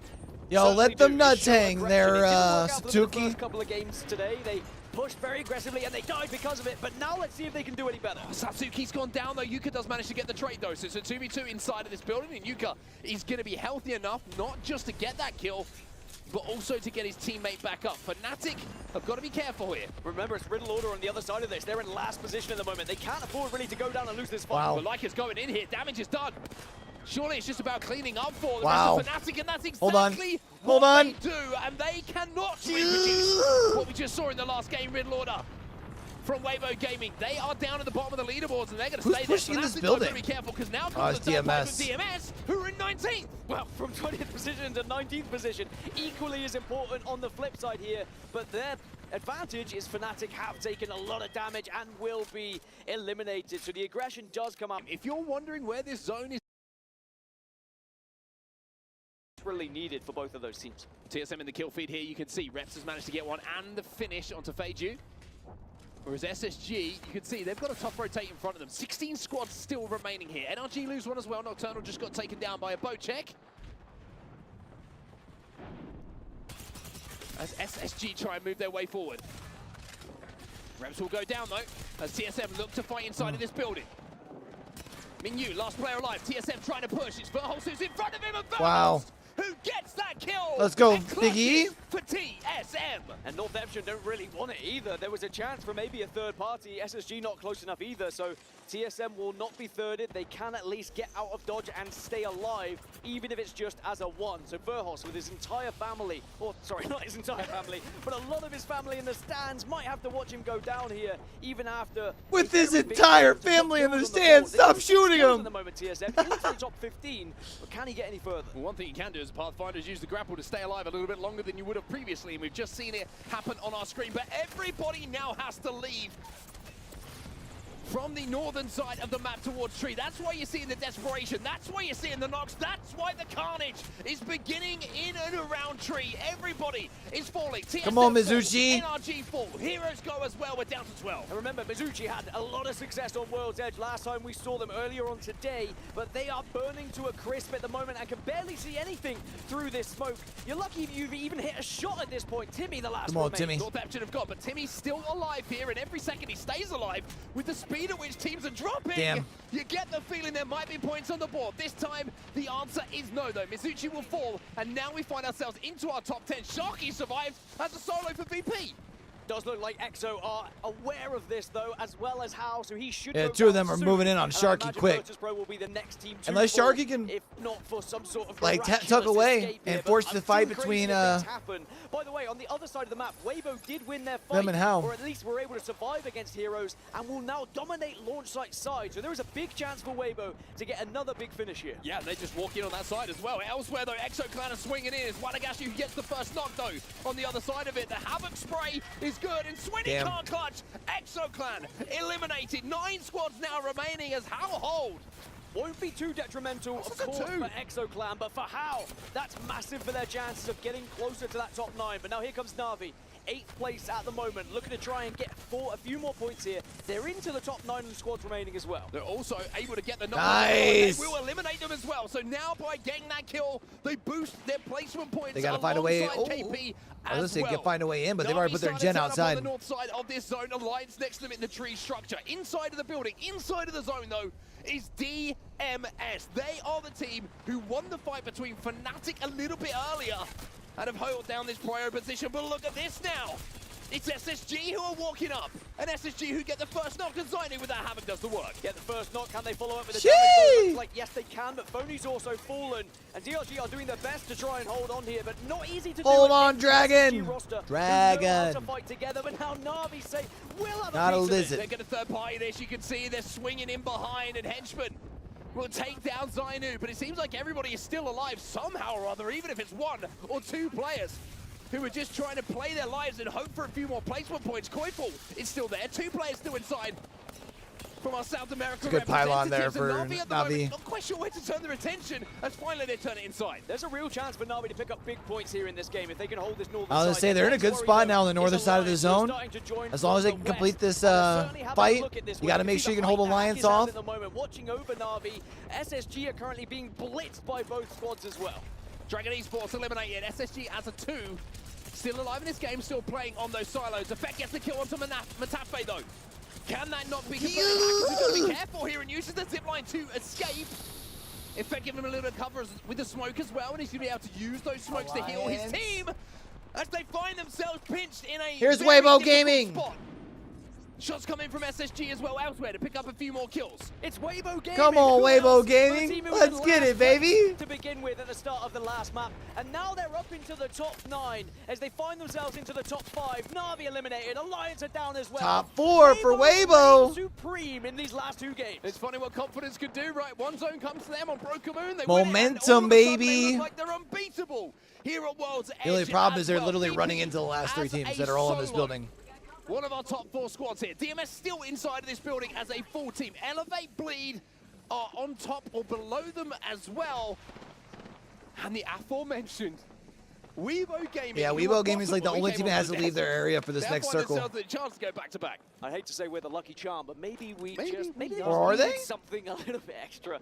If you are superstitious, which a lot of the players are, by the way. So it is Elevate and Bleed on top of DMS, like you mentioned. Still a solo rat from Virtus Pro. The struggle here for DMS and Elevate Bleed is they just need to worry about each other as they think about no, where they're at's in. Weibo might be focused a little bit. Where does this zone pull to from there? Is going to be the real question. Well, Elevate, Bleed, who are on top of the building now, and they're trying to avoid a little bit of damage, and not only planning their next rotate, but what a big game this is for them. They're currently sat in 10th place. If Crusade was to finish right now, they would not. I say they should know there's at least a couple partials. But It's a solo, but they should know that there's at least one partial. These kind of games, Dan, these are the ones you need to make the most. Which lets you know you got to be keeping your eyes on more angles. Dropped down 3 positions as Virtus All right, Virtus Pro leaves. Elevate dropped down 3 positions because Virtus Pro's of eliminated. like this from Weibo. Weibo now, by the way, up into the top Weibo's 5. in a nice spot. Another win here, and that might just have them within touching distance. Weibo's got to move the most. Looking to do some moves on the main stage here in Riyadh. They're going to chop down the competition at the moment as we have just 3 squads remaining. And Weibo Gaming are in position to win this one as well. The other 2 teams, DMS and Elevate Bleed, are stacked up on top of each other. Yeah, I like the spots that Weibo are taking up here. They're spreading themselves out a little bit and taking angles to watch the exits from both DMS and Elevate. Now, Elevate do have an easier exit, of course, because there's a lot more open space, but they are also more vulnerable from the initial shot. So it's going to come down to where Weibo focus, and if DMS have the ability to maybe disrupt them with an ultimate, for example. If a bang ult comes down, that could really change things for Elevate here. They don't have a Watson. Yeah, no Watson at all. No interception pylon down either. It's going to be a battle of the Bangalore ults by the looks of things. Zach Mazer takes some damage from that charged Sentinel, so he's going to have to take just a second here to pop that battery before they plan their next move. But Weibo Gaming, this is a chance you don't get too often in any. See, but Bleed should have DMS shooting their ass, right? But Elevate, they've swung out here. They're looking to play this truck. How did Bleed not get shot at all from DMS there? This lobby has been a different winner every time. Can Weibo change that? The answer might be no, because Borin's gone down. Elevate have been able to swing out, and suddenly now Weibo are at 2. DMS also swinging out of the building. Smokes are going to go down. Bangalore ults all around as well. Not going to be able to get Borin back up on his feet. He's turned into a death box, and now Elevate are trying to swing on this, trying to take even more space. Trying to, but DMS are putting down fire. Exhibit down. Elevate Bleed. The exhibit. Question, are they going to be able to clutch up here, or is it just opening the door? I'm so mad that we cut out in the middle of that chat. I'm sorry. Gets the first knock. Lou will go down, and DMS will be your champions here. And again, that team who was down at the bottom of the leaderboards now jumps up into 11. Just when you think you're safe, a team at the bottom of the leaderboard finds a win. What's going on? And remember, it was off the back of Riddle Order losing that position to Fnatic and DMS cleaning it up to take one of the better spots in that final zone. And they pushed themselves up from 19th to 11th. So again, suddenly they're now in the conversation for getting into that top 9. No spot is safe, it would seem right now. There's only a few teams who are probably feeling confident about those finals. Alliance being one of them at the top. Feeling confident about those finals. Alliance being one of them at the top. At the moment, I'm not even sure Alliance are thinking that this is all said and done. Yes, they're in a good position, don't get me wrong, but if you're comparing the overall leaderboards of yesterday to today, it's very tight. Well, remember, what Alliance are truly fighting for, as well as first place, is trying to get more points than Falcons so that they can have more points going into the grand finals. It is mathematically impossible for 2 teams to top Falcons, so Falcons guaranteed at least 9 in those finals. But Alliance are 60 points behind what Falcons were able to achieve, by the way. So that is looking increasingly less likely as we have just a few more games left. But Alliance still at the top of the leaderboard on 80, EXO at 60, but look at the jump up for DMS from 19th to 11th. So we still have, what, 3 more On games? the precipice once more. 9th place, the final qualification spot is where they find 11 themselves points right now, between but 9th look and, insanely what was that, close. 15th? What point is the difference between them and Northampton? And Weibo from 20th position all the way up to the top 6. These games have had absolutely everything, so you will not want to miss anything on your screens. We're going to go for a quick break. We'll see you shortly after this.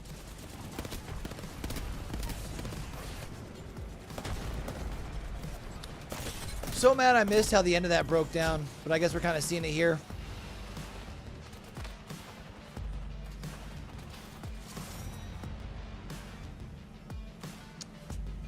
I'm just really surprised that when Bleed pushes out there that they don't get shot more from DMS, unless DMS's whole thought process was to allow them to get further out to allow the engagement, which might have been the case, honestly, thinking about it, like talking it through. But I don't know.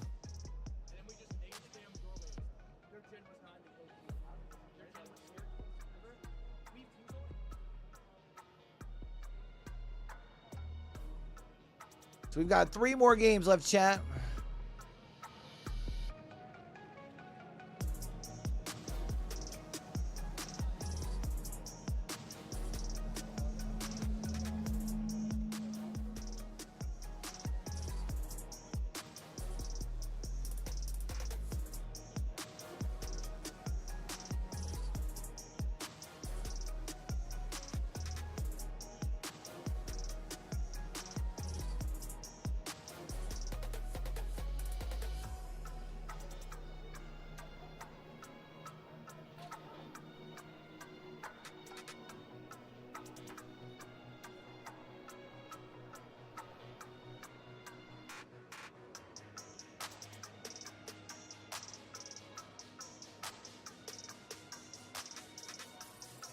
Bro, that change to like putting the, like I can still feel it when I move, but like I just don't feel like anything when I'm sitting here, which is nice, man.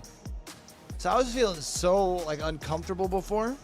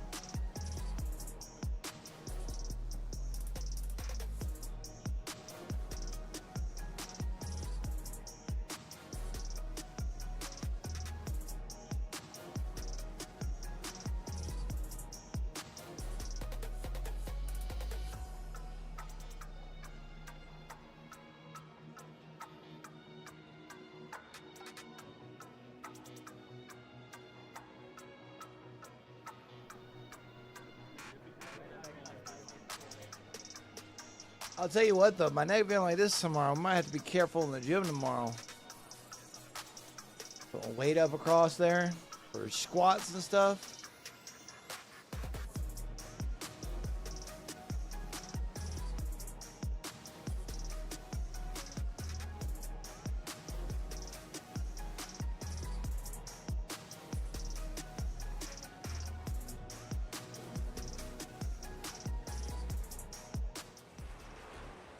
All right, 3 more games, chat.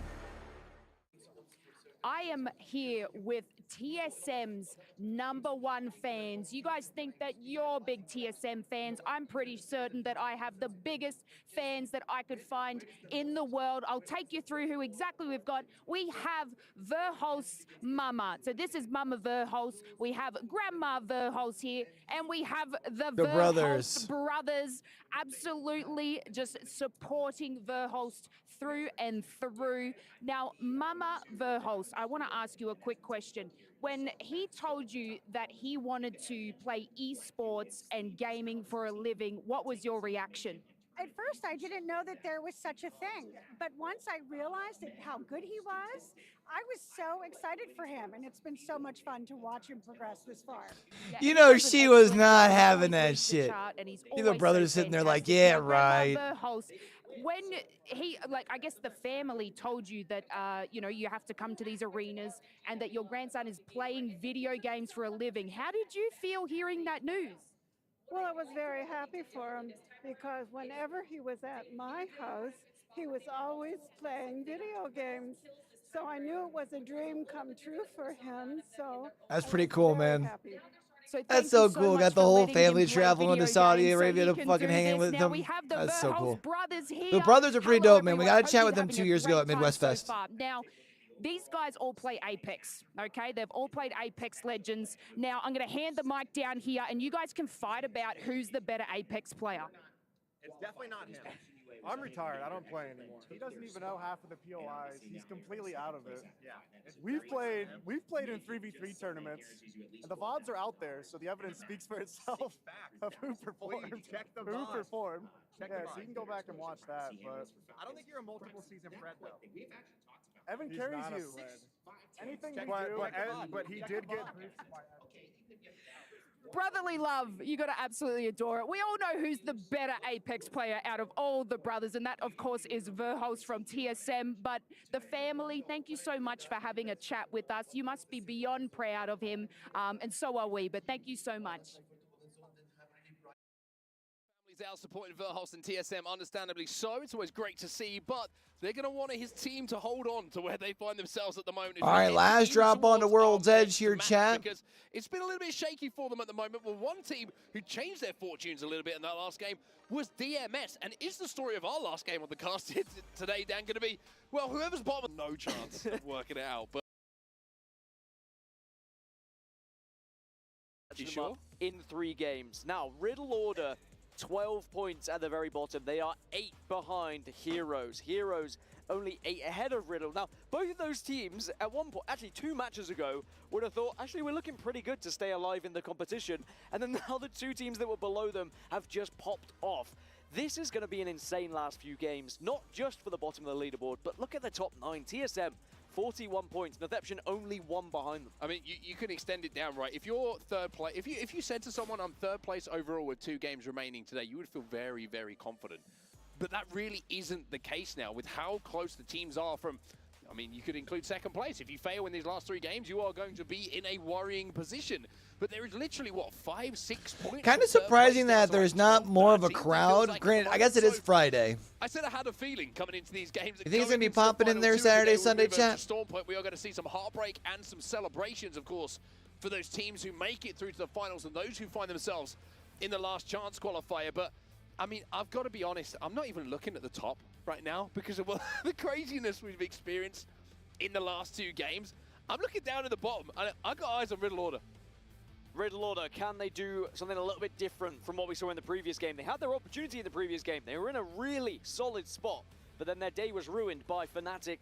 And sadly, Fnatic couldn't even then hold that position, and it was eventually given over to DMS, who went on to win that game. Now, Northception, who are 1 point behind TSM, they will also be a big focus point for us here on World's Edge. But with 3 games still left to play, there's a lot of points that are available, especially if you do find a victory. But of course, you're looking for the average scores. You're looking for consistency here if you want to be progressing into that top 9. Zone-wise, we are going down towards the southeast side of the map. It's not all the way down to Dome, but it is going to be over towards Stacks and Big Mord. This is one of these zones as well. I mean, I look at it for the first time. I'm like, this may be the paintball zone, maybe pulling towards Dome and the outside of Stacks, but all of the players, and myself included at the moment, are probably just second-guessing all of the zones that we are seeing. The last one, it felt a little bit more predictable, and it went the way that we would expect.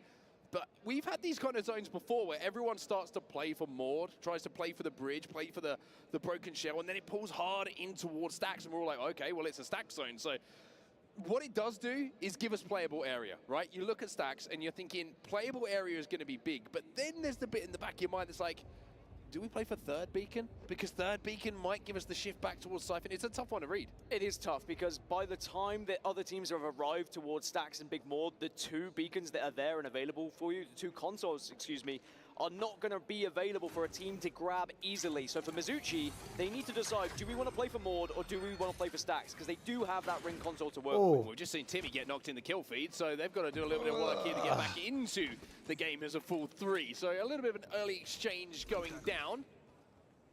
As we jump over Initial a little bit now, wearing this off, is man. over around Big Maud, so maybe the Stacks team get a little bit too close and, well, some shots can be fired, Well, shall we say. it was TIE from Geyser, got ring console information and decided they were going to push right down towards Big Maud and found Timmy, who was looking to get the ring console at Big Maud and was taken out because of it. And now Mizuchi needs to try and get that banner back to just get up to a full 3. It's not exactly going to be an enjoyable experience for them. Yeah, it ain't going to be easy, but I think Walty's taking a good angle here at it. Maud, so their game plan has worked perfectly, right? They've managed to get the pick, they've managed to take the spot away, and we always talk about, But it's like we're heading down this way too, so like if Moist has to play the rest of this thing as a duo, that sucks, because they've been good to the good zone. Who's looking for it as well. Then some trouble starts to come your way. It looks like Mizuchi might have been able to get the res in. You can see it happening right now, and Timmy will be back into the game. But the question is, do they get pushed now? Because they might get sandwiched if they do. And where do they go? Because now 2 other teams are already in Stacks, so they have lost priority position at Stacks. They've lost priority position at Maud. Northampton. Now they're going to have to take something here. Northampton, who we mentioned were 1 point behind qualification positions with 2 games to go as they entered this game. Well, damage was being dealt and damage was being taken. It's Blackness International who are looking to force the pace here. However, Northampton have managed to retreat. They've managed to get into the RV. Still sitting on whites though. Rezzies goes down. Hold on. Blackness International have quietly gone about their business, but there's nothing quiet about this push that they see alongside Damn, NRG right NRG now, just who will came be in able and to fucking clean up mobbed the up, bro. pieces that Blacklist pushed their way. NRG get the chance to reset. They're going to be within the RV, and this seems like a good chance to jump into a listening with NRG and see how that communication is going to be going down right about now. We have kills, we have kills! They're gonna slide in, they're gonna slide in right here, right here! Grenade him. Yeah, we go! Crystal one! Crystal one! It's Paying 67! Yep. I feel a little pass on the right. Nice push. I have one of my Fusel guys, yep. I'm hinting. Yeet! On me! One! Got him. Nice. Nade. Yep. Res me. Doing it. On you, fake. Dropping armor. Bang chip running. Did we get the kill? Yes. Did we get both? Yes. Oh, I actually don't know if we pulled the guy. Yeah, we pulled both. Yes. Okay. Falling over us. Now Fnatic gonna roll on in. Up on where Northampton's sitting at as a solo. Get fucking shit on. That sucks. Yeah, we can. Fnatic doesn't know it's a solo though, Don't take the zip. to be fair. I'm gonna pop it. To be fair. No. Watch my choke for a sec. I'm gonna leave this body one more time. Then. There's nothing on it. It's like a 3x and disruptors. Always better This than body? iron I was sights. grabbing ultra. I think Maud left. I think it was the solo. Okay. Can we hit Beacon? Ultic cells. Three ultic cells, yeah. Okay. Well, a little bit of aggression being shown by NRG in that listening as well. Not only did they get a couple of kill points secured, they secured the space around it. So, shutting down teams who are trying to move into Maud and keep the space on their side. A good job from NRG. So it's going to be DRG against Weibo on the other side, by the way, and DRG have already lost 1. And Weibo, after their previous performances, are probably feeling on top of the world. But at the moment, they're fighting tooth and nail just to avoid the damage from DRG, who are now down to just 1 and should be eliminated, will be eliminated. And it's Alliance who are on the other side of this that will pick up the kill here. By the way, Effect, currently going into this game, he has 7,800 damage after That's those wild. 7 games. Averaging over 1,000 per game is pretty nuts. We were gaming! Oh, just you felt that scalp bullet hit a little bit harder than they normally do. We're in 5th, by the way, now. We were gaming. You're welcome. Dan and What I. a turnaround. Send our compliments. Alliance up on the rock, though. You can see using the Pathfinder zips again just to get themselves into these elevated positions. And now they're going to use a little bit of other jungle gym equipment in the evac tower to take another position here. Look at the shots coming in from Hackis with that Nemesis. Not enough to break the shields, not enough to break the hearts, but it's good enough to force the team away. By the way, Unlucky has just short of 7,000 damage as well. Both the 2 players on controller have been doing their job, and you heard Hackis in the interview earlier. He kind of just sends them, but Northampton have been eliminated in 19th position. So remember, they were the team that were chasing TSM. Weibo's still alive, though. Bobo is going to do his hardest here to try and survive and get Weibo just that little bit further into this lobby.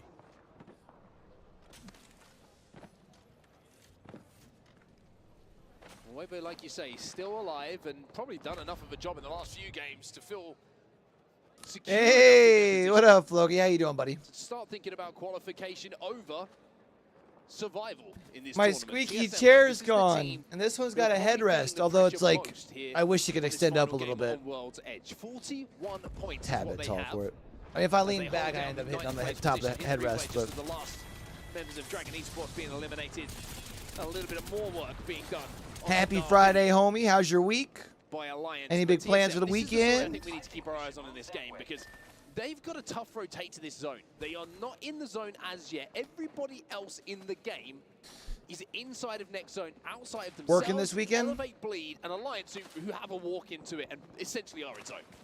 Or are you saying work was work? Good news for TSM is they would have seen Northemption eliminated in the kill feed, so they at least know they have a little bit of a gap. Yeah, I saw you had mentioned you really separate themselves from that 10th position. got a now. pretty sweet gig, it sounds like, Have been able to which survive, is exciting, back on man. their feet, but they're not in the best position over towards stacks, although depending on where this zone does go, you never really know.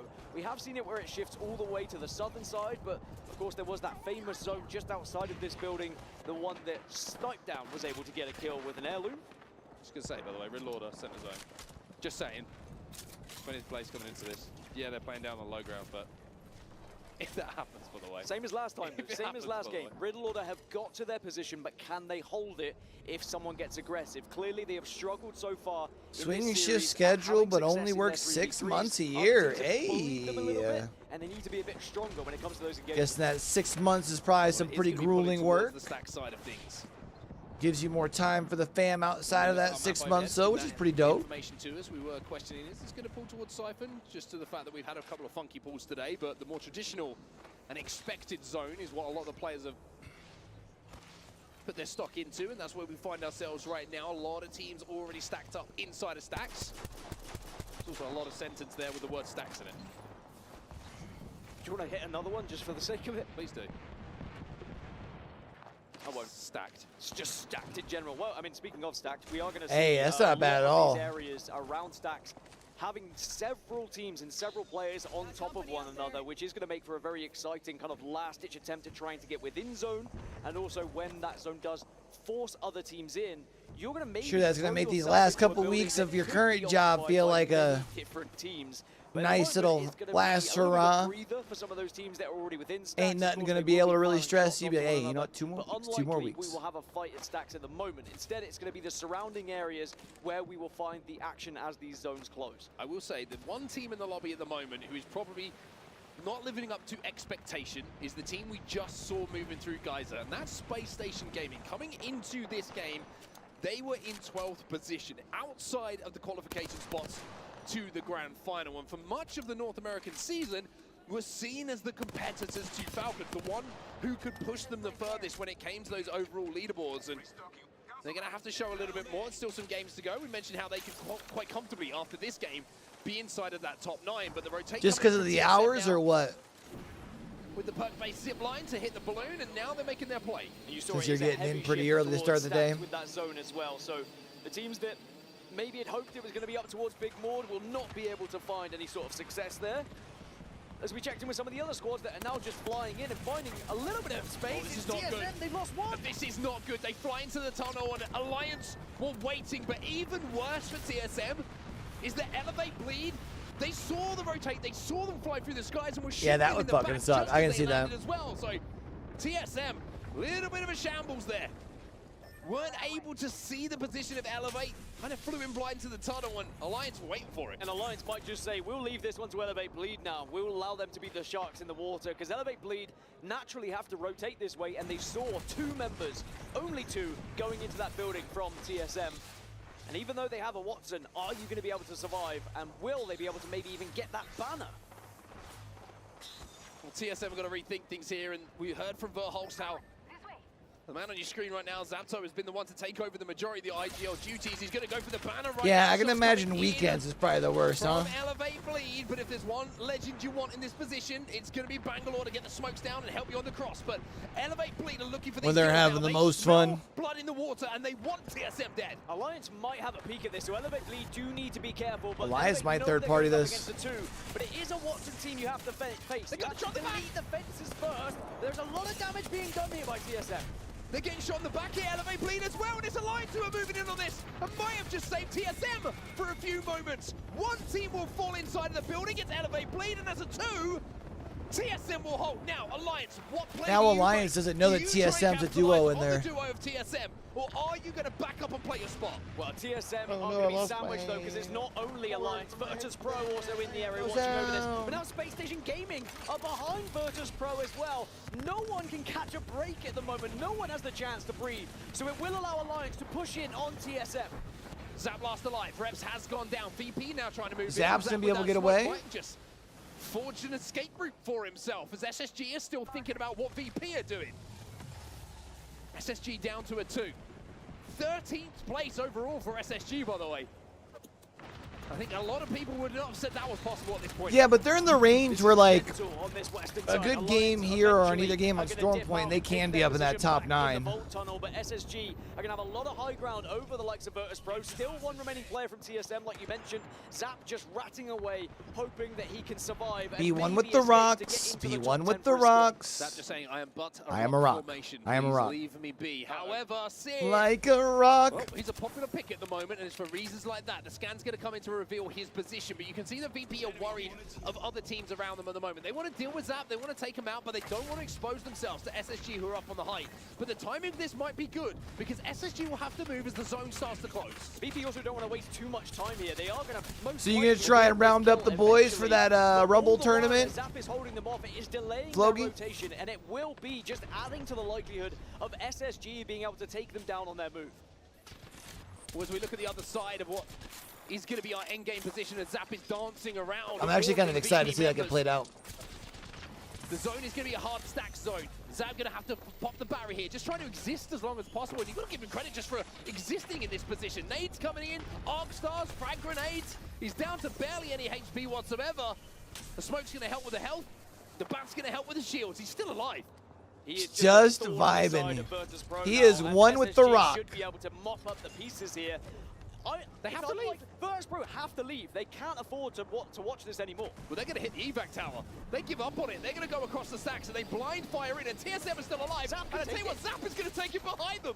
Zap will take it, and it is a ticket out, and maybe a ticket, maybe into the top 15 for TSM to try and secure another point. Remember, points are everything for TSM here, and Zap will do his best to try and survive. Well, Zap is surviving. He has done more than Wow. his job at this point. And look at this, he's still alive. By the way, for the craziness that we've just seen in this game, for the trades that we've just seen in this game, and how it felt like the action just Zap's sparked. literally just All of a right in the sudden, middle of this zone, we have too. 17 squads still remaining. Only 3 teams have been eliminated.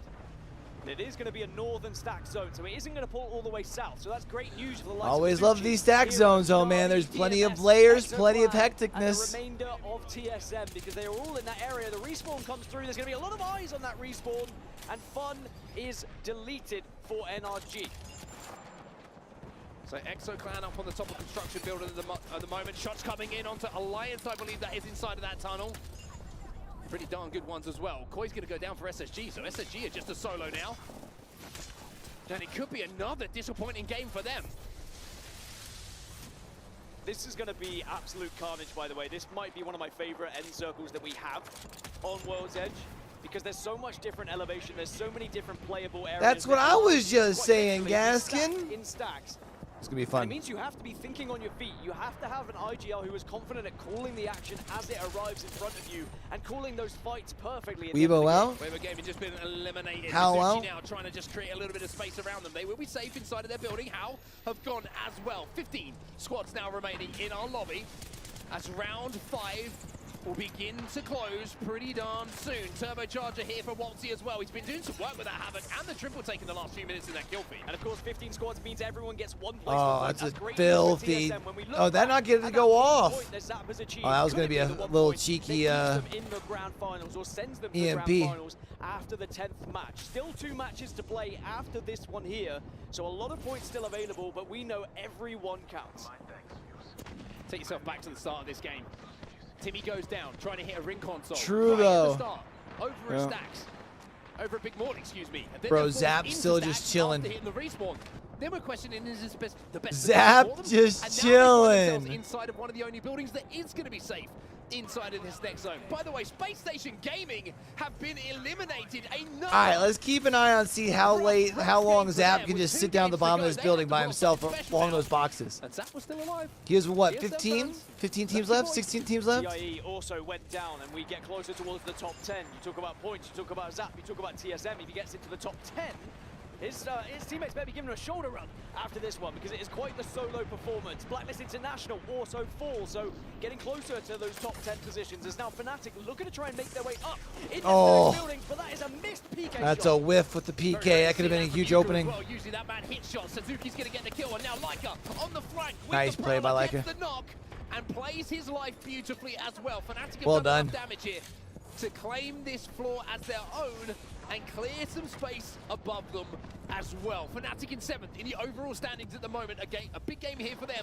Might make them Bro, Zap still no one around him. The teams are both still just about alive. Heroes have lost a couple, but they're still in this lobby. And Bro, there's 12 teams for this final circle closing. Certainly still fighting for this game. Hackers has just gone down. Waltzy also falls. So some of the big teams losing some of their big players. This is wild. Second place right now, still chasing Alliance, by the way. Have a great position here. One of the best, actually. Second place overall, and just remember, this team was not going to be here until very, very recently. Stepping in for Passion UA, we send our love to those boys, of course, at any opportunity. Nocturnal as a solo as well here for NRG. Swings down onto the low ground, smokes himself out to try and survive. There's a lot of solos and duos available. Or should I say surviving in this lobby at the moment. Nocturnal's one of them. Keep an eye on that kill feed. It's about to go on. It's about to get crazy. TSM will be eliminated. LGD fine TSM. There is not much playable space down where the ring is going, by the way. So these buildings, if you can hold on to them, hold on for as long as possible as Heroes go down in 11th. Final player taken down by Fnatic. Yuka's taking a little bit of time to craft the battery. We've seen that go badly, but luckily it only takes about half a second to craft them these days. Nocturnal still alive as a solo, by the way. Smoking himself out. Tiptoeing across the top, and it's giving me a throwback to when this man was dancing on a lamppost in the Pro League. He knows how to get it done as a solo, but this time the ask is bro had like 8 teams over his shoulder. Force all these teams outside of the building, though. Navi also fall, as to Mizuchi. They cannot rescue Timmy and get. Does DMS follow up with another big game to put themselves in the top 9? What they did in the previous game. Can they go back to back and push themselves no into way. the top 9 here? They dropped to the left of this fence, right? They have room? Alongside Riddle Order, who going to the top 6, so craziness continues to happen. As a we great see stop. the Acrobat starter perform here on the zip lines. Ozus, last player alive now for DMS. Fnatic still alive, still picking up kills. Satsuki going to be that player who manages to find one. VP, Pricey, still alive alongside 2 of his teammates as well. The Fnatic will be eliminated in the meantime, and don't forget about wow. as well. So much damage. Ozus. Trying to keep them alive here for DMS, but it will fall down to 2 squads. And LGD look to have done it here, but there is still a job to do, and it might not be as easy as they first thought. Feiji might not be able to climb. He can't get up top. Climb here in the zone. The zone is going to be the victor. Oh, LGD pulls it off anyways. The damage was already done. And or is it Virtus Pro? Goodness. No, it's LGD who pulls it off. We talk about who wins games sometimes. We talk about the big moments. But all I can think about is what we've got to progress with, right? We've got 2 games to go, and this is going to be insane, these last 2 games. Take a guess where LGD were at the start of that game. 18th? 18th position. 20th just won. 19th just won. And now 18th just won. We are seeing the teams who are struggling at the start of the That's game. going to make that race for last place intriguing, chat. Top half of that leaderboard. This lobby. Also, that race for 9th and 8th even, too. You would be a madman to try and call where this one's going to go. The one thing I will say to everybody watching at the moment, from Dan and myself, is you're welcome, essentially, because every time we have stepped on the mic today in these last 3 games, it has been the underdogs who have had their day and given themselves a chance at not just survival, but maybe qualification as well. This second group, Group B, is set up for one of the craziest finishes you have seen in quite some time. This would be a good ending. Point is gonna be an absolute madness. Like, y'all thought that last end game was crazy with all those teams still alive. Both these next ones are going to be relatively small. Do we think maybe some of those teams in 6th, 7th, 5th, they push themselves up from 18th position all the way up the leaderboard. We can get try and take away some of those points that are available to those middle ranked teams. A moment that will be for all of those guys there. Absolute insanity in those 3 games. It started off on Broken Moon, where Weibo Gaming got us underway and started the tale of the underdogs. And as we head towards our last 2 games of the day, we're not quite sure what's going to happen. It's been a good time on the mic. 2 games to go. Storm Point just around the corner.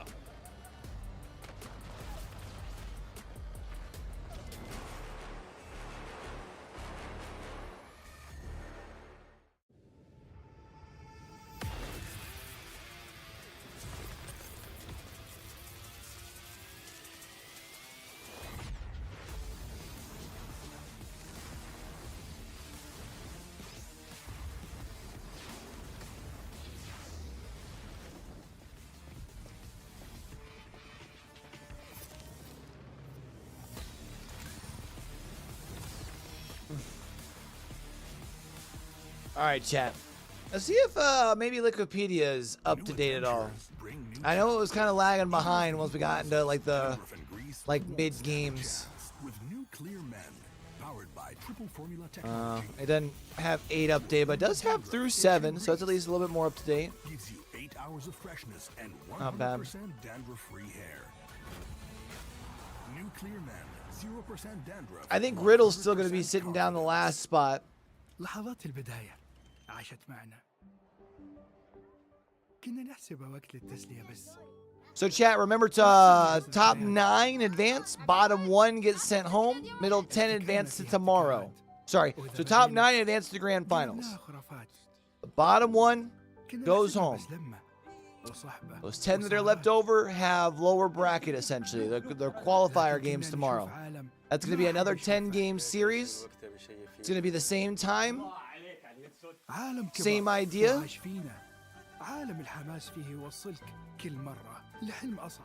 We're also going to have the viewer selection maps for maps 5 and 6. Depending on what I've got going on in the morning, I should be live a little earlier than I was today. Today I popped live a little late because I'm not going to lie to y'all, I was napping. I fell asleep after the gym.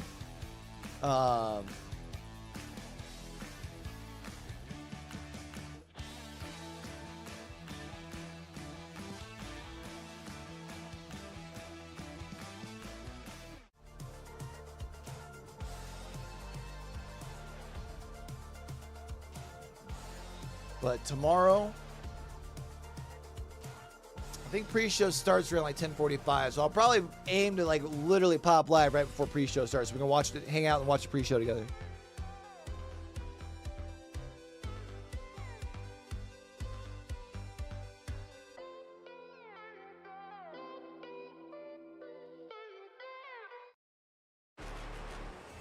I'll be up in the morning watching VCT while I lift, or at least like in between times. Well, we're here. I'm not gonna be watching it in Discord or nothing. I don't have permission to watch party, unfortunately. Chinese teams, and look at that, LGD Gaming getting the pop off, shouting to their fans in the stands here in Riyadh. What an exciting time to be an Apex Legends fan. Rain Day joined by AJ Hawk, Zephyrcast, and Glitter Explosion back on the desk before we kick it to our final 2 games of the evening. But let's go back to look at what just happened because LGD Gaming, that was a chaotic end zone, Jayhawk. They made it out. They didn't shoot their guns to do it. It was a matter of survival and who had a little bit more health. Yeah, and I love stacks end zones because that kind of stuff happens. All right, I'm going to bump this up a little bit. I'm going to let y'all listen to Jayhawk for a second. Off the height, and we just don't know who's going to win. And in that one, didn't even have to shoot your gun. How often does that happen in Apex where you win because of the ring?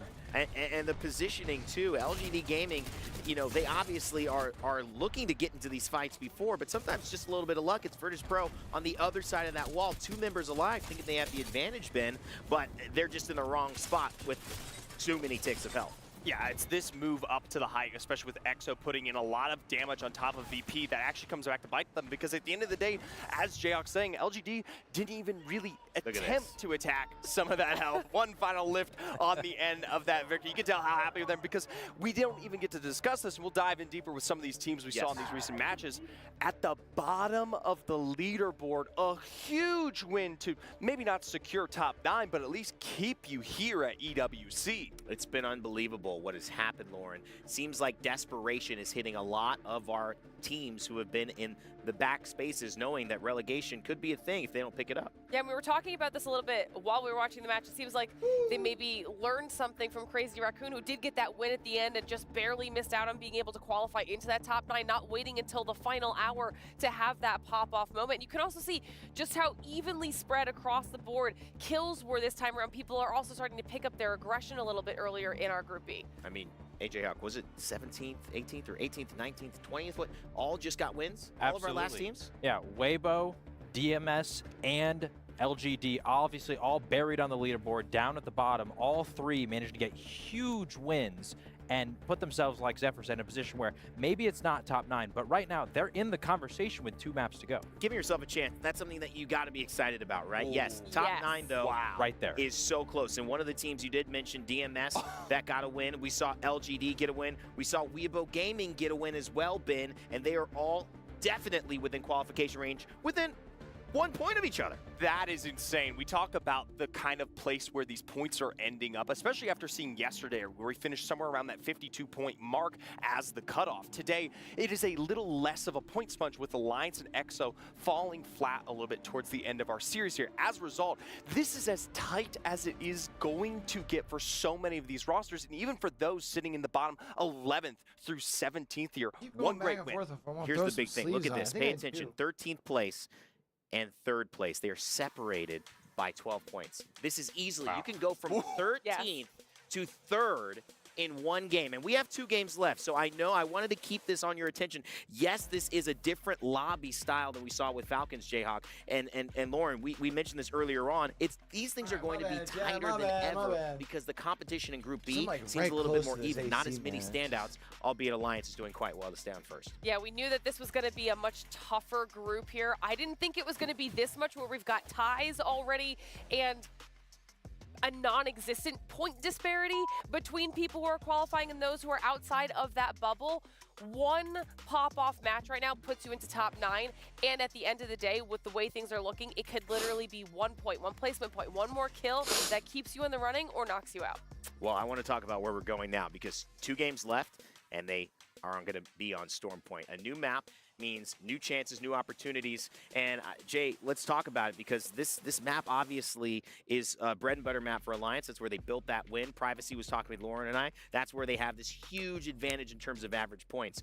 But there are teams that need it. We talked about Weibo Gaming. We talked about LGD Gaming, landing Checkpoint, landing Cascade. But what about TSM on Pylon? They're in a position where they're out right now of qualifying, and that is not a spot that you want to be.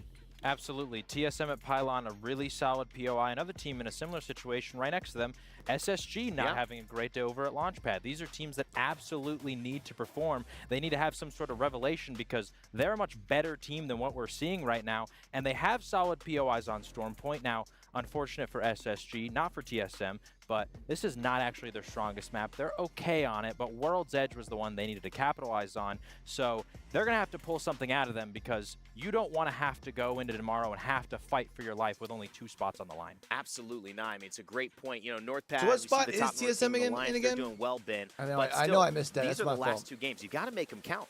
Absolutely, especially if you want to secure a confident place, as we saw some of those other teams that aren't quite as close here. I do want to touch on this complete southeastern section. We've had a lot of big discussions regarding those teams that are potentially in our elimination spot, right? Riddle having big struggles, and here on Storm Point, it isn't particularly a full contest against Mizuchi, but just being in the presence of that, and more importantly, out here by the devastated coast, Heroes, the team that is just behind them, the potential other squad to fall into that 20th position. That kind of chaos, that kind of issue, whether it be rotations, a zone pull, that could be potentially what sets you up for, well, maybe not a place here at Riyadh.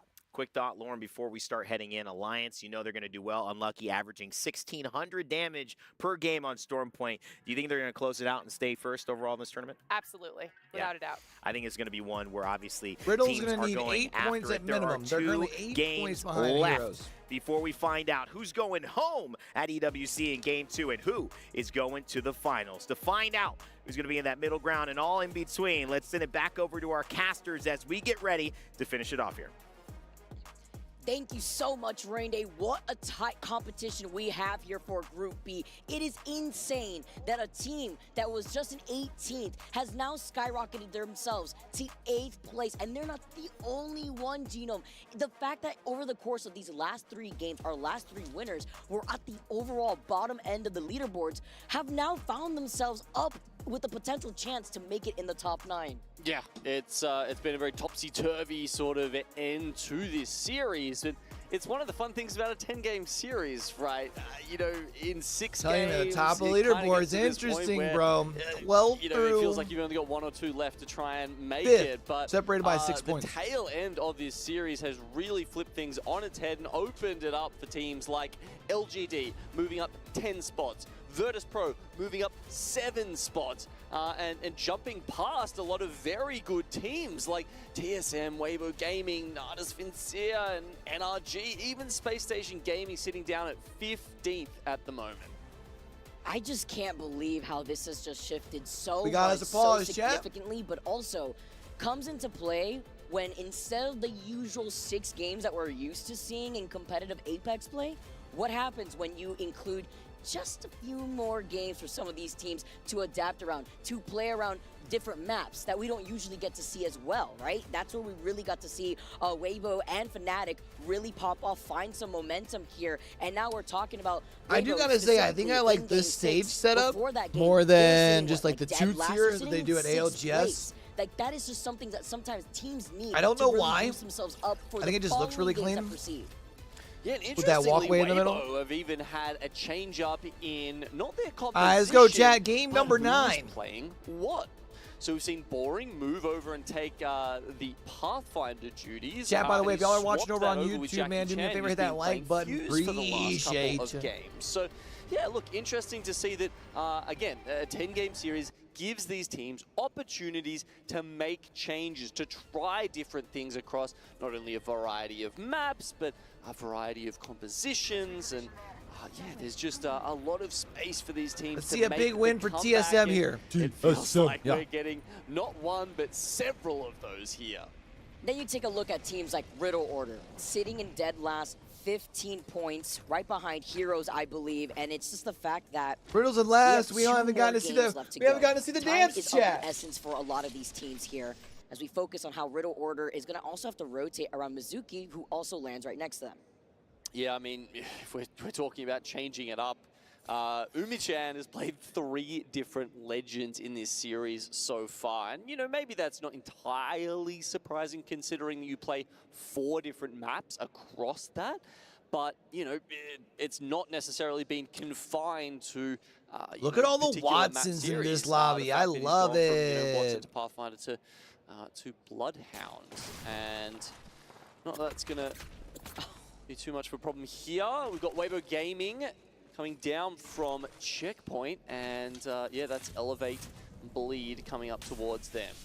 something that, Elevate had to deal with this very early on in the day. I believe it was like the first game or so where they actually were contested by Fnatic trying to get the Evil Harvester close to Mill, and it was Zach Mazer who was called out. Now, Elevate Bleed kind of creeping up around Weibo before they were trying to execute the Evil Harvester, trying to not only control that, but also try to take advantage of this circle and where it's pulling here over by the northwest side of the map. I can't remember if I had Virtus Pro qualifying from this lobby. Definitely know I had SSG. 10th spot. Pretty sure I had Navi as well. For our Chinese team. Both of them needing some bigger games here. Push up even further and keep the other teams at bay. So many of them now pushing up from the bottom half of the scoreboard. Navi, one of those. Can we talk about to get rid of their, their moniker at LAN as this team who's an onliner. It's crazy to see what they could do when they're sitting on that cusp too, right? 12th place, 44 points, but it's also even crazier to see how EXO has been performing thus far. Usually a team that has their hot and cold days, but find themselves in the middle of the pack on days that they execute against teams at this caliber in this current lobby, yet they're sitting in 2nd place. As we see Navi taking a much more passive approach because this circle will be pulling probably close to the hilltop when you exit out of Cedo. Hey, no problem, Dominic. LGD Gaming currently situated at, where Fnatic is going to be wrapping around on the other side of Mill. Appreciate you coming through and vibe. Well, Fuda risking it all right now to get the Sorry, goal. my internet's been a little finicky yes, today. He's going to commit to it. He's going to be able to now rotate fighting right through back it. to the We safety fighting of his through team. Lovely, of course, sending out your Bangalore to take advantage of that because in a composition like this, Small Gino, town teams, the Watson, the Fuse, you're going to be sitting pretty inside this building, calling out where the circle was going to be pulling, so you're not going to really overextend and have too much loot to work with. Yeah, not bad. Is there anyone in particular you're cheering for in this lobby, my friend? This ring is done and dusted, Vicky. It could be going towards Cedo Station. Most teams definitely reading it as a bean circle, but look, I don't want to give them too much credit after today. Honestly, because it feels like the ring has been, sort of its own character. Just having some interesting pulls today, having fun with the players. We have just taken a short pause. Bear with us while we work through that. Just want to make sure all the players. Bro, Case when he's like vibes are immaculate. About where we're at in the game. Whenever you see him, I love it. Hopefully it won't be too long for you guys. Look, you were talking about EXO Clan there and reminds me of an old buddy of mine. Done today, Vicky. Hot and cold. I mean, it's only been hot today, right? They haven't had a single game, a single donut, right? The minimum they've got today is 3 points if we're looking across the 8 games we've seen so far. And you say consistency is key. You've got I'm like half tempted on dropping another layer of that icy hot on my neck in a full series, honestly. I'm because, also well aware that could put me losing one team fight to get into that big situation. stage of regret. So EXO really doing well. I mean, I guess that compared to some of the other teams who were looking to change things up, to change their fortunes, I'm starting to feel my neck a EXO little were the more. opposite. They played Bang, Fuse, and Watson. 8 games out of 8 so far. You also saw like Case Sweeney's face right there, right? Waving at the camera, giving some love over to the fans as well, in the audience and at home. That also goes hand in hand with the type of attitude that have to find their way through a brutal. We back? Available. Let's go. And that's with the fact that they would be going in, if they do manage to hit those top 2 spots, with no advance points. So that is huge when it comes to that finals lobby. While we take a look at DMS on their rotate, going through Spider Caves on the Trident.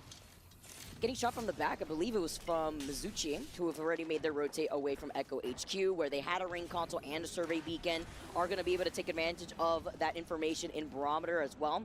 But while DMS is now stuck by the edge of the circle, we also previously saw TSM actually on their rotate on the southern side of the zone, where we saw EXO Clan inside that building. So very congested if you don't really find yourself in some sort of safety or a building here, because then you're going to be in the line of sight of the likes like NRG and Fun with the charge rifle. Sitting up there on Godrock. NRG currently in 14th spot. I love how sometimes Gino push their way lets the last thought of the caster marinate a little bit. Had to try some different thirds. It's something that like I've picked up that he does 12 often, to especially in like the 18 slower months, parts of the course. game. Fun FPS and Nocturnal been together for quite some time now, and for most of Or their sometimes you'll career, hear were like one of a the duo dominant try and teams like in build off of that or NA, something. But struggle to find their identity a little bit. Or find some way to link that point to like the direction they want to go. And instead, Genome will just like let it marinate and Gotta just sit there give like, a little shout out to Red and then he'll just go Bull, right into his next getting point. some I think it's kills, brilliant. you know, throughout the course of the series, at least here, trying to see where they can situate themselves up on top of that high ground, while DMS on their rotate, being on the Trident. Already you can see those pings. They're going to be able to take some circle damage for now, because while they are going to be late rotating to the south side of Mizuchi, they will probably be gate-kept by the likes of TSM and Mizuchi, who haven't moved from that southern side of the zone. Or do they want to wrap fully around and maybe try to get the beacon that we saw earlier on in Barometer? Love the side-by-side that you currently see right here. That's the pressure that DMS is feeling at the moment. But then you see teams like Blacklist, who are already by Jurassic, are going to be playing by the right side of the edge. And most of the squads you were talking about, if Weevil ended up leaving at 3 like she was talking about. Could have gone over to Cito, and look over this team. And if she did, Yeah, it was I like wonder this if that means we're 50-50, getting pizza right? sooner. And you So I'm can like kind of almost cool with see that. in the distribution of teams. Pizza Friday, in the chat. area. Y'all already That know. said, I think the fact that more teams are in being first does probably predict that, you know, the harder zone teams, you know, thought it was there, and maybe the teams that were coming in later were just like, well, we're probably not going to get a good spot in Bean, so why don't we just hedge our bets a little bit and say, you know, I'll take a good spot in Cito, and then if that doesn't work out, I don't know, we'll go to plan B later. Also saw the charge rifle in the feed. NRG going to be able to get a knock onto Elevate Bleed. Looking like they're in some trouble here. Seeing Energy. All right, chat. Let's get some takers here. What are we thinking as far as teams alive over towards Navi that we saw in the after round 4 closes? I'm thinking we're probably still seeing like this is what they're forced to do, like we mentioned, when you want to try to capitalize off of any information you could get in Barometer.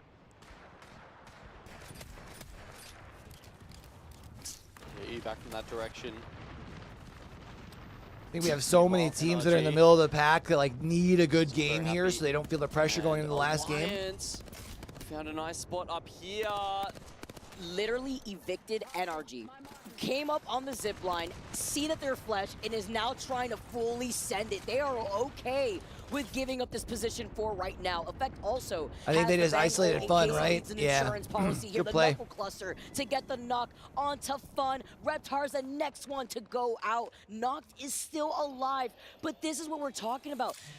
It's just very split. Looking at the way that this team has tried to kind of stay cohesive, and now with Noct being the last one alive right now, and how can you be split and cohesive? Well, I guess the question was, you know, how did they get into that spot where they had such a good high ground, but then had to give it up to Alliance? I mean, I didn't quite catch how, you know, that initial fight happened, and Tackmaster just got them fucking off, beamed, but, dog. Yeah, it's something that they're going to have to go back and look at, right?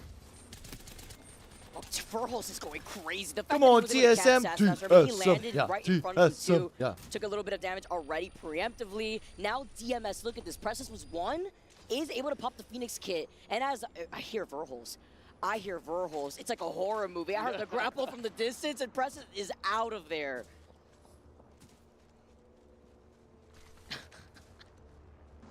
Looking for the straggler.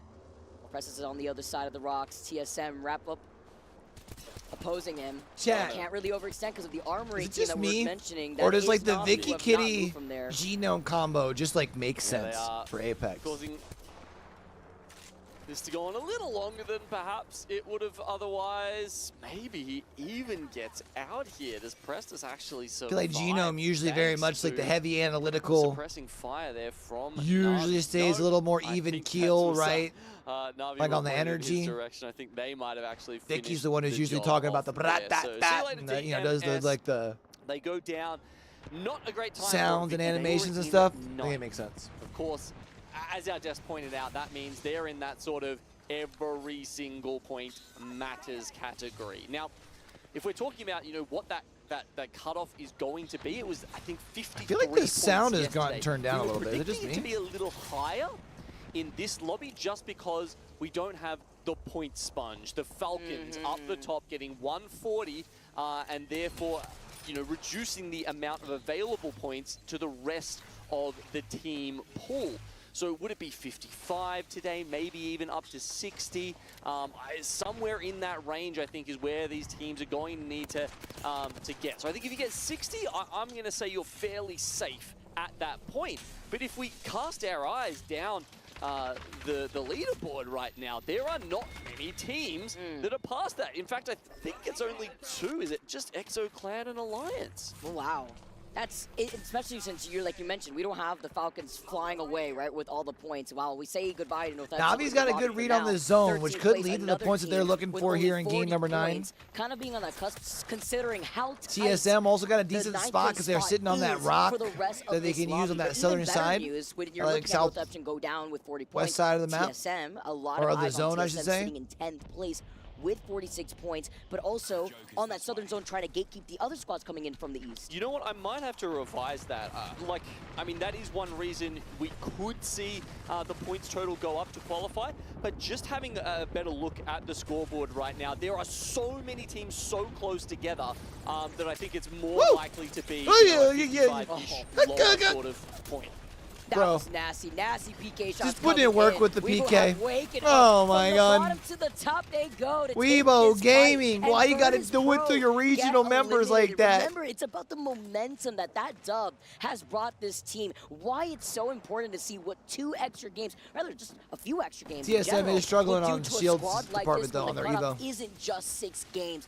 Zone is shrinking here. Let's jump into a listen with TSM to see how they're going to be able to try to gatekeep Mizuchi.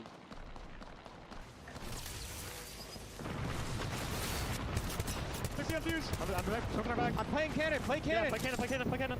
We have Jen. Bring it in, Matt. They're walking up. I can't play it. They're walking up. Right. So me. 30 on here. Bank 50. No, man. I'm going to Jen. Tier 1. They're backing up a bit.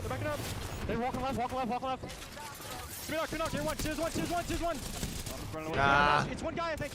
It's a bang, I think. They got wrapped by full team lead. Evan. Very light, bro. You can get top 15 here. They're dying. Just so. You can live. Yeah, I was gonna say, he can chill. Especially because I don't think they know where he went, right? Go back to me. The gatekeepers become the gate kept, basically, with Zap being the first to get knocked. Reps following afterwards. Furholes, the last one alive for TSM. But right behind Mizuchi is Blacklist with the third party. The timing on their rotate, the moment that Mizuchi decided to overextend onto TSM. This lobby is so close that it Weibo feels taken like out. Every single team that goes out has some sort of ripple, some sort of importance to the final scoreboard here. And we see Heroes drop at 16th. That's important because it really is a battle between probably them and Riddle Order. Is Riddle still alive? Esports for who is going to get Riddle's still alive. crushed today, Vicky. They go out and they've still I think got a Dragon's got a big, 4-point or Dragon lead Esports got a big enough lead. over Riddle Order, but will that last? Especially with Riddle Order still being alive. Also no TSM. Unless Riddle Order has a holes, decent they get game eliminated. here. A team that desperately needed those points being Which, on I mean, I that guess you're cusp, already almost top 10, so you're off to a good start, but Dragon Esports, I think, are still alive as well, right? Fnatic are on the high ground, still looking at Navi, who have not moved from here, but they're not the only ones, because Elevate Bleed are looking to get involved in this fight right behind them. Yuka gets taken down. Suzuki, the last one alive, well, rather, the last one that had shields here, and kind of moves in, saves the day for Navi right before Elevate have now moved in. All of these bubble teams going down is so good for teams like Navi, well, at least until they get eliminated. Riddle's gonna go one night. It means this is fantastic for LGD, for Bleed, Elevate, who now push into the lower 50s and have a chance to walk straight into Sunday's finals. Alliance, are you kidding me? They came in from the skies, landing right on top of Elevate. They want to fight now for the Armory, and Elevate being on the Bleed was sitting in 7th heading into this, and they're in that group of teams that were all super close, so if they can pop off and finish off top 3 here, with 7 squads left, they are looking could crazy just right about now. solidify And themselves a team spot that for they really Sunday. need to focus on was the team that took care of Masucci, that took care of TSM on the east side of the circle, Blacklist International. A lot of teams sitting over here at the market. Must be Sunday morning. Dragons Esports, LGD, NRG as well. NRG only with the one remaining member and sitting at 13 again. You need to do the absolute best ratting you can. At least it's Nocturnal. Means he's got the smokes to work with. Ty also playing by the fence line here, while NRG, only Nocturnal, who has survived for this long, by the way. Let's not forget what happened when the rest of NRG had to run into Alliance, who booted them off of Godrock. Now with just Nocturnal, keeping the dream here for NRG, playing off the high ground, sharing this space with Dragons Esports. You're going to have to move here soon. In the next circle, EXO's building will be in. So will part of the armory. That means EXO playing that building with Watson, currently set up in a really fantastic spot. Elevate. They've got Seer, Bang, and Fuse. But considering they're more on the edge of the circle, Knock away is from so most other SOL teams, here, bro. a You just potential can't go anywhere off blacklist this international roof. incursion. I think that'll You got allow Ty them right to there start where he's bullying looking. some other teams, drawing those knuckle clusters out and keeping them at bay. Nocturnal, he's playing big. Exo's in the house next to you. Just him up there, and maybe they wouldn't have noticed that up until now, where you can see the mortar flare is detecting him. That won't stop him from getting the finish. Wow. To tie now. Are you kidding me? Every Does he crumb find a way to is get up something out of that here? Knock needs right now for the rest of NRG with 44 points after getting that finisher. Blacklist going down has allowed him to also get placement points, 5 squads left. And the fact that nobody can get to where Knock is right now too. Dragons are still playing from inside. He has the evac. He takes it. He can't get away. a good try. NRG finally get eliminated, but that was crazy effort from Nocturnal. He pushes them up to 45 points. That is within striking distance for the next game. Blacklist International, their job done, 62 points. EXO took over Alliance. EXO now move no, in. they're It's going to sitting be a in second. 3v3 I thought it said between first. EXO and Elevate. Remember, XR sitting in second place. Elevate right behind them. Nice crack coming in. Feudal, though, gets taken out. Slayers also I think Alliance is only that. Fighting for...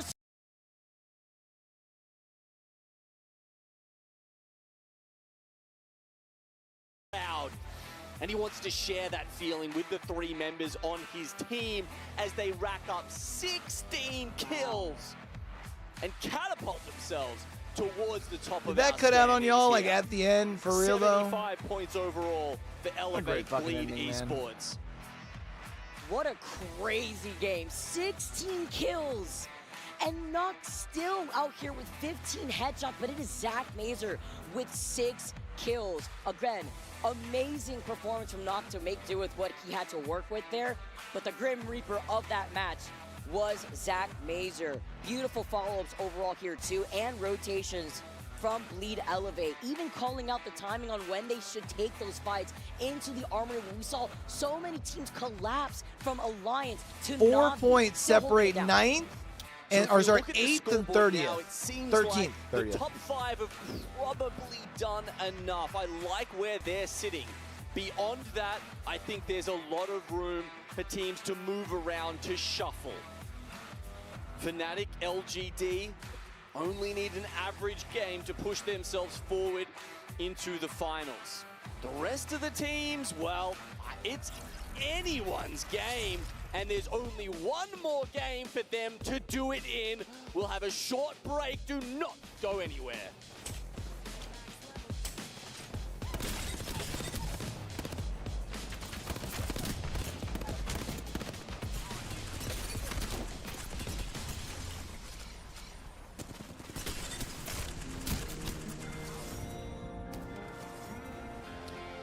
Oh, bro, the prompter on Elgato now moves with your voice. Dude, I need to save up for a prompter so bad.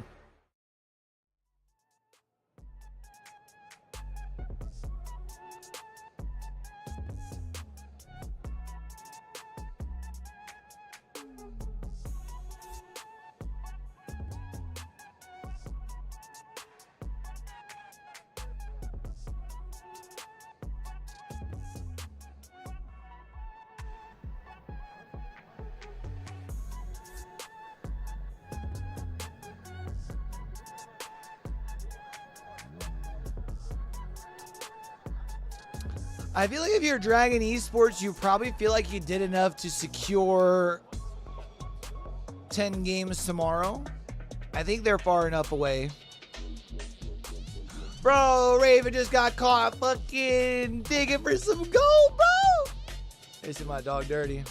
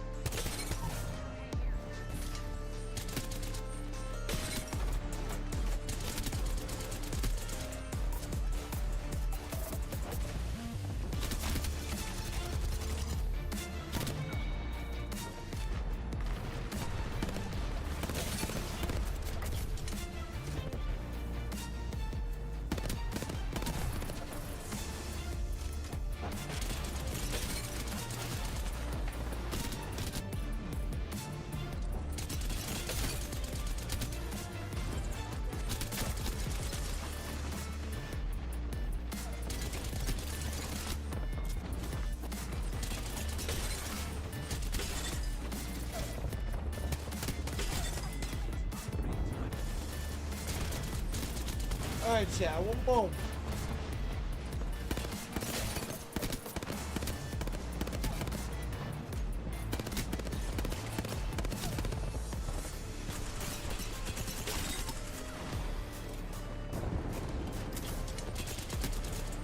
We stand for the last one? I think we stand for the last one.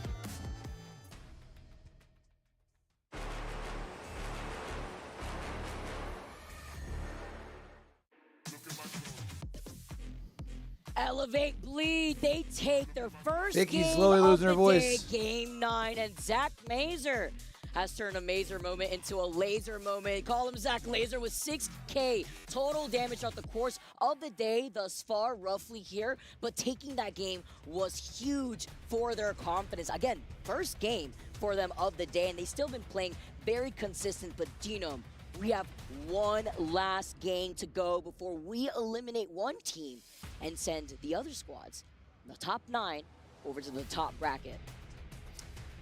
Alrighty, so close it is in that middle bunch, Vicky. It's gonna be honestly just a hell of a game. I have no idea. It's going to be literally a 1 point difference or like a tiebreaker for sort of in the 9th and 10th, I bet right you. Now. It's just going to be impossible. We'll try our best, but man, it's look, this match Going all right here, and with them sitting in 11th place right behind Navi, 47 points, this could be the game. I mean, look at this Genome. Weibo, Virtus, Navi, they are tied with 49 points. TSM are right behind him with 47 points. DMS, 46, and then the list goes on. NRG with 45. This is so incredibly tight to see which of these teams make it into like that a 9th tiger. spot. yeah, you'd have to imagine if you see an early exit from Weibo, VP, Navi. Yeah, it's just done for them, right? It is completely over. But as you said, TSM 47, Verhulst, Mr. Reliable. Look, almost 5k damage for him. He's put on 10 kills so far. Sorry, 8 kills so far today. And he's going to need a couple more to push them up and into a qualification spot right now. Of course, we'll finish continuing on Storm Point. Still with the dropship in play, which one of these teams is my Twitch stuck? And, which 9 will qualify? No, we're good. Heroes, of course, in the less desirable conversation, Vicky, of a team sitting near 20th place. Will they get their key crushed today, or will it be Riddle order? It's crazy how the bottom end team, that 20th place Imagine team, it's there's 2 only APAC 3 North teams to get their points keys separating crushed the day two. one. Actually, so much tension over there at the very bottom, but I know we keep highlighting that middle of the pack.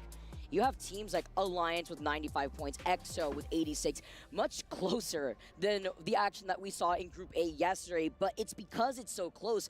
It's the reason why we have such a tight-knit 9th through 11th place spot for our squad to see who will be able to land themselves in that final 9th place spot too. Feels like we're getting just a little bit of extra tension. Someone's got the script just milking it for everything it's worth here, Vicky, and we won't delay it any longer. The final game of Group B. Let's get started, everyone. A whole day of action has led us to this. Fnatic on the conduit. And that, what does that mean? I was wondering here. Because this also opens an opportunity, Genome, for some teams to maybe creep others. They may try to go for an opportunity for this final game to change out this entire leaderboard. They're dropping on Weibo. They're in checkpoint right now. Fnatic are dropping on Weibo Gaming. No way. Fnatic here. Gonna be able to try to capitalize off their landing right on top of Weibo. Dropping the conduit. No way. Are you kidding me? Bro, team tied for the last spot. Not in my game. We can. We don't make the rules. Fnatic happy after getting that KP, but also gonna run away with it. 53 points. They only needed a few to cement the qualification. So they just go for an early contest. A completely random drop that Weibo don't see coming. They choose a team that split drops very far away from each other, so that even if it was a random drop, it can't just turn around on a dime. That is such a good point. So harsh. And the fact that, as well, that Weibo are in 8th, right? With 49 points, Genome. You know they're feeling that here, too. Seeing if maybe they could get the death box, if they could get the banner here before Fnatic is going to end up wrapping around the duo. I just got goosebumps. That's so harsh. You expect these type of things when it comes to these last game scenarios. But even changing to the conduit, too. It's the nail in the coffin when you expect a contest at the end of the day here. And I love this play from Fnatic. You want to make sure you actually are safe. It's the insurance when you're sitting in 6th with 54 points. Weibo being right there with 49. It takes one good game, a heavy frag game, to clean up so much KP, and Fnatic are still playing this very safe, wrapping around Weibo, but also the fact that they had an Evo Harvester on their pathing before they got to the other side of checkpoint. It's a zone down near Devastated Coast as well, Vicky. That's very good for Heroes. Unless someone can take a spot away from them, surely They can at least give themselves a good placement they can point. at least count on a couple of placement points to inch them further ahead of Riddle Order. Because Riddle Order drops on the north side of the store from point, that right? Southwest side, or just the south. No, Riddle's the coastal one camp. with And they Mizuchi. may find a decent spot themselves. Still here on this fight, though, over by checkpoint to see what Weibo's going to do.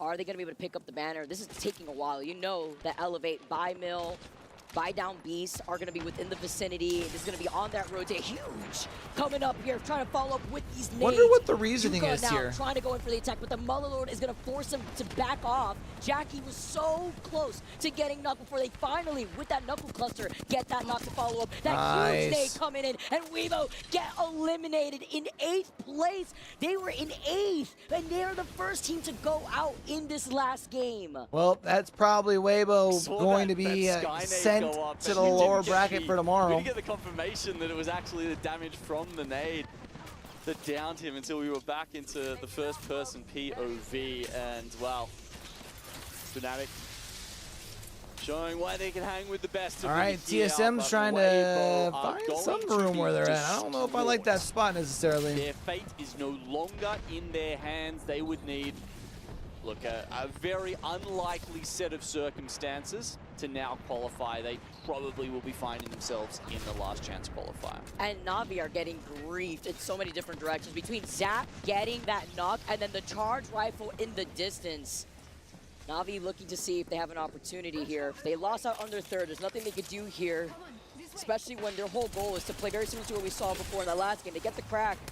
Can they get the fall? Nice shot to the 30-30, but revealing his back.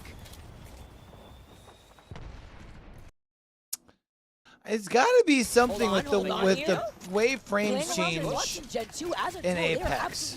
I don't nearly have as many issues watch partying anything else. Anything else. Kidding me? Kind of running for his life. Oh my Even when we're doing like the multi-stream or view look for Rocket League. They go out in 11th. LCQs, unfortunately for them. This last game is insane. All right, well that means technically Weibo Gaming's still in it. There too. Now EXO have moved on to the Armory for free. Thank you very much, Timmy, Mizuchi, as they are also playing by the outskirts and TSM. But now they're in the TSM out before 15. I mean, it was insane how close that fight was, but you take one charge rifle shot, that changes everything. Gives you a haircut. Is that what happened to Waltzy and MT? There you go. It's the charge rifle, honestly. That's what the changes were about. Gotta absolutely burn the hair off. TSM's in the trouble. Head of that team here. 18 squads left in this final game. DMS, another team, sitting in 12th in the cusp, like we mentioned earlier before. 46 points, by the way, for this squad, while TSM are sitting in 9th at the moment with 49 points. I'm not expecting this team to overextend, but they do lose out on Burrows. That is insane. They get eliminated. TSM is out. 18th place, and they were just sitting in 9th. Are you serious? That's 2 squads who have gone out. That's 3 squads who have gone out on 49 points. Virtus Pro now on 49 in 10th spot. Obviously, there's some tiebreakers at work here. So Virtus Pro is in if they can get to 15. We'll deal with that. North Eption, the next one to go out. Sitting with only 40 points. Do not make the cut here. A lot of these squads out for blood, and you can see where the circle is pulling. Genome, a circle that we've seen plenty of times. Sometimes could pull on the outskirts of the south part of the bridge by the dome broken buildings that are in the water. Something that teams like DMS EXO wanted to get into needs that to stay alive for a bit as well. NRG, I mean, could make a play. In for free. Riddle Order DMS still fighting for their lives on but the that south NRG side is of the still going to zone have to by move in a little bit HQ. more for the second zone from where we're at now. So for third ring. It's a lot of zone is over the sea down towards Devastated Coast, and that means I think it's very likely it continues to pull far south, Vicky. Does it end on the bridge, or does it go even further into, as you said, yeah, Armory, some of those buildings down there? That's seeming more and more likely. Right? They usually like to come to the party late in these final zones. DMS, a team on the other side, the wrong side of the bubble. 46 points, but they can eliminate that gap in a matter of seconds. NRG, similar situation, 45 points for them. Quite a few teams in the low 30s would need a banger game, but it is possible now that all of those 49-point teams have gone out. Of course, 16 teams left. That means with one more team eliminated, everyone in the lobby picks up a placement point, and that starts dropping some of those 49-point teams out of the top 9. There is another team with 49 DMS, if they can, I was say, if DMS can get this team wiped here, this would technically qualify them for LAN, or not for LAN, for Grands.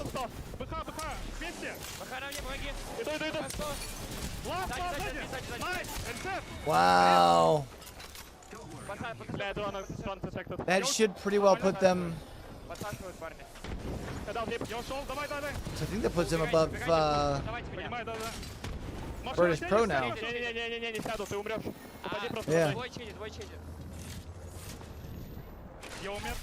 Иди вперед, братишка. Иду. Сейчас отпустят, возможно. which means all those teams with 49 now are officially out. Riddle Order also going to be the one that gets their key crushed today as well.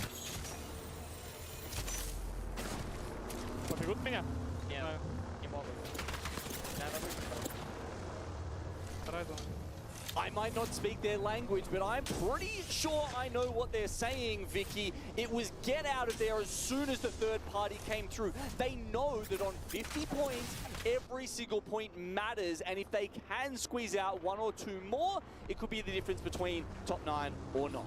Better be safe I think than they're good sorry, where they're especially at. when you just finished that fight, you were yourself one, the bang was at 1-2, you lost out on your Watson. As Pathfinder, you get to grapple away and reposition yourself.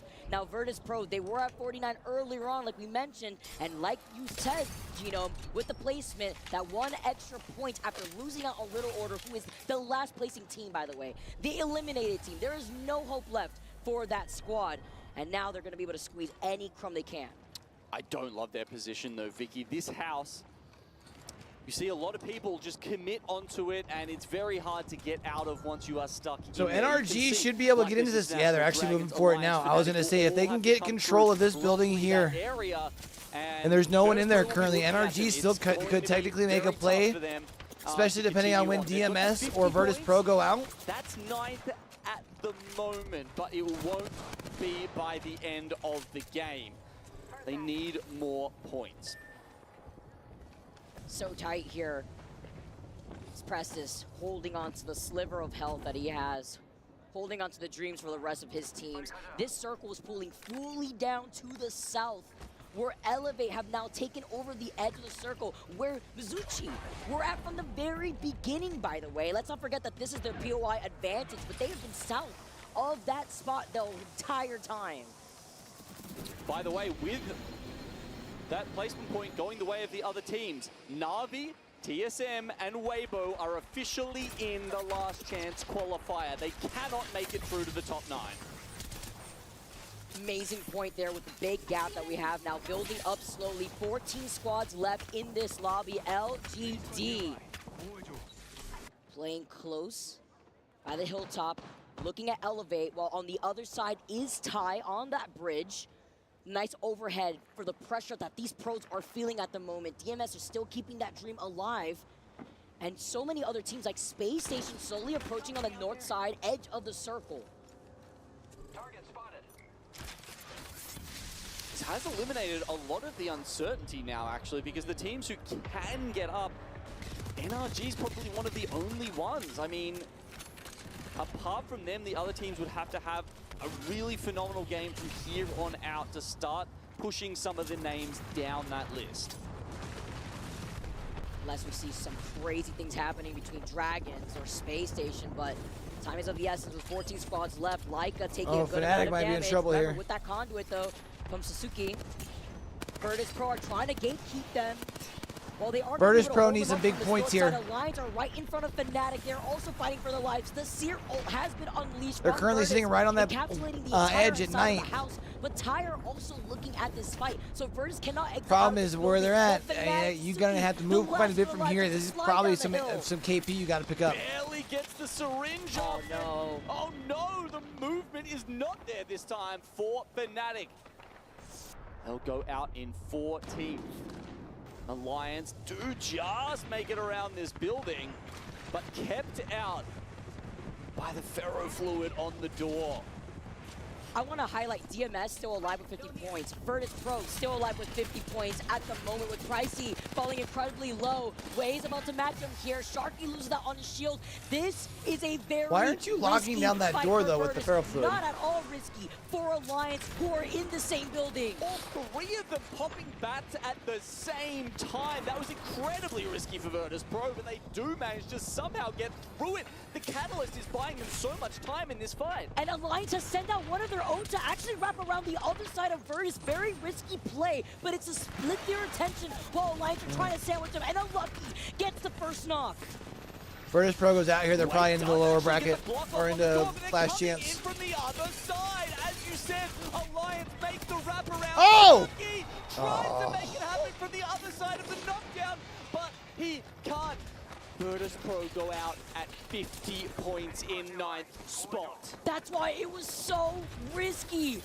Now, you have Ty moving in with 40 points and claimed this building, but we see this circle is about to close in the next second, and this is shifting all the way down to the south. Nice shot. Even just crispy double with the Sentinel.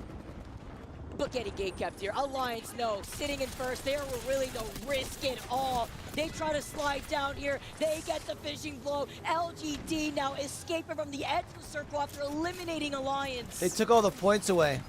It's a risky fight for LGD to take. They're going to keep us on edge to the They end, go those further jerks. and further afield, trying to make it into the ring, but as you can see, Elevate have got them locked down now. Heroes go out in 19th. And 9. Oh, here comes to Elevate. Kings of the Hills here. Gonna be able to now take care of LGD. Look at the circle shifts. Look at where it's pulling right on top of Mizuchi. NRG just continues to vibe and pick up placement points. In their building. This is so important for NRG. 2 points away. Will that be enough to put them over Vert? Shot. Too much pressure. DM. That sets him up in 8th place. He did his job. Yep. He got the extra 2 points. That put them ahead of VP and most likely has saved the day for DMS. The call to get out of that fight was the correct one. See if it pays off in the end for this squad. With Hal still alive. NRG still has 3 alive. NRG looking to put themselves in the top 9. But it's Bleed who have they don't mind. It's fine here with a 3rd place with 81 They're in points. the zone here on this rock as well, which should allow them to basically just vibe and let this lobby. About to be gone. They've got it very well set up with the Watson there, but they're gonna have to make a play from somewhere. It looks like they're thinking about going down south. Yo, what up, King? How you doing, buddy? I like this. There's a rock over there, but as you can see, other teams throwing the bang ults now, trying to make it difficult for them.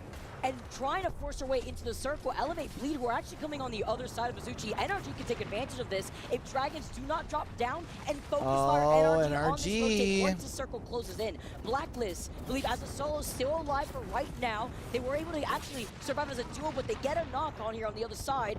Now, looking at how still 3 men still alive, but are trying to avoid Dragons Esports gaze. Let's say, as long as NRG doesn't poke their head, they should allow this lobby to at least get them a couple more placement points. It's up to Fun. It's up to Fun and it's up to Reptar. Nah, they're gonna respawn. Points now. They call in a Moby. Can they make this happen? DRG's moving in. What a play by DRG. Can make magic happen. They traded off though. Reptar. Wow. NRG get eliminated. They cannot do it by 1 point. That 1 point they cannot. Hal is still alive though. Dragons with the overcommitment. And Blacklist who tackled them solo. That was alive. Wow. Oh my god, but Dragons have been hunting down so many other teams. They've been pushing for every point. Wait, can Dragons get a reset and win this? Have both South American teams in the finals on Imagine the storyline if they do. Showing up. They're gonna get the reset. They're gonna get the res. But Mizuchi They're gonna be able to third is party still this. taking this fight versus Hal. There's no way that they end up qualifying the last game, is there? I don't know if it's possible for Hal. There are still No way. some Can points DRG left do on this? the table, but getting up into 9th would be a massive effort for this team, especially when you've got Mizuchi on the other side. So much pressure DRG here. just needs to play this Especially slow. as well that Dragons Let have this now made their this way fight to finish try to himself third party this off, without coming in trying clean to up. overcommit. Hal has lost out on 2, only 1 still alive. Dragons have rolled in. Can they Dragons pull this capitalize? off? Mizuchi have taken out Hal. Hal don't make it. Dragons already with 11 kills to their name. They want to finish off on a high. They want to win. From not qualifying to now No way. putting themselves in No way. 7th with 58 points. And look at their Evil Shield diff between themselves and Mizuchi, who have been inside this building from the very beginning. They qualified? They say 58 Down, points? and as you say, Sitting tight has not allowed They them just to qualify? have the better armor in this situation. So Dragons are the Wow, no way! Dragons are the ones to win match 10. For South America, Dragons go from 16 to qualifying. What a in the top game! 9. Wow. Oh Making my miracles god. happen. Dragons Esports qualify. Jeez, bro. 10 spots they gained in a single match. Hunting down world-class teams. Teams that they don't get the chance to play against very often, unlike the rest of this field. Don't sleep on South America when their two teams have made it into that upper bracket. 14 kills for Dragons. What an insane game. That is them coming from Cedo, by the way. Rotating and still taking the high ground carts in a final zone like that, making the call to end NRG's dreams. Wow. 14 KP, 3.6k damage. Mizuchi alongside them with the damage that they were able to put out, a team that also was sitting pretty from the very beginning on that southern zone. And here we go. It ends up being a very similar stat line. 52 points is enough to get you in. That will be DMS. Damn. And up from there, Virtus Pro fall with 50 points. And 3 teams, actually was it 4 that had 49 points in the end and fall just short. 4 teams at 1 kill. Wow. 1 kill could have made a difference. 1 extra placement point. And these aren't just any teams, okay? We gotta talk about the fact That's TSM, insane. NRG. Yo, what up? I mean, Weeble, who had started all the way from 20th place, looking like they had a Xfinity, chance. and they suck. And so they went out so early. I mean, it's so tough to play in those final games where it's like, okay, guys, let's just get 5 points. You try and play conservatively, it works against you. They go down so early, looking for. Oh no, that's because I'm few disconnected. points that would have made the difference. 52 was all they needed, but they go down early Few times. and don't make it. NRG was a little bit different. They Thinking about actually, downloading they Meld put up a fight there in the end, and but seeing if they have the ability to multi-stream on there. unstoppable in this final game. What I really just need to do is I need to upgrade my PC. On Sunday, that is a I memory was just, they're you know, walking kids on the way, so I don't necessarily. Look at the energy. Not a Look place I can at do. this energy, this South American squad with the pop-off, the sense of relief. Absolutely insane. Take it away, Pete. Talk to the winners out here. Middle order who actually end up getting here eliminated. at the Esports World Cup. It's Bro, super they just unfortunate, started but it does interviewing. He happen. didn't even care. What are you looking forward to in the future, and what could you have done differently? 残念ながら今日は結果出せませんでしたが、今日のパフォーマンスよりリドルオーダーは強いチームとは間違いないと思うんですが、今日はもっとうまくすればよかったと思うことは Yeah, we were talking about looking at fiber at the old spot because they like installed it in that town. I don't know if it's available out here. いかなかったです。なんでまあちょっとスクリームと環境 They're talking to losers. I don't care. All right, chat. We'll be back tomorrow doing the same stuff, man. Same time. See if I can do anything to fix the couple of disconnects. I appreciate y'all hanging tight through that shit. Y'all the real MVPs, for real, for real. I'm trying to think what else we got this weekend. I don't know if I've got anything else that we're necessarily streaming.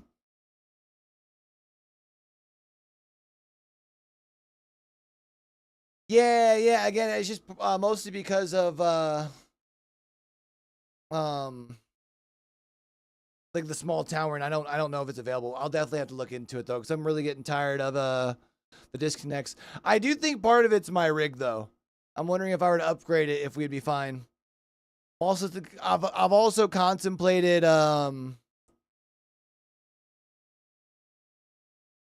downloading and then re-downloading OBS and all the stuff with it. Maybe that's something I'll do Monday first as like a trial.